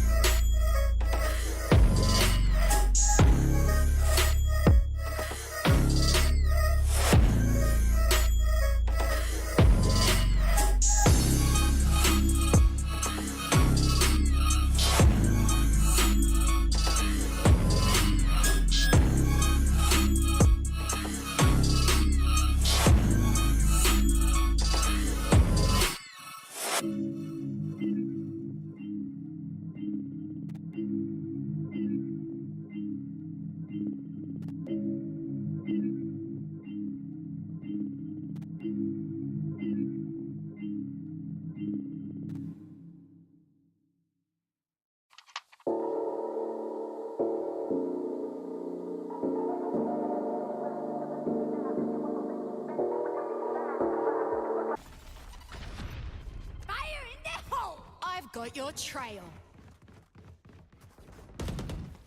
Again, as the round has begun, it is 3-2, of course, at the moment, but here we go. That showstopper that I was talking about has cleared off the A side, of course, but Troopers seem to have made a gamble stack towards B. Yes, it's a bit of an abrupt start, but we've started nonetheless, and here we go. 5 versus 5. Well, Antidote has got the initial frag. He goes for one more. Comes his way as OG found in. He loses his life. A bit of a missed teleport there. It comes down to a 2v3. Make that a 3v1. As the last man standing, Techno will go on Excali as well. An abrupt start, yes, from our side, but it is a strong comeback from Orangutan to make it 3-3. Well, definitely, they have found themselves the equalizer that they were looking for, and now they might be able to take some more control in the first half, because as we talked earlier, all that Orangutan needs for a very comfortable swap is 5 rounds in total for the first half. But it does seem like they're looking for more. With the way the game is going on, even if they have equalized score lines, it's going to be a bad news for the side of True Rippers. Yep, absolutely. It is going to be an instant start. Once again, it seems like they want to take that A side itself, but they're using a slow approach. A flash comes in through, a bit of a spam towards that A main side, but nothing that OG have gotten contacted with just yet. They've taken A main control. They've got Heaven pretty much to themselves as well. Nobody currently there. Disrupt is going to make his way there. He does have a grenade still available, so he can hold off and probably give it a bit of chipping damage. But what is the plan here, OG? Where exactly do you want to end up? Are you going to be taking Wentz and going towards B? Or are you looking to move in towards spawn area and pressure them from 3 different sides is the question. Out they go. The Trailblazer detects DM King towards his backside. He's been flashed, and he's trying to be spammed down as well. Frostmine finds him, and there comes the trade. Disrupt finds one. Excali goes on Aziz with another one as the showstopper is popped up. Disrupt gets the kill. No, he doesn't. It misses him by an inch, and that's going to be Orangutan with the A side in their control. Well, the complete control will stay in the side of Orangutan, and it does seem like they are going to be prepared for what comes next as well, with control over the entry points that can be exploited from the side of True Rippers already, and complete One enemy remaining. eyesight onto the players that are trying to enter in from the spawn side. There is, however, a flank that Never they're mind, he's not gone really back. looking forward for. Yeah, he went towards that region, but then I think the instant call was to maybe go for a save because, of course, his teammate died, so he unfortunately had to go back for the save. But I think the call there should have been to wait, because if he would have just waited for RU to come in, maybe he would have had a chance. But now he's circled back towards spawn, and he's going to try and work this out with a couple of exit frags maybe. And Frostmind, he's ready for it. Gets taken down. RU, okay.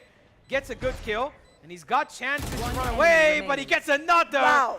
RU, before he goes to save his weapon, he's going to make sure that OG drop 2 of their members.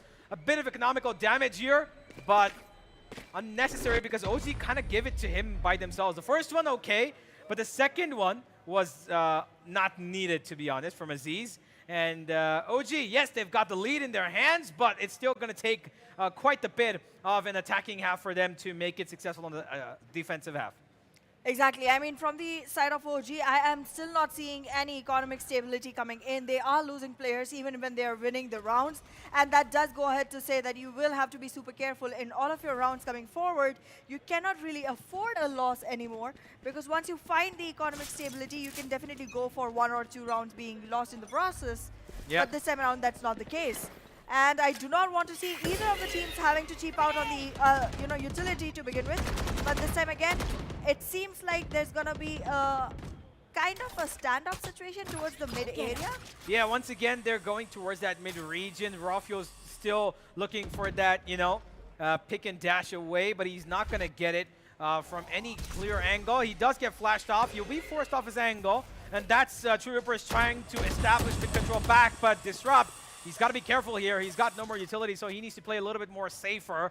He's got people coming his way, and he gets the first. Looks for a second, not going to be happening. Out comes the trade, and now mid-control regained by OG as they try to make a move this time towards B, it seems. Frostmind's going to make his way back from A. He was holding that angle for quite some time, got no information, neither any pushes. A smoke goes in from Antidote towards Heaven to give a bit of roaming freedom. But what he doesn't know might just end up killing him. Is he getting checked here? Yes, he doesn't. Never mind, he gets the kill anyway, but the trade is instant. OG are keeping true to themselves by making sure that they trade off every single angle possible, and Helef is going to make them cry a little more. 2 versus 3. True Rippers, they've got the advantage thanks to Helef. Well, they do have the advantage, and they've also brought all of their players back to full HP, but this Viper Spin will make things slightly difficult, because this one is going to be going towards the side of OG with the frags coming in from the side of Frostmind. He has been able to equalize the numbers, but does not have enough to fight this off very well. DM King making his impact as you always expect him to. This time around, he's very low on HP though, with all the DK also in the process. He won't be able to maintain, but they do catch Frostmind coming out of the pit. He did not have to. He did not have to. Yeah, he really didn't have to. The point of that Viper Spit, you know, I've told it time and time again, is the fact that the longer you stay in it, the longer you're alive as the Viper, the more probability you have of winning it, because of course those guys, they can just take in damage. They're going to go down to probably 1 HP, and all you need is a single bullet to the chest. Even if it's through a wall, it doesn't matter, and they've gotten done. But unfortunately, he got a little eager. It's a 2v1. He wanted a frag, and he got a little too eager for it. Loses his life. 4-4. True Rippers make it a little easier on their heads as the pressure still keeps pressing their cranium. You want Once to play? again, Let's that play. B wall from the Viper. But it seems like this is going to be a little bit of aggressive pushes coming in. Yes, they've left Chamber towards mid, and they're going to look to maybe find Disrupt to be pushed away from this. But there's a up and down setup. Maybe they get one here. A dry peek. No, that is not the way it goes. And it's Excalia of all people as well. He's the one with the utility, but he's the one who dry peeks and loses his life. That's the initiator gone. And now Orangutan are in trouble. Well, no flashes in hand except for the one single paranoia that can come in from the side of Antidote. Orangutan does look like they're going to have a very difficult time finding an entry into the site. They will have to depend on trades to begin the round with. But this time around, I am seeing Helef holding a good enough angle, and this hasn't been a winning contesting from the side of OG so far. But this time around, they will be able to put Tour de Force on the right use. Yep, they do get the one, and Frostmind and Aziz are just going to hold on to the back of this tripwire to break it eventually, and instantly that calls in for the rotation from Deathmaker. But Techno's off angle is brilliant. He's going to hold on for as long as he possibly can, as Antidote is going to go for the plant on the A site. Raw Fuel, he needs to make the big moves here, but Deathmaker is aware of the fact that he could be coming in. Antidote, all he's got is a Sheriff. One smoke comes in, but he's got a tail behind him. Techno, he's clearing off the A side as we speak, and it's not going to take him too long to understand that Antidote's going to be playing in his own smoke. One kill, that's all he needs, Antidote, at this point. But he's not been checked. Finally, Techno covers him up. It's going to be the end of the round. Raw Fuel goes down as well. True Rippers claw back the lead in their hands, but is it going to be enough in their attacking half is the question. Well, we are seeing True Rippers go ahead and claim the lead time and again, but we're not seeing them continue forward with it. We're not seeing enough follow-up to it so far, but this time around, I do expect them to continue on the same run, because OG is soon going to be in shackles when it comes to the point of economy, and once they start having to cheap out, you can actually use your utilities and keep the team fended off for longer than they would want. Yeah, however, this timeout might change things though. Yep, out comes a timeout as well from Sky. Of course, this is a much needed one. Letting this half slip away in the manner that it has in the last 2 rounds is a problematic situation. What's been happening so far is that once again, Orangutan try and take that mid control. This time, the B take was a little confusing for me because Excalia has a flash pre-given to him. They invested semi-buy into that round as well. So I don't know why he didn't go in for that flash or even try to use the Trailblazer to get information. He peeked out dry, and he was the only initiator. I think it should have been Aziz to peek that one out. But hey, mistakes have been committed, and they should only be worked upon later in this game. Let's see how far they can take this, though. True Rippers, 5-4 in their hands. They've got this half and possibly further as well. This timeout only to secure a bit of momentum control for Orangutan. They've got a full buy, yes, and they're pretty close to their ultimates as well. 7 out of 8 for Excali. He's got the Seekers pretty up close. Aziz can pop another showstopper if needed as well. Whereas on the other side, Techno, he's got his Seekers, and Aryu's got a Cosmic Device for the retake. But look at this Disrupt! A great push from him, but there were too many members of OG standing there waiting to greet him with his death, as OG find a good first pick with a bit of patience. And True Rippers, they're still not going away from this B side. They want to take control completely. Well, True Rippers do want to fight this off head on.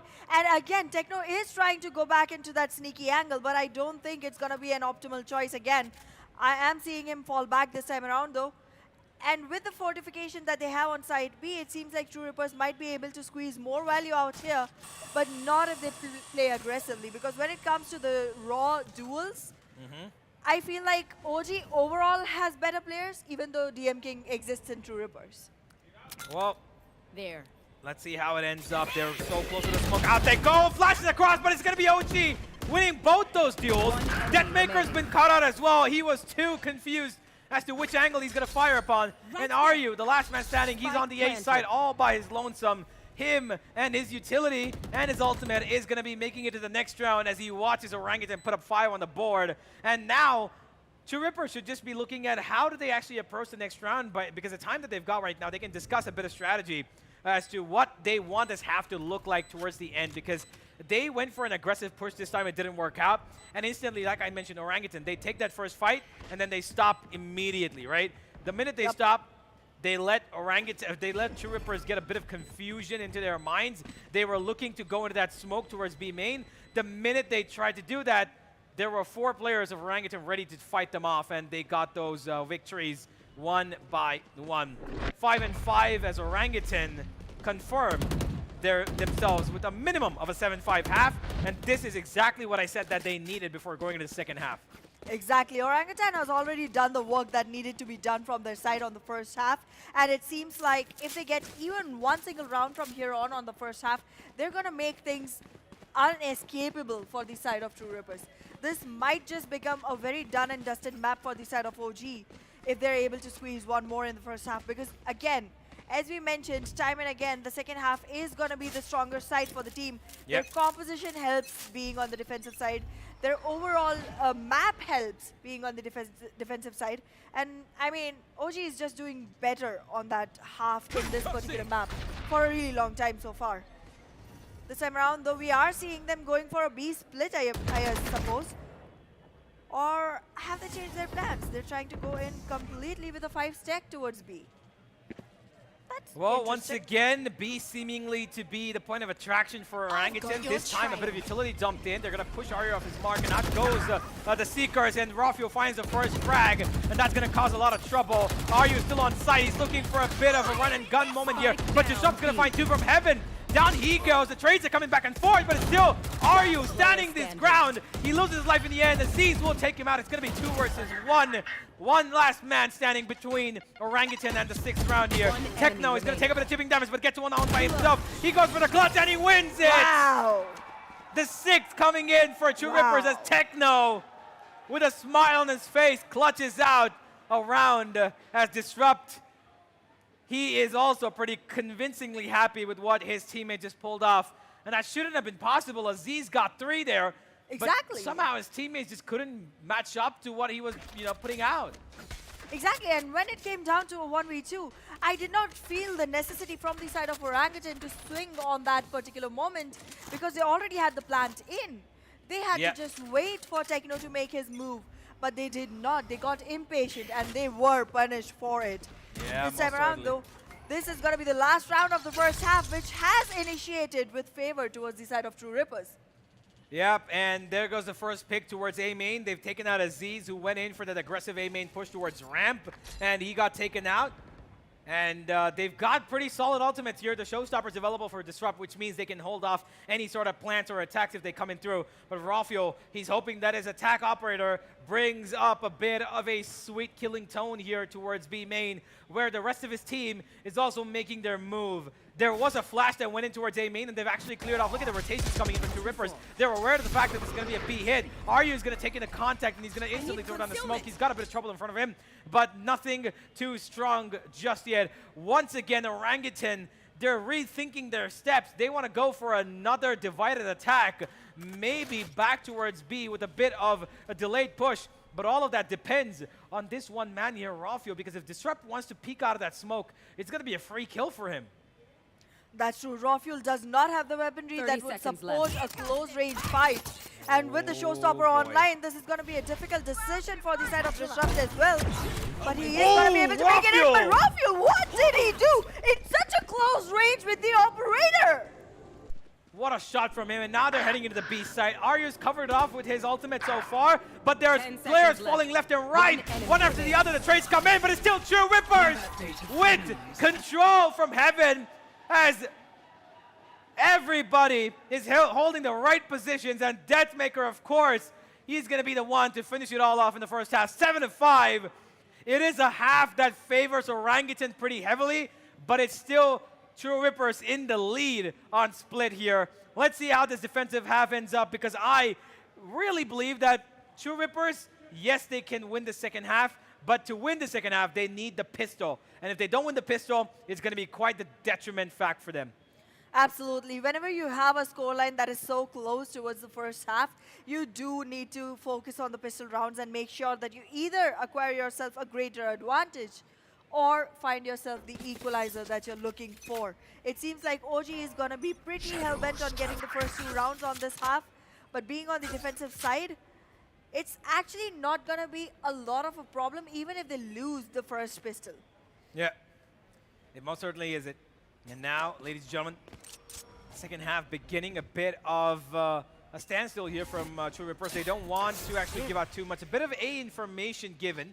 A Sky Flash that was thrown out from Techno. Deathmaker's right next to him to maybe get a peek out. And there's going to be a Trailblazer thrown in from Excali to clear that angle. And I think they're going to try and commit to this B site on the back of that fake. But True Rippers, they're playing a really dangerous game here. They're splitting up across every single part of the map, and they might end up losing a player if they're not too careful about their fights. Aziz is the only one holding from B Heaven towards that mid-region, which could be a problematic situation, but he's still holding onto his grenade, which is a good thing from him, because he probably wants to deny the plan, give them chip and damage, because in the pistol round, it does get really difficult to fight off with that paint show right around you. Yes, True Rippers have got mid control, but Disrupt's the only one here, and he's going to try and hold out that A rotation coming from Wentz, because his teammates are heading in towards B. A close clear off from Helef should be coming in. A flash available for Techno, but out he goes with the dry peek. Ended up puts in the defensive smoke. He needs to get one. He gets it. The triple burst works his way, but he's got more. Frostmine adds up to the tally here, and one after the other. Frostmine, he gets 2. Antidote makes it easier, and Aziz will finish it all off. 7-6. OG. Like I mentioned, True Rippers, they needed that pistol to make it feel a little bit more comfortable in the second half. But what a hold from OG here on that B side. Antidote, that defensive smoke was so rightly timed. Yes, he missed the first burst, but the second one was perfect. But Frostmine was a real hero here. The switch up, even at 17 HP, he found 2 kills. And of course, his ideal is going to be pretty happy with that. Absolutely. As I mentioned earlier, it wasn't even going to be a problem if they lost the first pistol, because again, being on the defensive side, in a map like Split, which has such narrow crevices, you would be able to run with weaponry of closer range. But on the attacking side, that's not the same story. Yeah. Being able to go in from the attacking side with rangeless weapons is going to be quite a difficult situation, and I think this is just going to be a barrage of bullets raiding right onto the faces of True Rippers. What a flash, Antidote. What a flash from him. He forces the raise into his own grenade, and he's tipped him off for quite a bit. But True Rippers, they've got the first pick here. Rawfuel's left the server for this round, but Antidote's going to be hidden back. They've got a bit of control, and there comes Aziz. He's trying, but he's not able to connect. Frostmine Wildo gets another double in this round, and they've got a retake on their hands. It's a 2 versus 3. Frostmine with the third, and out goes the Trailblazer. It's not going to spot him, but Ryu, he's in the smoke. Down he goes as well. Frostmine, who turns around in the second half with 2 rounds back-to-back with 6 kills between them. Well, beautifully done from the side of OG here, though. However, I feel like True Rippers had one and only one goal in this particular round. Yeah, and they don't get just the plan. wanted to plant, and they did it. Yeah, and they did, of course, and they got 2 kills as well. Dropping 2 weapons because Antidote had a Spectre, and I believe Rawfuel, he did not have any weapons, but Yeah, he did actually. He did invest into it. Never mind. He did invest into it. It was quite a good round for True Rippers as well. You know, pretty basic as you would expect from them. And now they've got a full buy in their hands with full armor thanks to that plant that went down. So the extra 300 credits that they picked up has given them full armor across the board. And they're going to be fighting this head-on towards the B side, it seems. They've left Deathmaker in a bit of a lurk role towards the A main side. And that's going to be his primary focus, to try and maybe find an opening there. But Orangutan, they're heavy on trying to push them back. They read this well, and they make sure that they just fish out any sort of utility from that B main side and make True Rippers go towards A, where they've got 2 members waiting for them. Satchel out. Well, once True Rippers do commit to a site, it's going to be slightly difficult because Orangutan is already pushing them away from site B towards site A, and the reinforcement on the site is pretty strong from the side of Orangutan. I'm still seeing True Rippers being slightly indecisive of where they want to commit. I feel like they're actually waiting for the Viper's Pit to go down and still commit to site B in a split fashion. An interesting turnaround. Look at that Frostmine Viper Pit, though. He's covered off B main completely, and Aziz is holding in a pretty passive angle. Yes, he's been flashed off. He's got a grenade himself. He's going to throw it off for a little bit of late tip and damage. Time is of the essence here, but Disrupt finds the first kill, and that's going to be big. Frostmine's been detected as well, but he's going to stay alive in his Viper's Pit. Disrupt with another as he's trying to make this round their own. That Viper is still alive towards B main. It's going to have no value, though, because he's just going to stay in that pit for as long as he possibly can. And True Rippers, they don't care about it. They're going to let him stay there because they've got the site, they've got the plan, and they've got the backlines covered up as well. Orangutan looking likely to concede number 8 here. Buried. Well, Orangutan definitely does look like they are going to be able to find themselves some footing.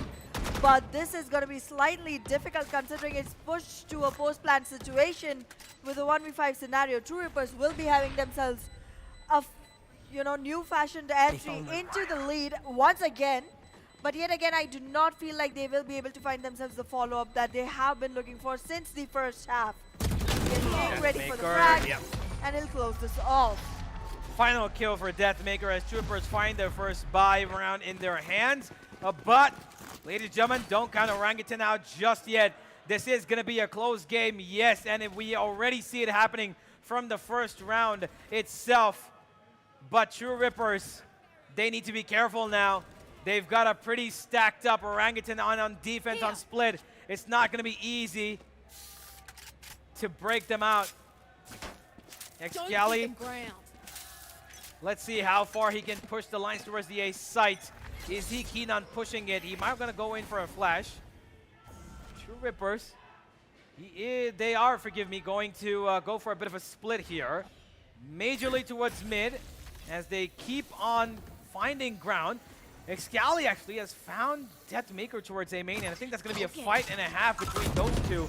But mid is going to be once again taken into account by True Rippers. Aziz has to fall back. He's got nothing to do here. He cannot fight that off. Ralphio is going to hold on to that Went region, where on the other side he's got Disrupt holding on as well. But can he actually get this fight is a question. Disrupt falling down. He finds the kill. Disrupt with the first big pick. And that's going to be the opening for the A site, as Disrupt is calling to his teammates that he is going to lead them in front. But Excali trades him up, and True Rippers now, they need to find another idea to open this A site up. Well, it's definitely going to be slightly a difficult situation for the side of Orangutan. They have bought way too much time for themselves, though, and the clock is ticking against True Rippers. There's still no penetration that True Rippers have been able to find for themselves, and I'm seeing Frostmind holding a good enough angle to be able to fight off anyone trying to penetrate through heaven. He'll get the first. He's ready for the second, but there will be utility deployed before that entry makes place. And it's still Aryo trying to shut things off. Turns it into a 2v2. Orangutan again looking for numbers, but the main shield just goes to the right spot. And Aziz will close this in the favor of OG. What a hold from him. He made sure that every single time he's going to keep that grenade in his hand. The pain shows so much value every single time he keeps it in his hands. And it gave out the tip and damage. It forced him off the angle. But Frostmine was a real hero here. Antidote, he got caught out, but Frostmine made sure that he was going to get his man on heaven and only then push out. And then it was just the Aziz show. 72 HP he was, takes one bullet to the chest. and he's still standing strong to finish off that round. 8-8, Orangutan once again making things level here. They've got another round that's seemingly towards a mid-push, as we've got True Rippers looking to play this one a little bit more slower. They're not going too fast towards that mid-region. Aziz is itching for a fight here, but he wants that smoke, and there it comes. Antidote gives him a bit of cover, but Disrupt, he disrespects the environment. It's going to be TM King. There's a small hole, and Aziz pays the price for it. And now they've got mid for themselves. True Rippers with the first pick. They've got the neural theft covering up quite a bit of information as well, as they force the engine towards the B site. This time around, I am seeing Orangutan trying to be a little more rigid towards their gameplay. I am seeing them being overextensive and yet making good on it this time around. A 3v2 situation, still pushed to a post plant from the side of True Rippers. And Orangutan trying to find the right angles. A good enough position was created here by the breach, but Helef won't be able to hold his ground long enough. He does get taken down by Raw Fuel and gives the 9th for OG. What a round from Rafael. Once again, he clutches it out towards the end, using his teammates as the successful bait. But it was, of course, Antidote who started things off. Yes, True Rippers had the control in their hands, but Frostmind once again with that double. In this second half, he's been far too better than what we saw in the first half. First half, he ended with 4 kills, by the way. And now, this man is probably sitting on what, 13, 14, I'm not quite sure. We'll find out once we see the scoreboard. Yeah, there it is. He's sitting on 15 kills after a comeback of a round from him. What a turnaround from Frostmind. That pseudo-sentinel role that he's been playing with a little bit of aggression as well, right? He's not afraid to take his fights. Yep. So good this time, Frostmind, making sure that his team has a reliable backbone to depend upon. And once again, True Rippers seem to have some sort of an affinity with this B site. They constantly want to keep pushing the ground here, and Antidote's going to hold them up. But once again, it's that man Frostmind gets another opening frag, and the spearhead of True Rippers has left this round. The way Frostmind is playing right now, he's so cold onto the players of True Rippers. Just no mercy at all whatsoever. Antidote and Frostmind, with the crossfire that they've created, are not going to leave any room for penetration into site B. This fortification is going to be solid enough for OG to hold their ground on this site. What True Rippers can do, however, is enter through mid. However, Aziz has a good enough angle there as well. He does get flashed though, thrown off his own angle. Yeah, he uses that to moves away, but nobody followed him up there. Now the stun went in, and he's probably going to be in a bit of a difficult situation, but Frostmind, he still finds one even while he's stunned. But Deathmaker and Hello find one each with their sheriffs. They've got time here to work with. Out comes Hello with another. He's still alive, he's still kicking. It's that duo that we've seen from ages before, from multiple years now. They're trying to kick it off in another round. They know their team desperately needs them, but can they win this round? Out he swings, Hello with another, but out comes Excali, he trades him back. Ex-teammates fighting off once again, but it's gonna be Helef, ladies and gentlemen, to win it off. OG getting a little complacent with their positioning this time. They knew Deathmaker's coming in from main, but nobody kept an eye on him towards the end there, and it was a problem. And the minute Deathmaker found that second kill, it seemed almost like it was confirmed, and True Rippers survive a huge thrifty round with a victory. Well, beautifully done from the side of True Rippers, and thanks to this, there's going to be a very quick regeneration of the ultimate as well for the side of Helef in this particular, in a couple of rounds, to be honest. But yeah, True Rippers with that Cosmic Divide will themselves be able to find a good position for post-plant, but for that they need to enter the site first, which is going to be a difficulty considering the Viper's Pit is also online from the side of Orangutan. Once again, there's a bit of a gap in that mid-smoke, but I must wait a moment. It is a problem that they probably put it on purpose because they wanted Aziz to have a bit of an opening to take that mid-fight. Nonetheless, he's been pushed off. Rafael don't get towards a main, and Aziz finds one towards mid.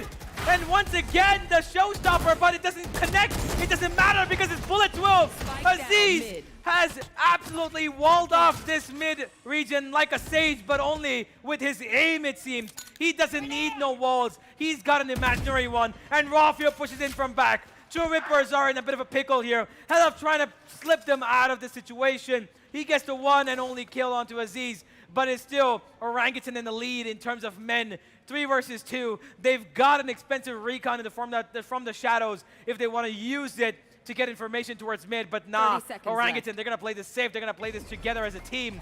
They've got one player on the longest possible flank, but the problem is that they're reading this wrong because Helef is leading RU towards that A site, which is completely, by the way, empty. Well, no presence on A site is going to push Orangutan to play on post plant, and it's not a very good situation for that, considering that their utilities are not going to be super useful on the retake, except for those of Sky, which are going to be able to help them out a little.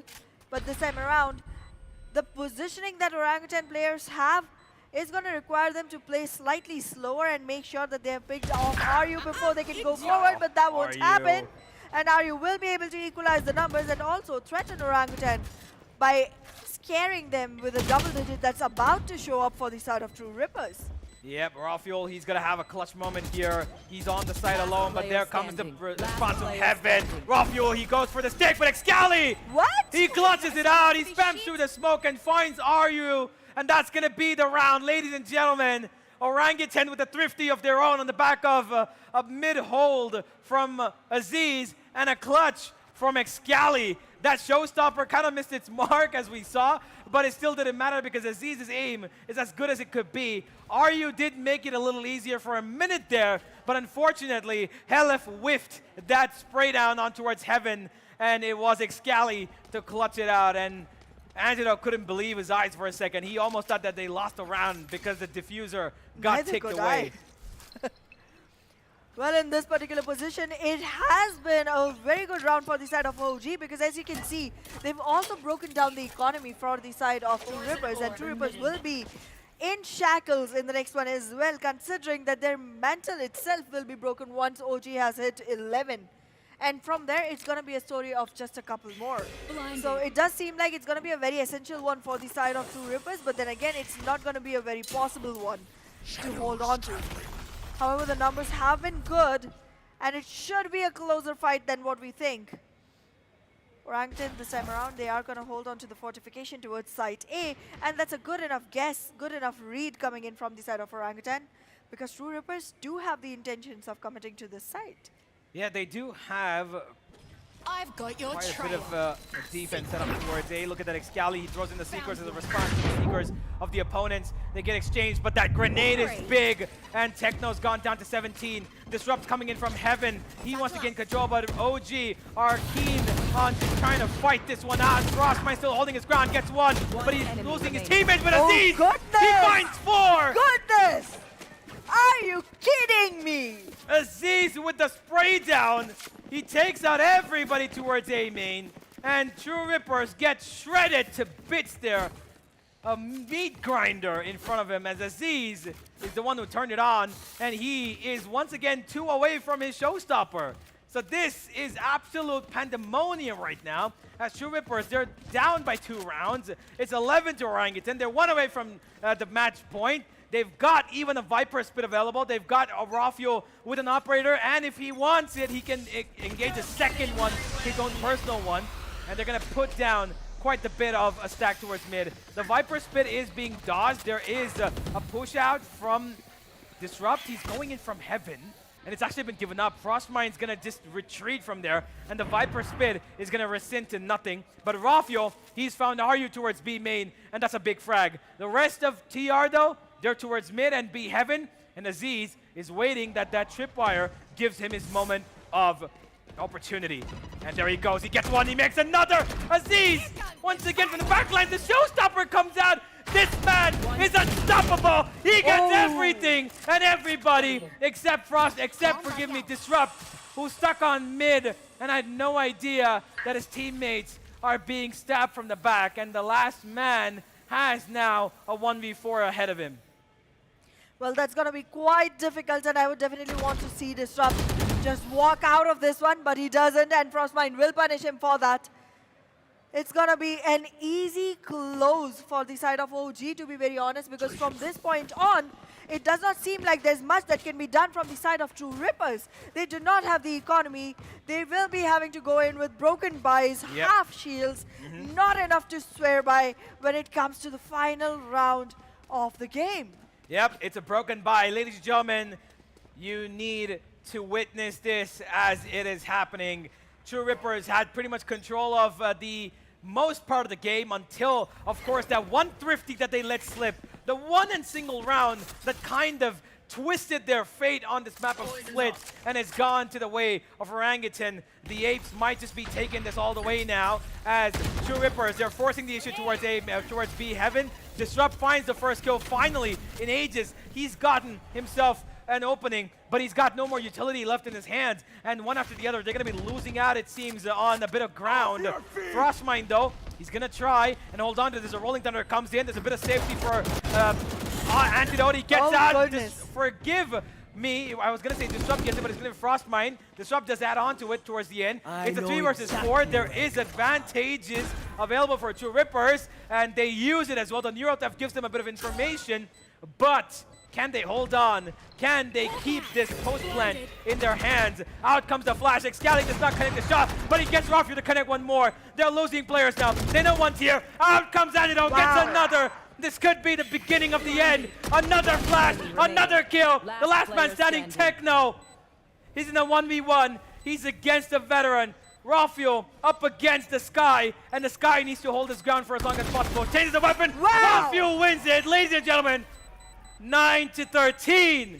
OG are your victors on Split.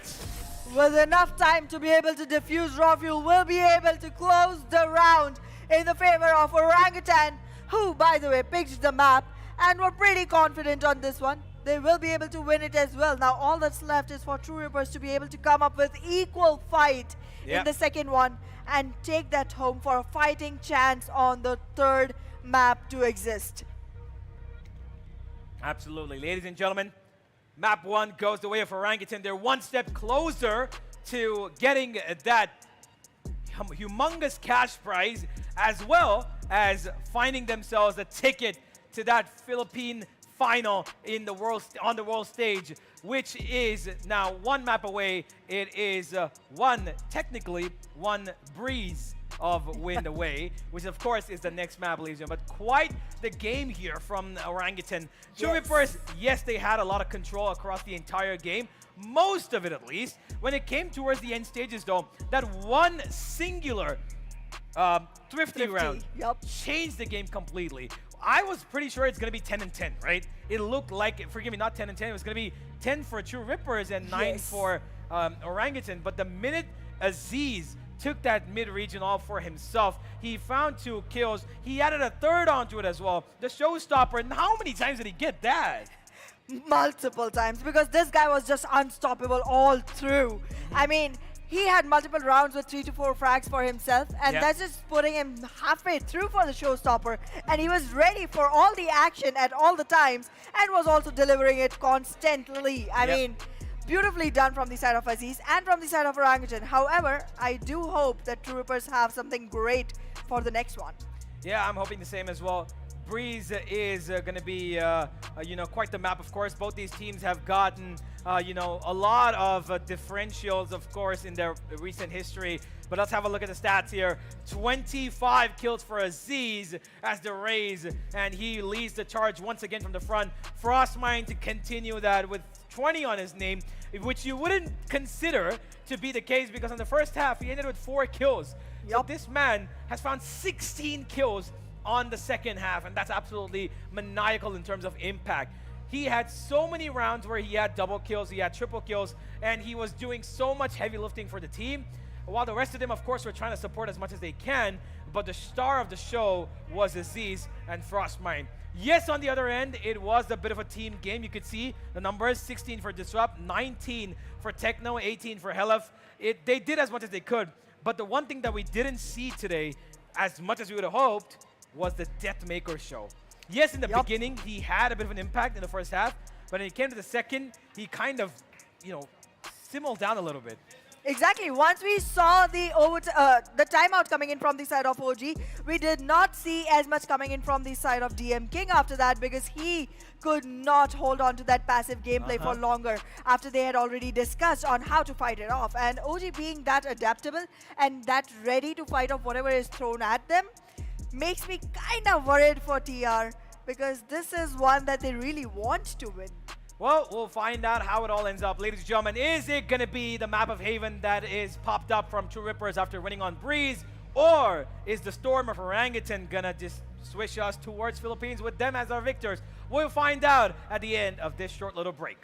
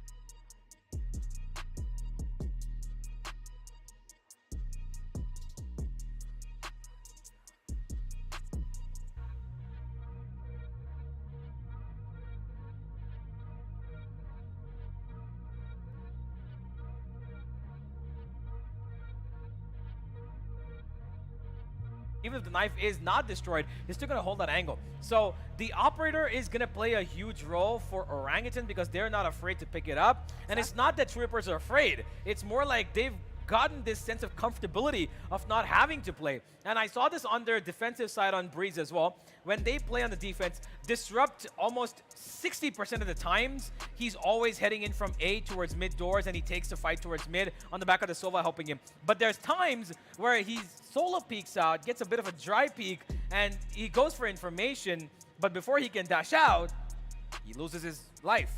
Exactly, and I mean, as you mentioned, it's not that they're afraid, but they have comfort in actually not using the operator. Yep. My point here is you cannot stay in your comfortable zone when you're fighting against OG because not to hype them too much, but then again, we all have seen them not drop anything at all through the tournament and find their way here without any problems so far. So I mean, it does seem like they are going to have quite some easy time going in, and the composition just goes ahead and reinforces my statement. Well, it's going to be pretty much the same, ladies and gentlemen, once again across both teams, as it's going to be this time Orangutan, who are coming into this Breeze with a bit of an advantage as they've won the previous bout on Breeze, and this time as well, they're looking to gain the advantage of having won the previous map of this series, taken split under their arms. Now they're hoping that Breeze goes their way, and on the other side, of course, True Rippers with the pressure of the entire world on their shoulders, wanting to win this, wanting to turn around one final on their heads. And Aryo, it looks like he wants to relieve the pressure with, of course, his little buddy on his head. And yeah, this is going to be quite the fight from them, and I think that they need everything possible in their arsenal to make this work. I'm a little concerned because True Rippers, I really think they need a minimum 8-4 half if they want to actually win this game. I completely agree on the scoreline with you, but then again, I do feel like True Rippers need more than just a good half for now. I mean, if they want to be able to win this, I feel like they need a lot more coordination overall. It is a team made of players who've played together for a really long time. They do have new players coming in as well. I mean, we have seen DM King, Helef working together for a really long time. There's been some new players added to the team as well. But this time around, I do feel like the coordination between all of them has to be as good as it is between Helef and DM King. Yes. Well, ladies and gentlemen, map number 2, True Rippers. Can we have a cheer for your team as they fight for their lives on Breeze? OG has started with a little bit of aggression towards A main, it seems, as Antidote and Aziz want to try and find the first pick, but Aziz, he does not get detected by the knife there. Spots out Helef. He's going to try and fight him out. Out he goes. It's going to be a headshot, and Aziz wins that fight. The first pick goes their way, but Orangutan, they need more than where that came from. They're holding on their angles. Mid-region once again being taken by True Rippers as Disrupt has gone into the site, but he's got no information, and Antidote slits his head into two as True Rippers are in trouble pretty early on in this game. True Rippers cannot find a grounding for themselves. Techno, one you could actually put your money on, has also lost his life, and right now it seems like Orangutan is literally trampling over the dreams of True Rippers.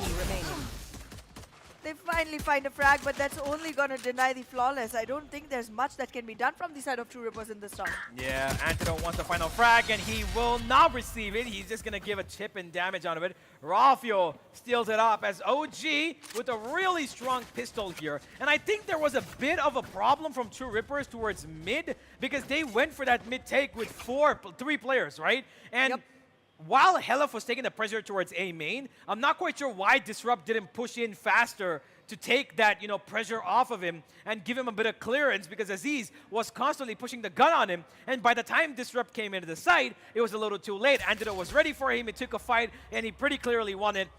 A bit of, I would say, miscoordination. But hey, it's still round number 1. You've got so many more to go. This one's going to be an eco for True Rippers as they now attempt with an A stack push towards A main. And out he goes. Disrupt once again dashes in on the back of that Recon gets the first kill. No, it's going to be a easy stops RU. And Antidote takes out Disrupt as well. Out goes the Flash. He's not worried about anything at this point. The confidence is soaring high. Aziz spots out Deathmaker jumping in towards mid as well. But this round pretty much should be a solid Orangutan finish. Orangutan is already looking very confident and ready to move into this battle. X-Kelly, however, without an upgraded weapon, is going to be taking the fight, but it is going to stay in his advantage. True Rippers losing players one after the other without really acquiring anything for themselves. They haven't been able to acquire themselves any good economy by getting a couple of frags and getting the kill credits, nor have they been able to destroy orangutans by dropping any players. Team A. Yep. A flawless. We all did. Add on to that, it's going to be a team ace as well. Everybody finds their pick of the pie as they will be getting an extra ultimate orb, getting closer, of course. Everybody does it. And the Orangutan have no economical problems going into the next round. Yes, it's a bonus for them. And they've got a Vandal and Excali as well in case they need one, rejuvenation for those long-range fights. But True Rippers, they've got all 5 Vandals on board, and they love their fights when it comes to these rifles, and they're looking to extract those fights towards the A main side. The setup, once again, pretty decently default for the side of Orangutan, nothing too special, except for the fact that they expect a mid push once again, but nothing of that sort coming in. Everybody's towards A main, even Deathmaker is going to hold on for as long as he possibly can. He throws in a camera towards mid, and he's just going to hope that nobody finds it, but Antidote does. Out goes the wall. There's a bit of a hold from Frostmind here. He turns up his Poison Orb, and he gives a Snake Bite down to give them a bit of chipping damage. The Flash is ready. Antidote throws it in, and Disrupt getting a little disrupted, but he still finds the kill. Disrupt finds the first one, and now True Rippers have their opening. There was quite a good entry point for the side of DM King. I mean, Antidote missed out on him from that information tag, and now they are suffering their loss because of it. DM King, however, does get taken down by Aziz, leaving the numbers almost equalized, but then again, disbalanced for the favor of True Rippers. OG still looking for the frag that they need. Rafuel will be able to balance the numbers, but will he still be able to find enough time to defuse the bomb? The position on Aryu is good enough. He can actually hold this off using his utilities, making more impact. But he can take it down. Aziz! He's changed the complete result of the game. And there's also going to be enough time. What just happened? What a round from Aziz. He was ready for it. The first pick came in from Disrupt, and then there was a follow-up as well, but Rafu finding that first frag was really important. And then Aziz, with that Marshall, finding 2 frags like it's nothing. I'm not quite sure how, but this man's been allowed to just run around with that and get so much value out of it. And Rafu, of course, he had the Vandal in his hands. He's not going to miss that in the end. Clutches it out. It's going to be 3-0 as to begin with Orangutan already putting down the pressure on True Rippers as they are forced to yet another eco. And Aziz has bought himself the one-shot, one-kill weapon as well to put down more trouble onto their hands. He's going into clear towards B main, forgive me, B elbow, and he's going to have nothing to spot there because it's pretty much open and empty. Because once again, True Rippers, 4th time in a row, want to hit A itself. They haven't been really successful so far, and they're still going on trying to do the same thing. It's insanity to do the same thing and expect a different result, but they are going in for it. Again, losing players early on into the game, and look at the spot that Aziz has for himself. He's going to be able to spot players very easily, but he won't need to, because Rafuel, with his raw aim, will be able to close 2 more down. Beautifully done by OG. Well, this is seemingly quite the domination start from OG. They've taken quite a bit of the life out of True Rippers, it seems, because that A hit constantly, yes, it's been different in terms of the way that they've executed it, but the last 2 rounds have been practically the same.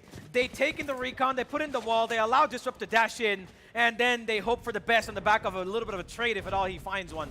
It's not going to work every time. OG are ready and prepared. They've come with their homework done and a little bit more at that as well. They're here to make everybody on their team and in their staff happy back home as well in Mumbai.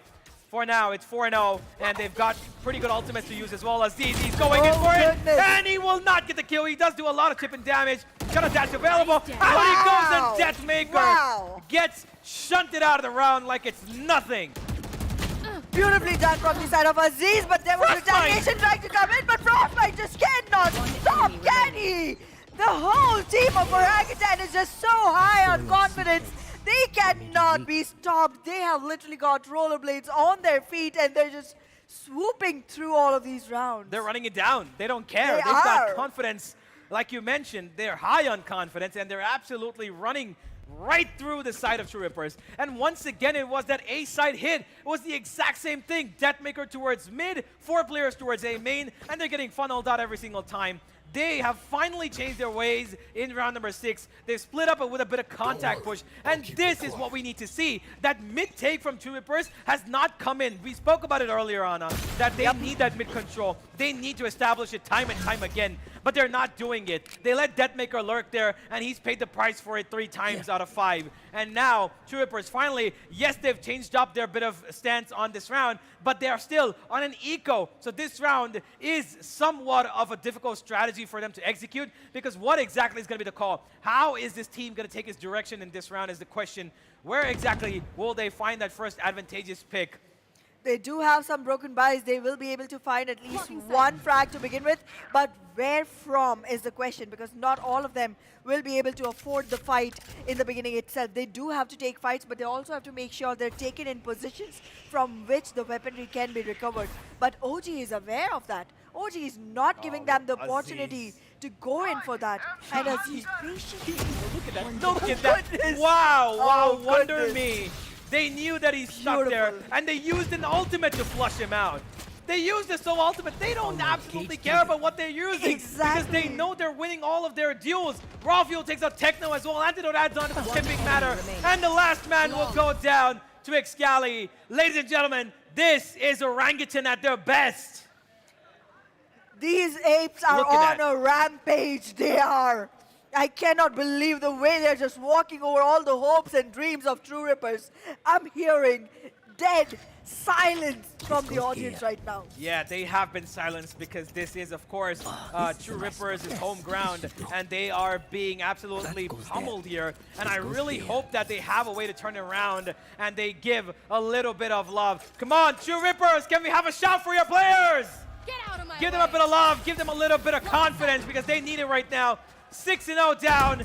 They find their first round here. They might turn it around, and they're looking towards mid. Finally, they've taken a bit of an incentive to find that mid region for themselves. But that's exactly when OG are also playing it passively. They're reading them so well. Antidote's calling, mid-round calling, has been absolutely phenomenal so far. And finally, they're taking mid. But Helen, he peeks out dry. Oh, goodness! What? He shoots out the bird from the skies above to show who's king. And it is going to be Orangutan who tear down the jungle with their bare arms. And one after the other, the Rippers keep falling. They keep getting ripped apart as Aziz, the absolute monster that he is. My God, what a second shot that was. Universe, I don't see a deadlock in this game right now, but I do see annihilation.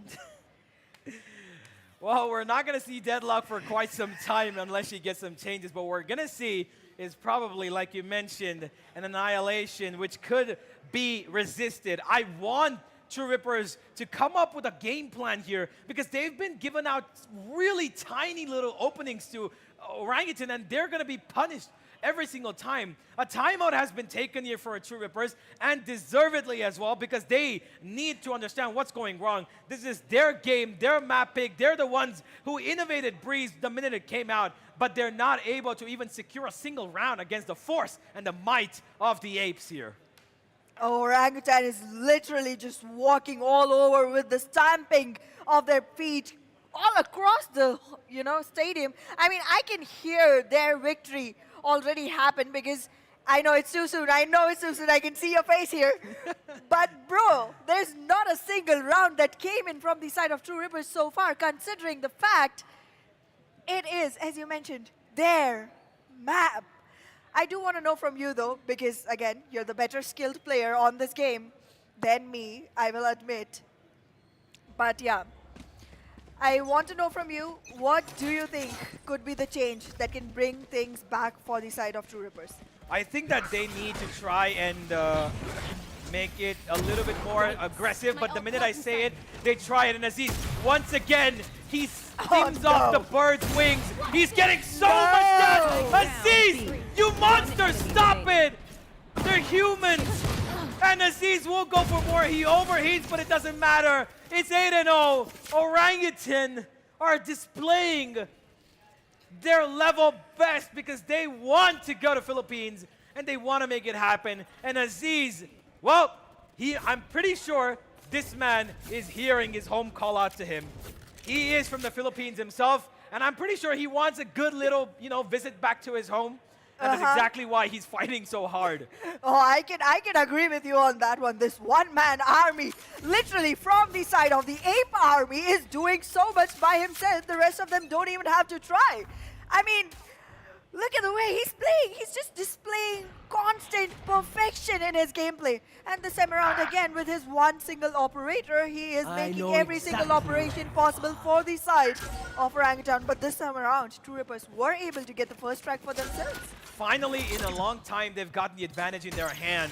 And it's going to be Deathmaker who does it as well. They're taking information now across the map, mid and B being taken. A good mid split coming in here. This could be a turnaround instantly. But look at that. They've decided to go elsewhere. Disrupts out his life towards mid. As Rafael gets one. Techno trades back, though. This is good fights from the side of the attack. But Frostmind, he's going to hold him down towards A main. All he does is take simple, straight Valorant fights. And he's winning them all. And there comes the backstab from Aziz.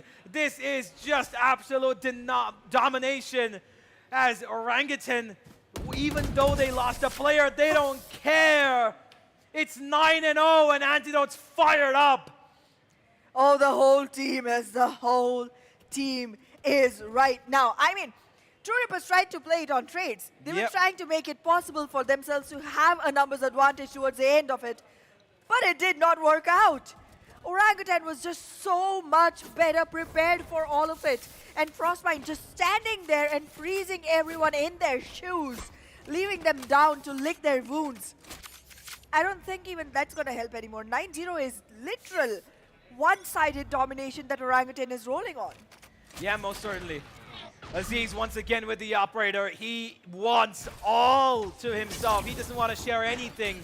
He doesn't believe in share and care. He only believes in taking out everything for himself. But True Rippers this time, they want to aggress towards A once again. They've got a bit of an opening, and it's going to be given by Disrupt. Does instantly go down, though. Frostmind, he shares a bit of that fragging potential. He's looking for more, but he's got support. Aziz comes in once again as one after the other. OG just shimmer down True Rippers to absolutely nothing. Rafael to finish it off, and this is just turning out to be a desperation move as OG are looking at True Rippers. They're desperate for a single round and they're trying everything under the sun. They want to just aggress, find a kill. But OG are so good in making sure that the team reconvenes at the right time. And I'm not quite sure they've even used more than 2 ultimates the entire time. One, I saw the ultimate from the Hunter Skewer from, forgive me, from Rafael. And one, forgive me, of Aziz. With the Blade Storm. Yeah, Blade Storm. That's about it. Nothing else. Nothing else. They don't have to. They're literally winning without even starting the round off the way they want to. I am seeing a lot of hope for the side of Orangutan right now, but I do want to see some for the side of True Rippers as well. They are kind of scared, but they do have a good start in this particular round. Yep. However, Frostmind will be someone to worry about. What? And he comes in. He comes in. This is not looking good. What? And he just randomly finds a kill onto Aryu towards A main, even without knowing his position. This man and this team is unstoppable. The neural theft has been committed, and now they know where the last 2 players are as well. Aziz, he wants his piece of the pie of this round, but those 2 players, they've lost the spike. It's kind of out in the open there, but they can still retrieve it. They've got a Viper Spit in front of him, and they've got so many players around them from every single angle. Mid is crowded up with Excali and Rafael, and Rafael's going to find Disrupt as well. Deathmaker takes out one, he gets another. Is it going to be the time for a Deathmaker ace clutch? He needs 2 more. He's going to try and find one from mid. A shock dart not going to reach his feet, but there is an operator coming his way. He's got 30 seconds on the clock. He needs information. He knows one's towards stairs, one's on mid, but he needs that plan. He's got no time. He misses a shot, Aziz, and this has to be Deathmaker's moment. Can he fight him off? Yes, he can! Deathmaker! One more to go. The neural theft allows him information, but Deathmaker cannot clutch it out. A little too late to turn as Rafael will win it, and Antidote almost lost his life there because I'm pretty sure he wants a 13-0 at this point. It definitely seems so, definitely seems so. However, I mean, I'm noticing something. Even after being in a position where the positions are revealed of the players of OG, there isn't much that is coming in from the side of TR. And it's not once or twice. I've seen it again and again. In recent, like literally 2 rounds ago, it happened to Cross Mind when his position was revealed, but he still challenged the fights and won them. And right now, it happened with Raw Fuel. Exactly. I mean, he didn't really see his position. He was turned on towards the left. He didn't see him, and but then the he realized. was on. Yeah, exactly. I'm saying that his vision was towards mid, so he yes. didn't see that Rafael was on the extreme right. The minute he heard it, he turned around. Exactly. And by the time he turned around, it was too late. Yes, of course. Yep, and I'm seeing a lot of lack of confidence towards the side of True Rippers on the same. But well, this time around, Rafael again ready for the fight. Oh, he's read it perfectly. Let's see what this one brings in. The recon does give him information, and Aziz is going to instantly act upon it. He dashes away. Out comes the Hunter Fury, and Helop's going to find the first kill. Excali, though, he's sitting with a judge here, and he's not been touched. Deathmaker's found Crossmine, and this is going to be the one and only round that they need. Rafael's gone down, and so will Excali. Finally, True Rippers are going to get something out of this first half, and it's just going to be one singular round unless Antidote has something to say about it. He's got an ultimate, he pops it up, he's got a lot of utility as well, but he's got no more life left in him. That's going to be True Rippers finally winning a round, and even though they've got a smile on their face, we all know how sad they must be feeling after this first half because this has been pressurizingly difficult to face off. That's true, and 11-1. I mean, that's not the kind of scoreline that you expect on a map that you have picked, that you have played time and again against so many teams and won so easily. Yep. The map you call your home ground. I mean, this is a statement being put out by Orangutan, and also considering the fact that they are literally playing without a permanent fifth so far. Yep, that is true, and I believe that they do have a lot of potential, but it's just that they are not able to act upon it. It's not been their best showcase here, and I think what they require is a huge amount of round wins, which is kind of an evident thing. I'm just stating the obvious at this point, but it all starts from this pistol. The defense has been thinly spread out, mostly towards A, but look at this. They spot him out, and Hello's gonna get pressured, but he still gets the kill. Good first frag. There is Disrupt. Silverwell gets another. Disrupt not being checked. Disrupt gets 2, makes it a third. And True Rippers will march ahead to find a second. Well, 2 rounds against 11, but look at the loyalty that we're hearing from the fans. The support is humongous, and that's exactly the kind of the support that True Rippers needs right now to be able to go ahead for the rampage that Orangutan already did, to be able to match up the scoreline, to be able to acclaim themselves a lead and then a win, to even be able to make it into the 3rd map. I want this cheer to keep going on because True Rippers really needs it. However, they do have one thing in favor already, which is better weaponry for this round. Yep, this is going to be a pretty much simple round for True Rippers, unless, of course, something maniacal comes in from Aziz once again. But for now, they've been split across the entire map. 3 members towards A who were just detected by the KO. So they rotate and give it a bit of a look at that. Excali, he's found one towards mid. The Sova's lost his life across quite a bit of a fight. And now, suddenly, Orangutan have a man advantage. They're not going to go pick up the weapon, of course not. They cannot do that. But what they can do is act upon it towards B, where there's just DM King sitting pretty waiting for them. He knows that they're picking up the orb. He goes for the fight. Deathmaker, he's not at his best today, and he might not be able to win any more than 1 or 2 fights at max. A shock dart comes his way. A knife comes his way. They're winning their fights, though, eventually. They're going to keep Orangutan at bay. It needs 1 more kill. The Apes need 1 kill, but Helef and Deathmaker, they're not giving them anything. The plant will go down. No, it won't. Rafael's going to stop, and he will be killed. Helef to clean it all off as True Rippers find a 3rd. Well, as you mentioned, Helef does step up quite a bit on the map of Breeze for the side of True Rippers. We are seeing that happen, but I do feel like it's happened way too late into the game to begin with. But then again, as long as the board does not say defeat, we won't accept that it is. Absolutely, that's exactly what the mentality should be for True Rippers. 11-3 down. We've seen Fnatic do it. We've seen some of the best teams in the world do it. And at times, we've seen some of the best in SA do it as well. It's time for True Rippers to show their best. How do they fare off against the buy round of OG? How do they face off against the monster that has been Aziz from the first half? Disrupt and his teammate want to go in for a bit of an A-main push, it seems. They've got control so far, but OG, they're not too keen on taking much themselves towards A-main. They want to fight mid, and this is a good decision because look at how this map's being split up. If somebody pops in towards that mid region, which Deathmaker will spot with his camera, yes, they can actually cut off rotations and just absolutely sandwich a site. They've seen that midpoint, and Aryu's going to peek in towards B main. He does have a Guardian, so long-range fights are a good reason to take with that weapon, but they've got so much trouble. OG, they've gotten control, but Hela finds the first kill. Aziz went in too deep into the enemy lines, and one after the other, they lose their lives. 3 versus 5, and Disrupt's looking to go on the back lines as well, as True Rippers are looking to slowly but surely surmount a comeback here. Well, the bonus also seems to be going in towards the side of True Rippers as of now, because they have found themselves good amount of numbers to be able to fight OG off. Comes in another, and then one more. Keep on adding the pile, because it's going to be a 1v4 that becomes a none v4. Beautifully done from the side of True Rippers. I feel like OG is overextending a little now, not watching some obvious angles at all. Not even using utility to clear them before moving in. I mean, they probably thought when Aziz went in towards, their spawn region that they could be able to cut it off, but they didn't. Why? Because Deathmaker spotted him and he instantly called it out to Helef. And the minute he heard it, he rotated quick enough to make sure that he catches that lurking jet off his mark.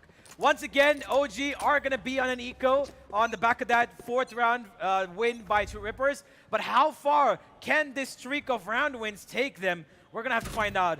B seeming once again to be a point of contention, as OG, they're doing exactly the opposite of what True Rippers did. OG are going B, B, B, whereas, True Rippers went mostly towards A. Deathmaker, he's got trouble. He does use the one-way cage, and he's going to take the first fight. He wins it off, does take a bit of tipping damage, and Helef comes to help him out as well.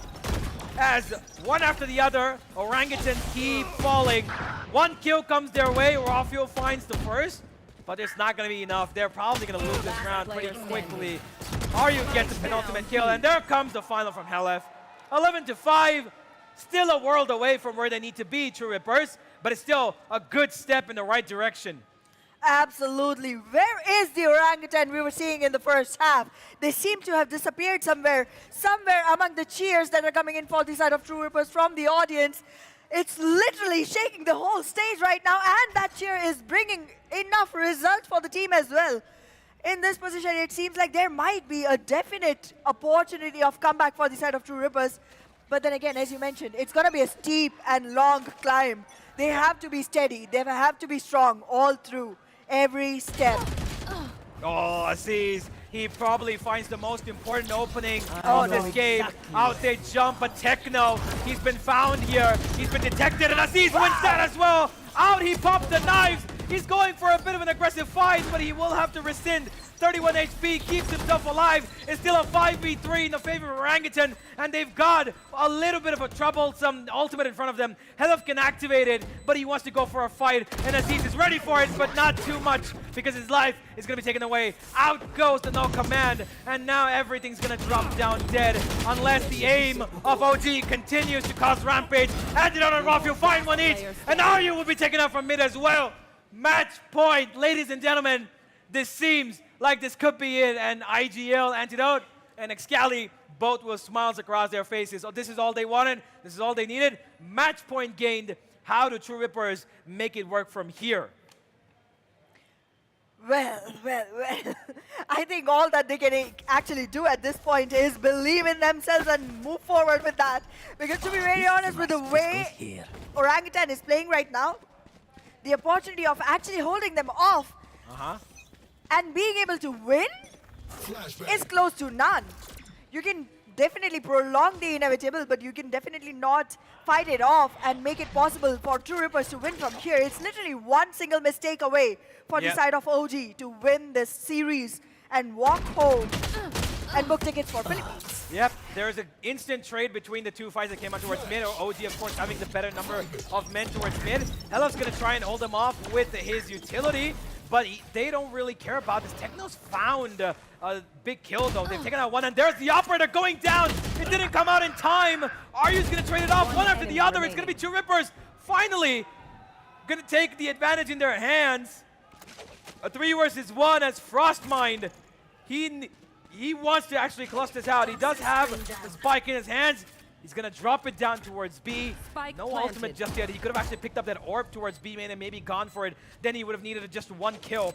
But he's going to try and play this with a bit of a mind game. He knows he spotted 2 towards mid. He probably expects the other one to come in from the back line. That's exactly why he's spotting that way. But what he needs right now is 1 kill. 1 single kill to allow him a bit of room to play with, to put in a bit of confusion, and he finds it. There's the first. Out comes the snake bite to take them off the defuse, and he knows that there's nothing there. Goes in for the fight. There's a double swing from Techno and Helef, and they find number 6, but they're still half the world away from where they need to be and more. Well, this is definitely not ending just yet. However, if True Rippers have to win this, they have to push it all the way towards the overtimes. And here's the thing about overtimes. The way OG is playing right now, it does not seem like OT is going to be a position from where winning is going to be possible for the side of True Rippers. Because when we walk into OT, the first round will be towards the favored side of OG, towards the defense. I agree. And True Rippers won't have much standing there, and every single time OG is going to walk in with an advantage towards the second round of OT.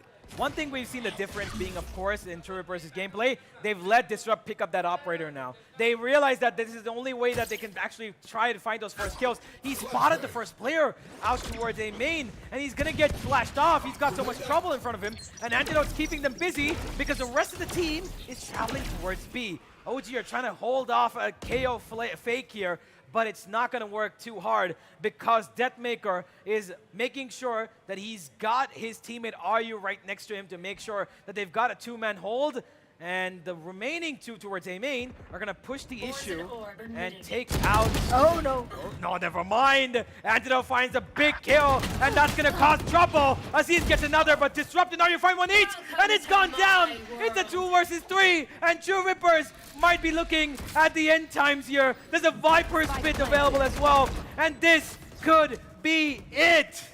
There's a Viper's Pit, and the pit consumes the pillar as well. There's way too much area to keep yourself safe in. They've used the Hunter's Fury as well. They know that this is the end. They know that this is the place where True Rippers drown themselves into the poison being deployed from the side of Orangutan.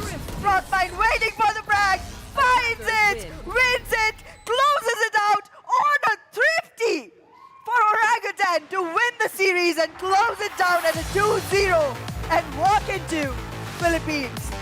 Ladies and gentlemen, your champions, Orangutan! What a game from the 8th here. They've absolutely demolished True Rippers on their home ground, and it's been a really, really ecstatic map of Breeze.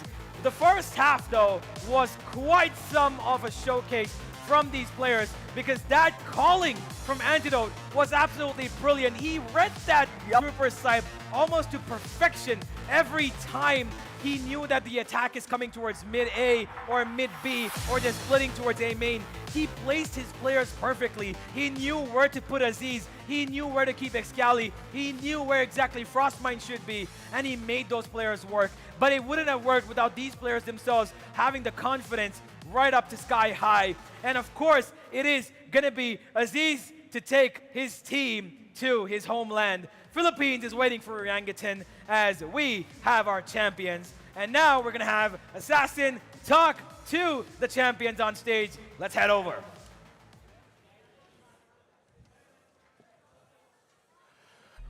Well, ladies and gentlemen, the undefeated streak continues, and Team Orangutan are your champions of the India Predator League 2024 Valorant Grand Finals.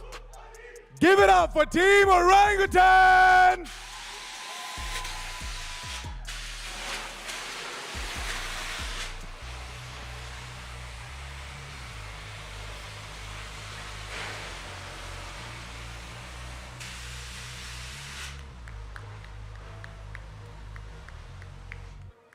Auntie?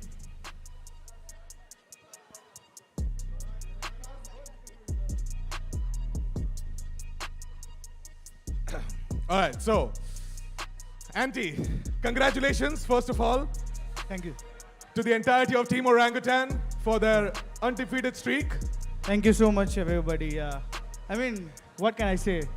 My boys, they're working hard, they're delivering.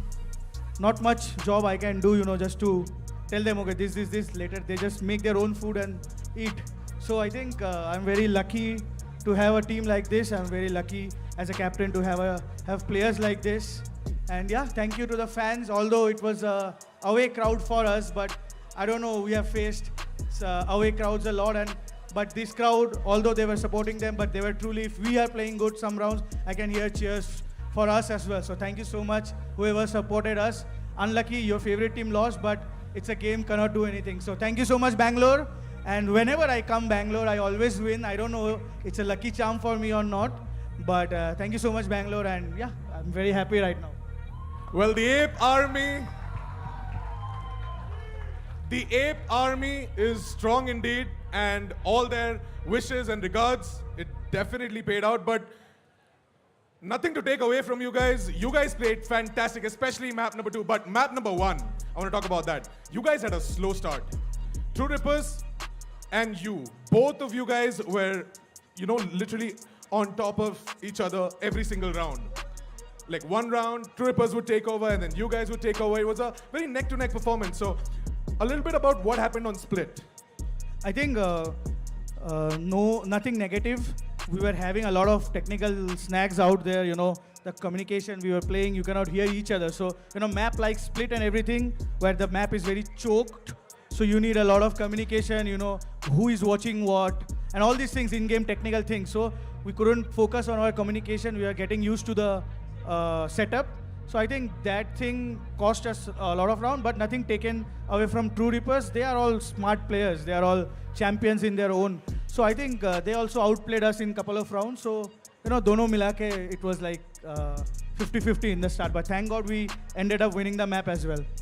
Absolutely. I mean, Split was a slow start, but Breeze, you guys absolutely demolished the side of Team True Rippers. Because in the pre-match interview, we did have a word with both of you regarding the map of Breeze. And Team True Rippers, they mentioned that Breeze is one of their favorite maps to play on.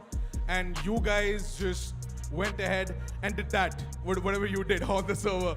But like Breeze composition, was it like the defender side? Like, were you guys extra prepared on Breeze? Like, what was the magic on the map of Breeze? I think the magic was my 4 players. They, I'll be honest, in front of the crowd, when we lost the first Breeze against them in another IP, next we won. So we played 3 times and we won twice and we lost once. So after we lost, these guys came up to me and they showed me, mostly Aziz, I want to give a shout out to him. They showed me, Anti-Buy, this is how we should play against teams like True Reapers, or how basically the teams like True Reapers, how they approach the map. So I got a new idea, these young guys, sometimes you need to listen to them as well, because they come up with so many new ideas, innovative ideas. So I think the map improved because of the boys, and right now I can say it is one of our strongest map as well. Absolutely. Well, with that, once again, ladies and gentlemen, can I have a huge round of applause for the champions of the Valorant Grand Finals, Team Orangutan. And we are going to head on over towards the prize distribution ceremony as well. But before that, we are going to take a quick, short little break. We're going to assemble all of the teams, and we're going to start off with the prize distribution ceremony, where we are going to distribute their check prizes along with the trophy as well. So, without waiting further ado, we'll go to a quick little break, and we'll be right back. So stay tuned.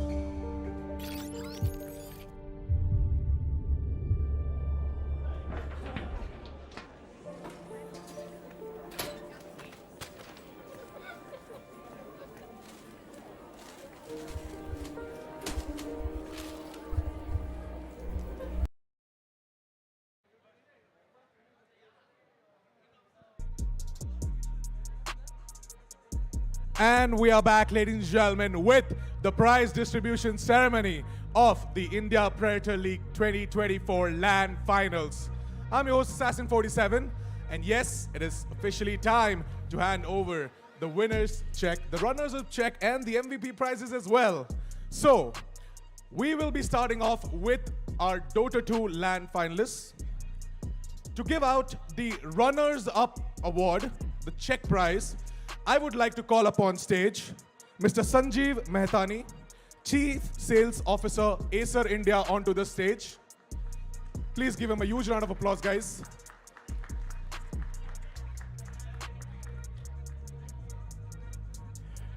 And the runners-up for our Dota 2 Grand Finals, Team Rogue Squad.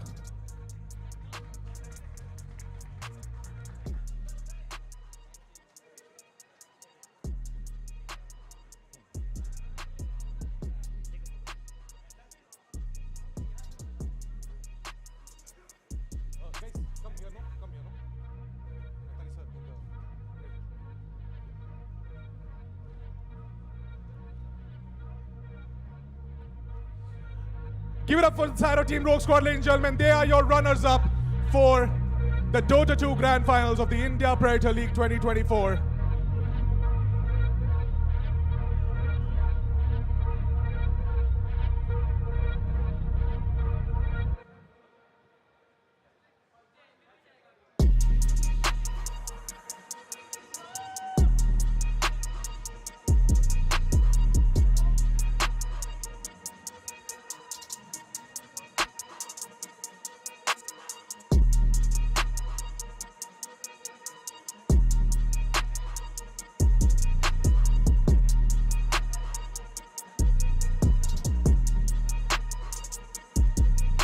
Thank you so much, Team Rogue Squad.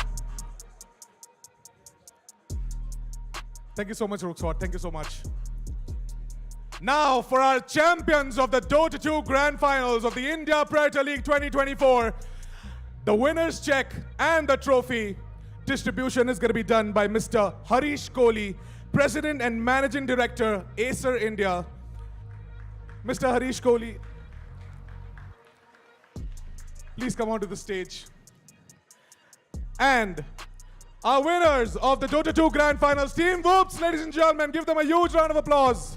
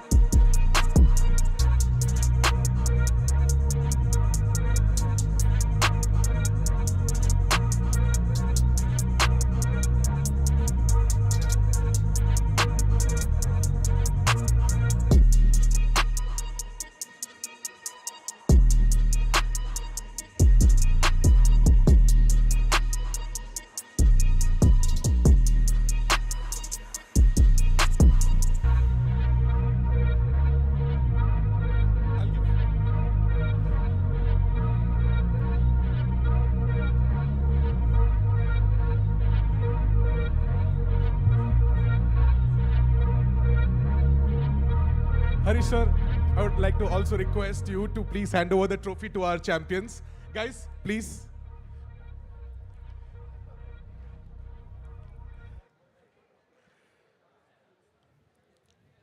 Please cheer for the side of Team Whoops.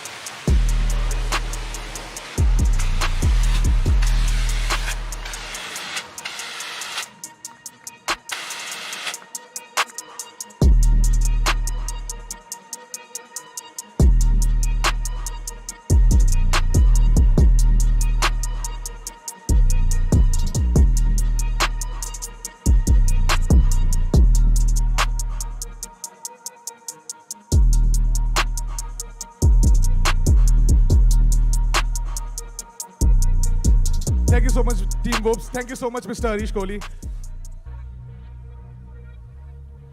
Now, for the MVP of the Grand Finals of Dota 2, I would like to call upon stage Mr. Sanjeev Mehtani, Chief Sales Officer, Acer India, onto the stage.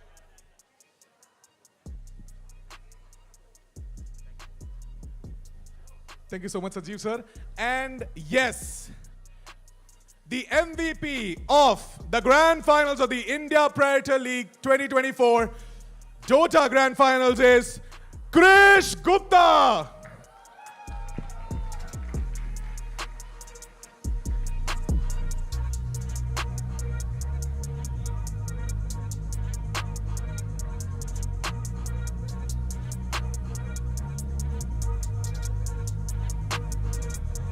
Thank you so much, Krish. Thank you, Sanjay sir. Now, it's time for our Valerant Grand Finalists.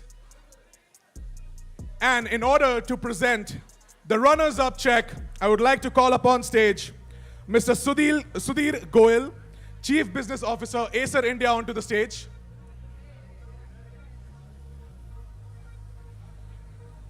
Thank you, Sudhir sir. And our Valorant runners-up for the India Predator League 2024 Grand Finals is Team True Rippers.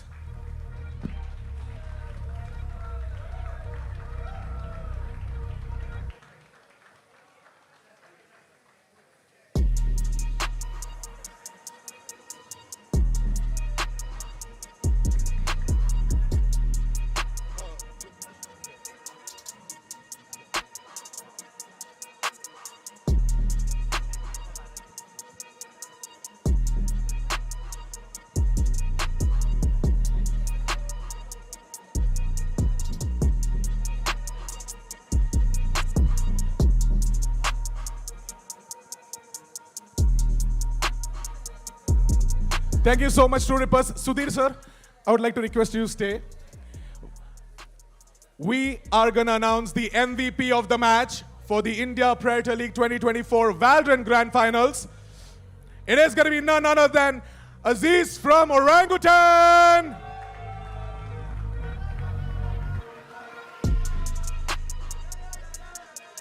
Sudhir sir.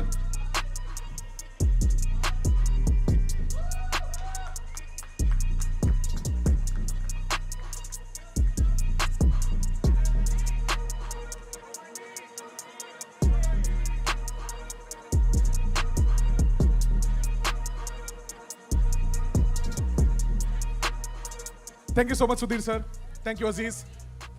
Both Aziz and Krish, with their impeccable performance on LAN, that is the Grand Finals, have taken home Flipkart vouchers worth 20,000 rupees. But now, for the champions of the Valorant Grand Finals, ladies and gentlemen, I would once again like to call upon stage Mr. Harish Kohli, Managing Director and President, Acer India, onto the stage. Thank you so much, Harish sir. And our champions for the Valorant Grand Finals, Team Orangutan.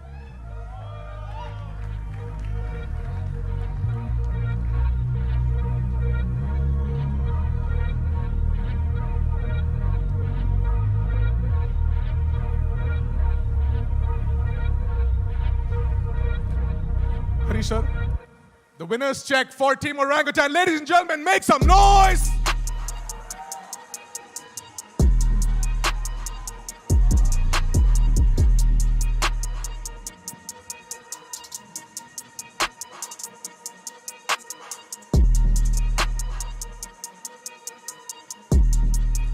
And now Harish sir and Team Orangutan, we have the trophy for the Valorant Grand Finals. Team Orangutan!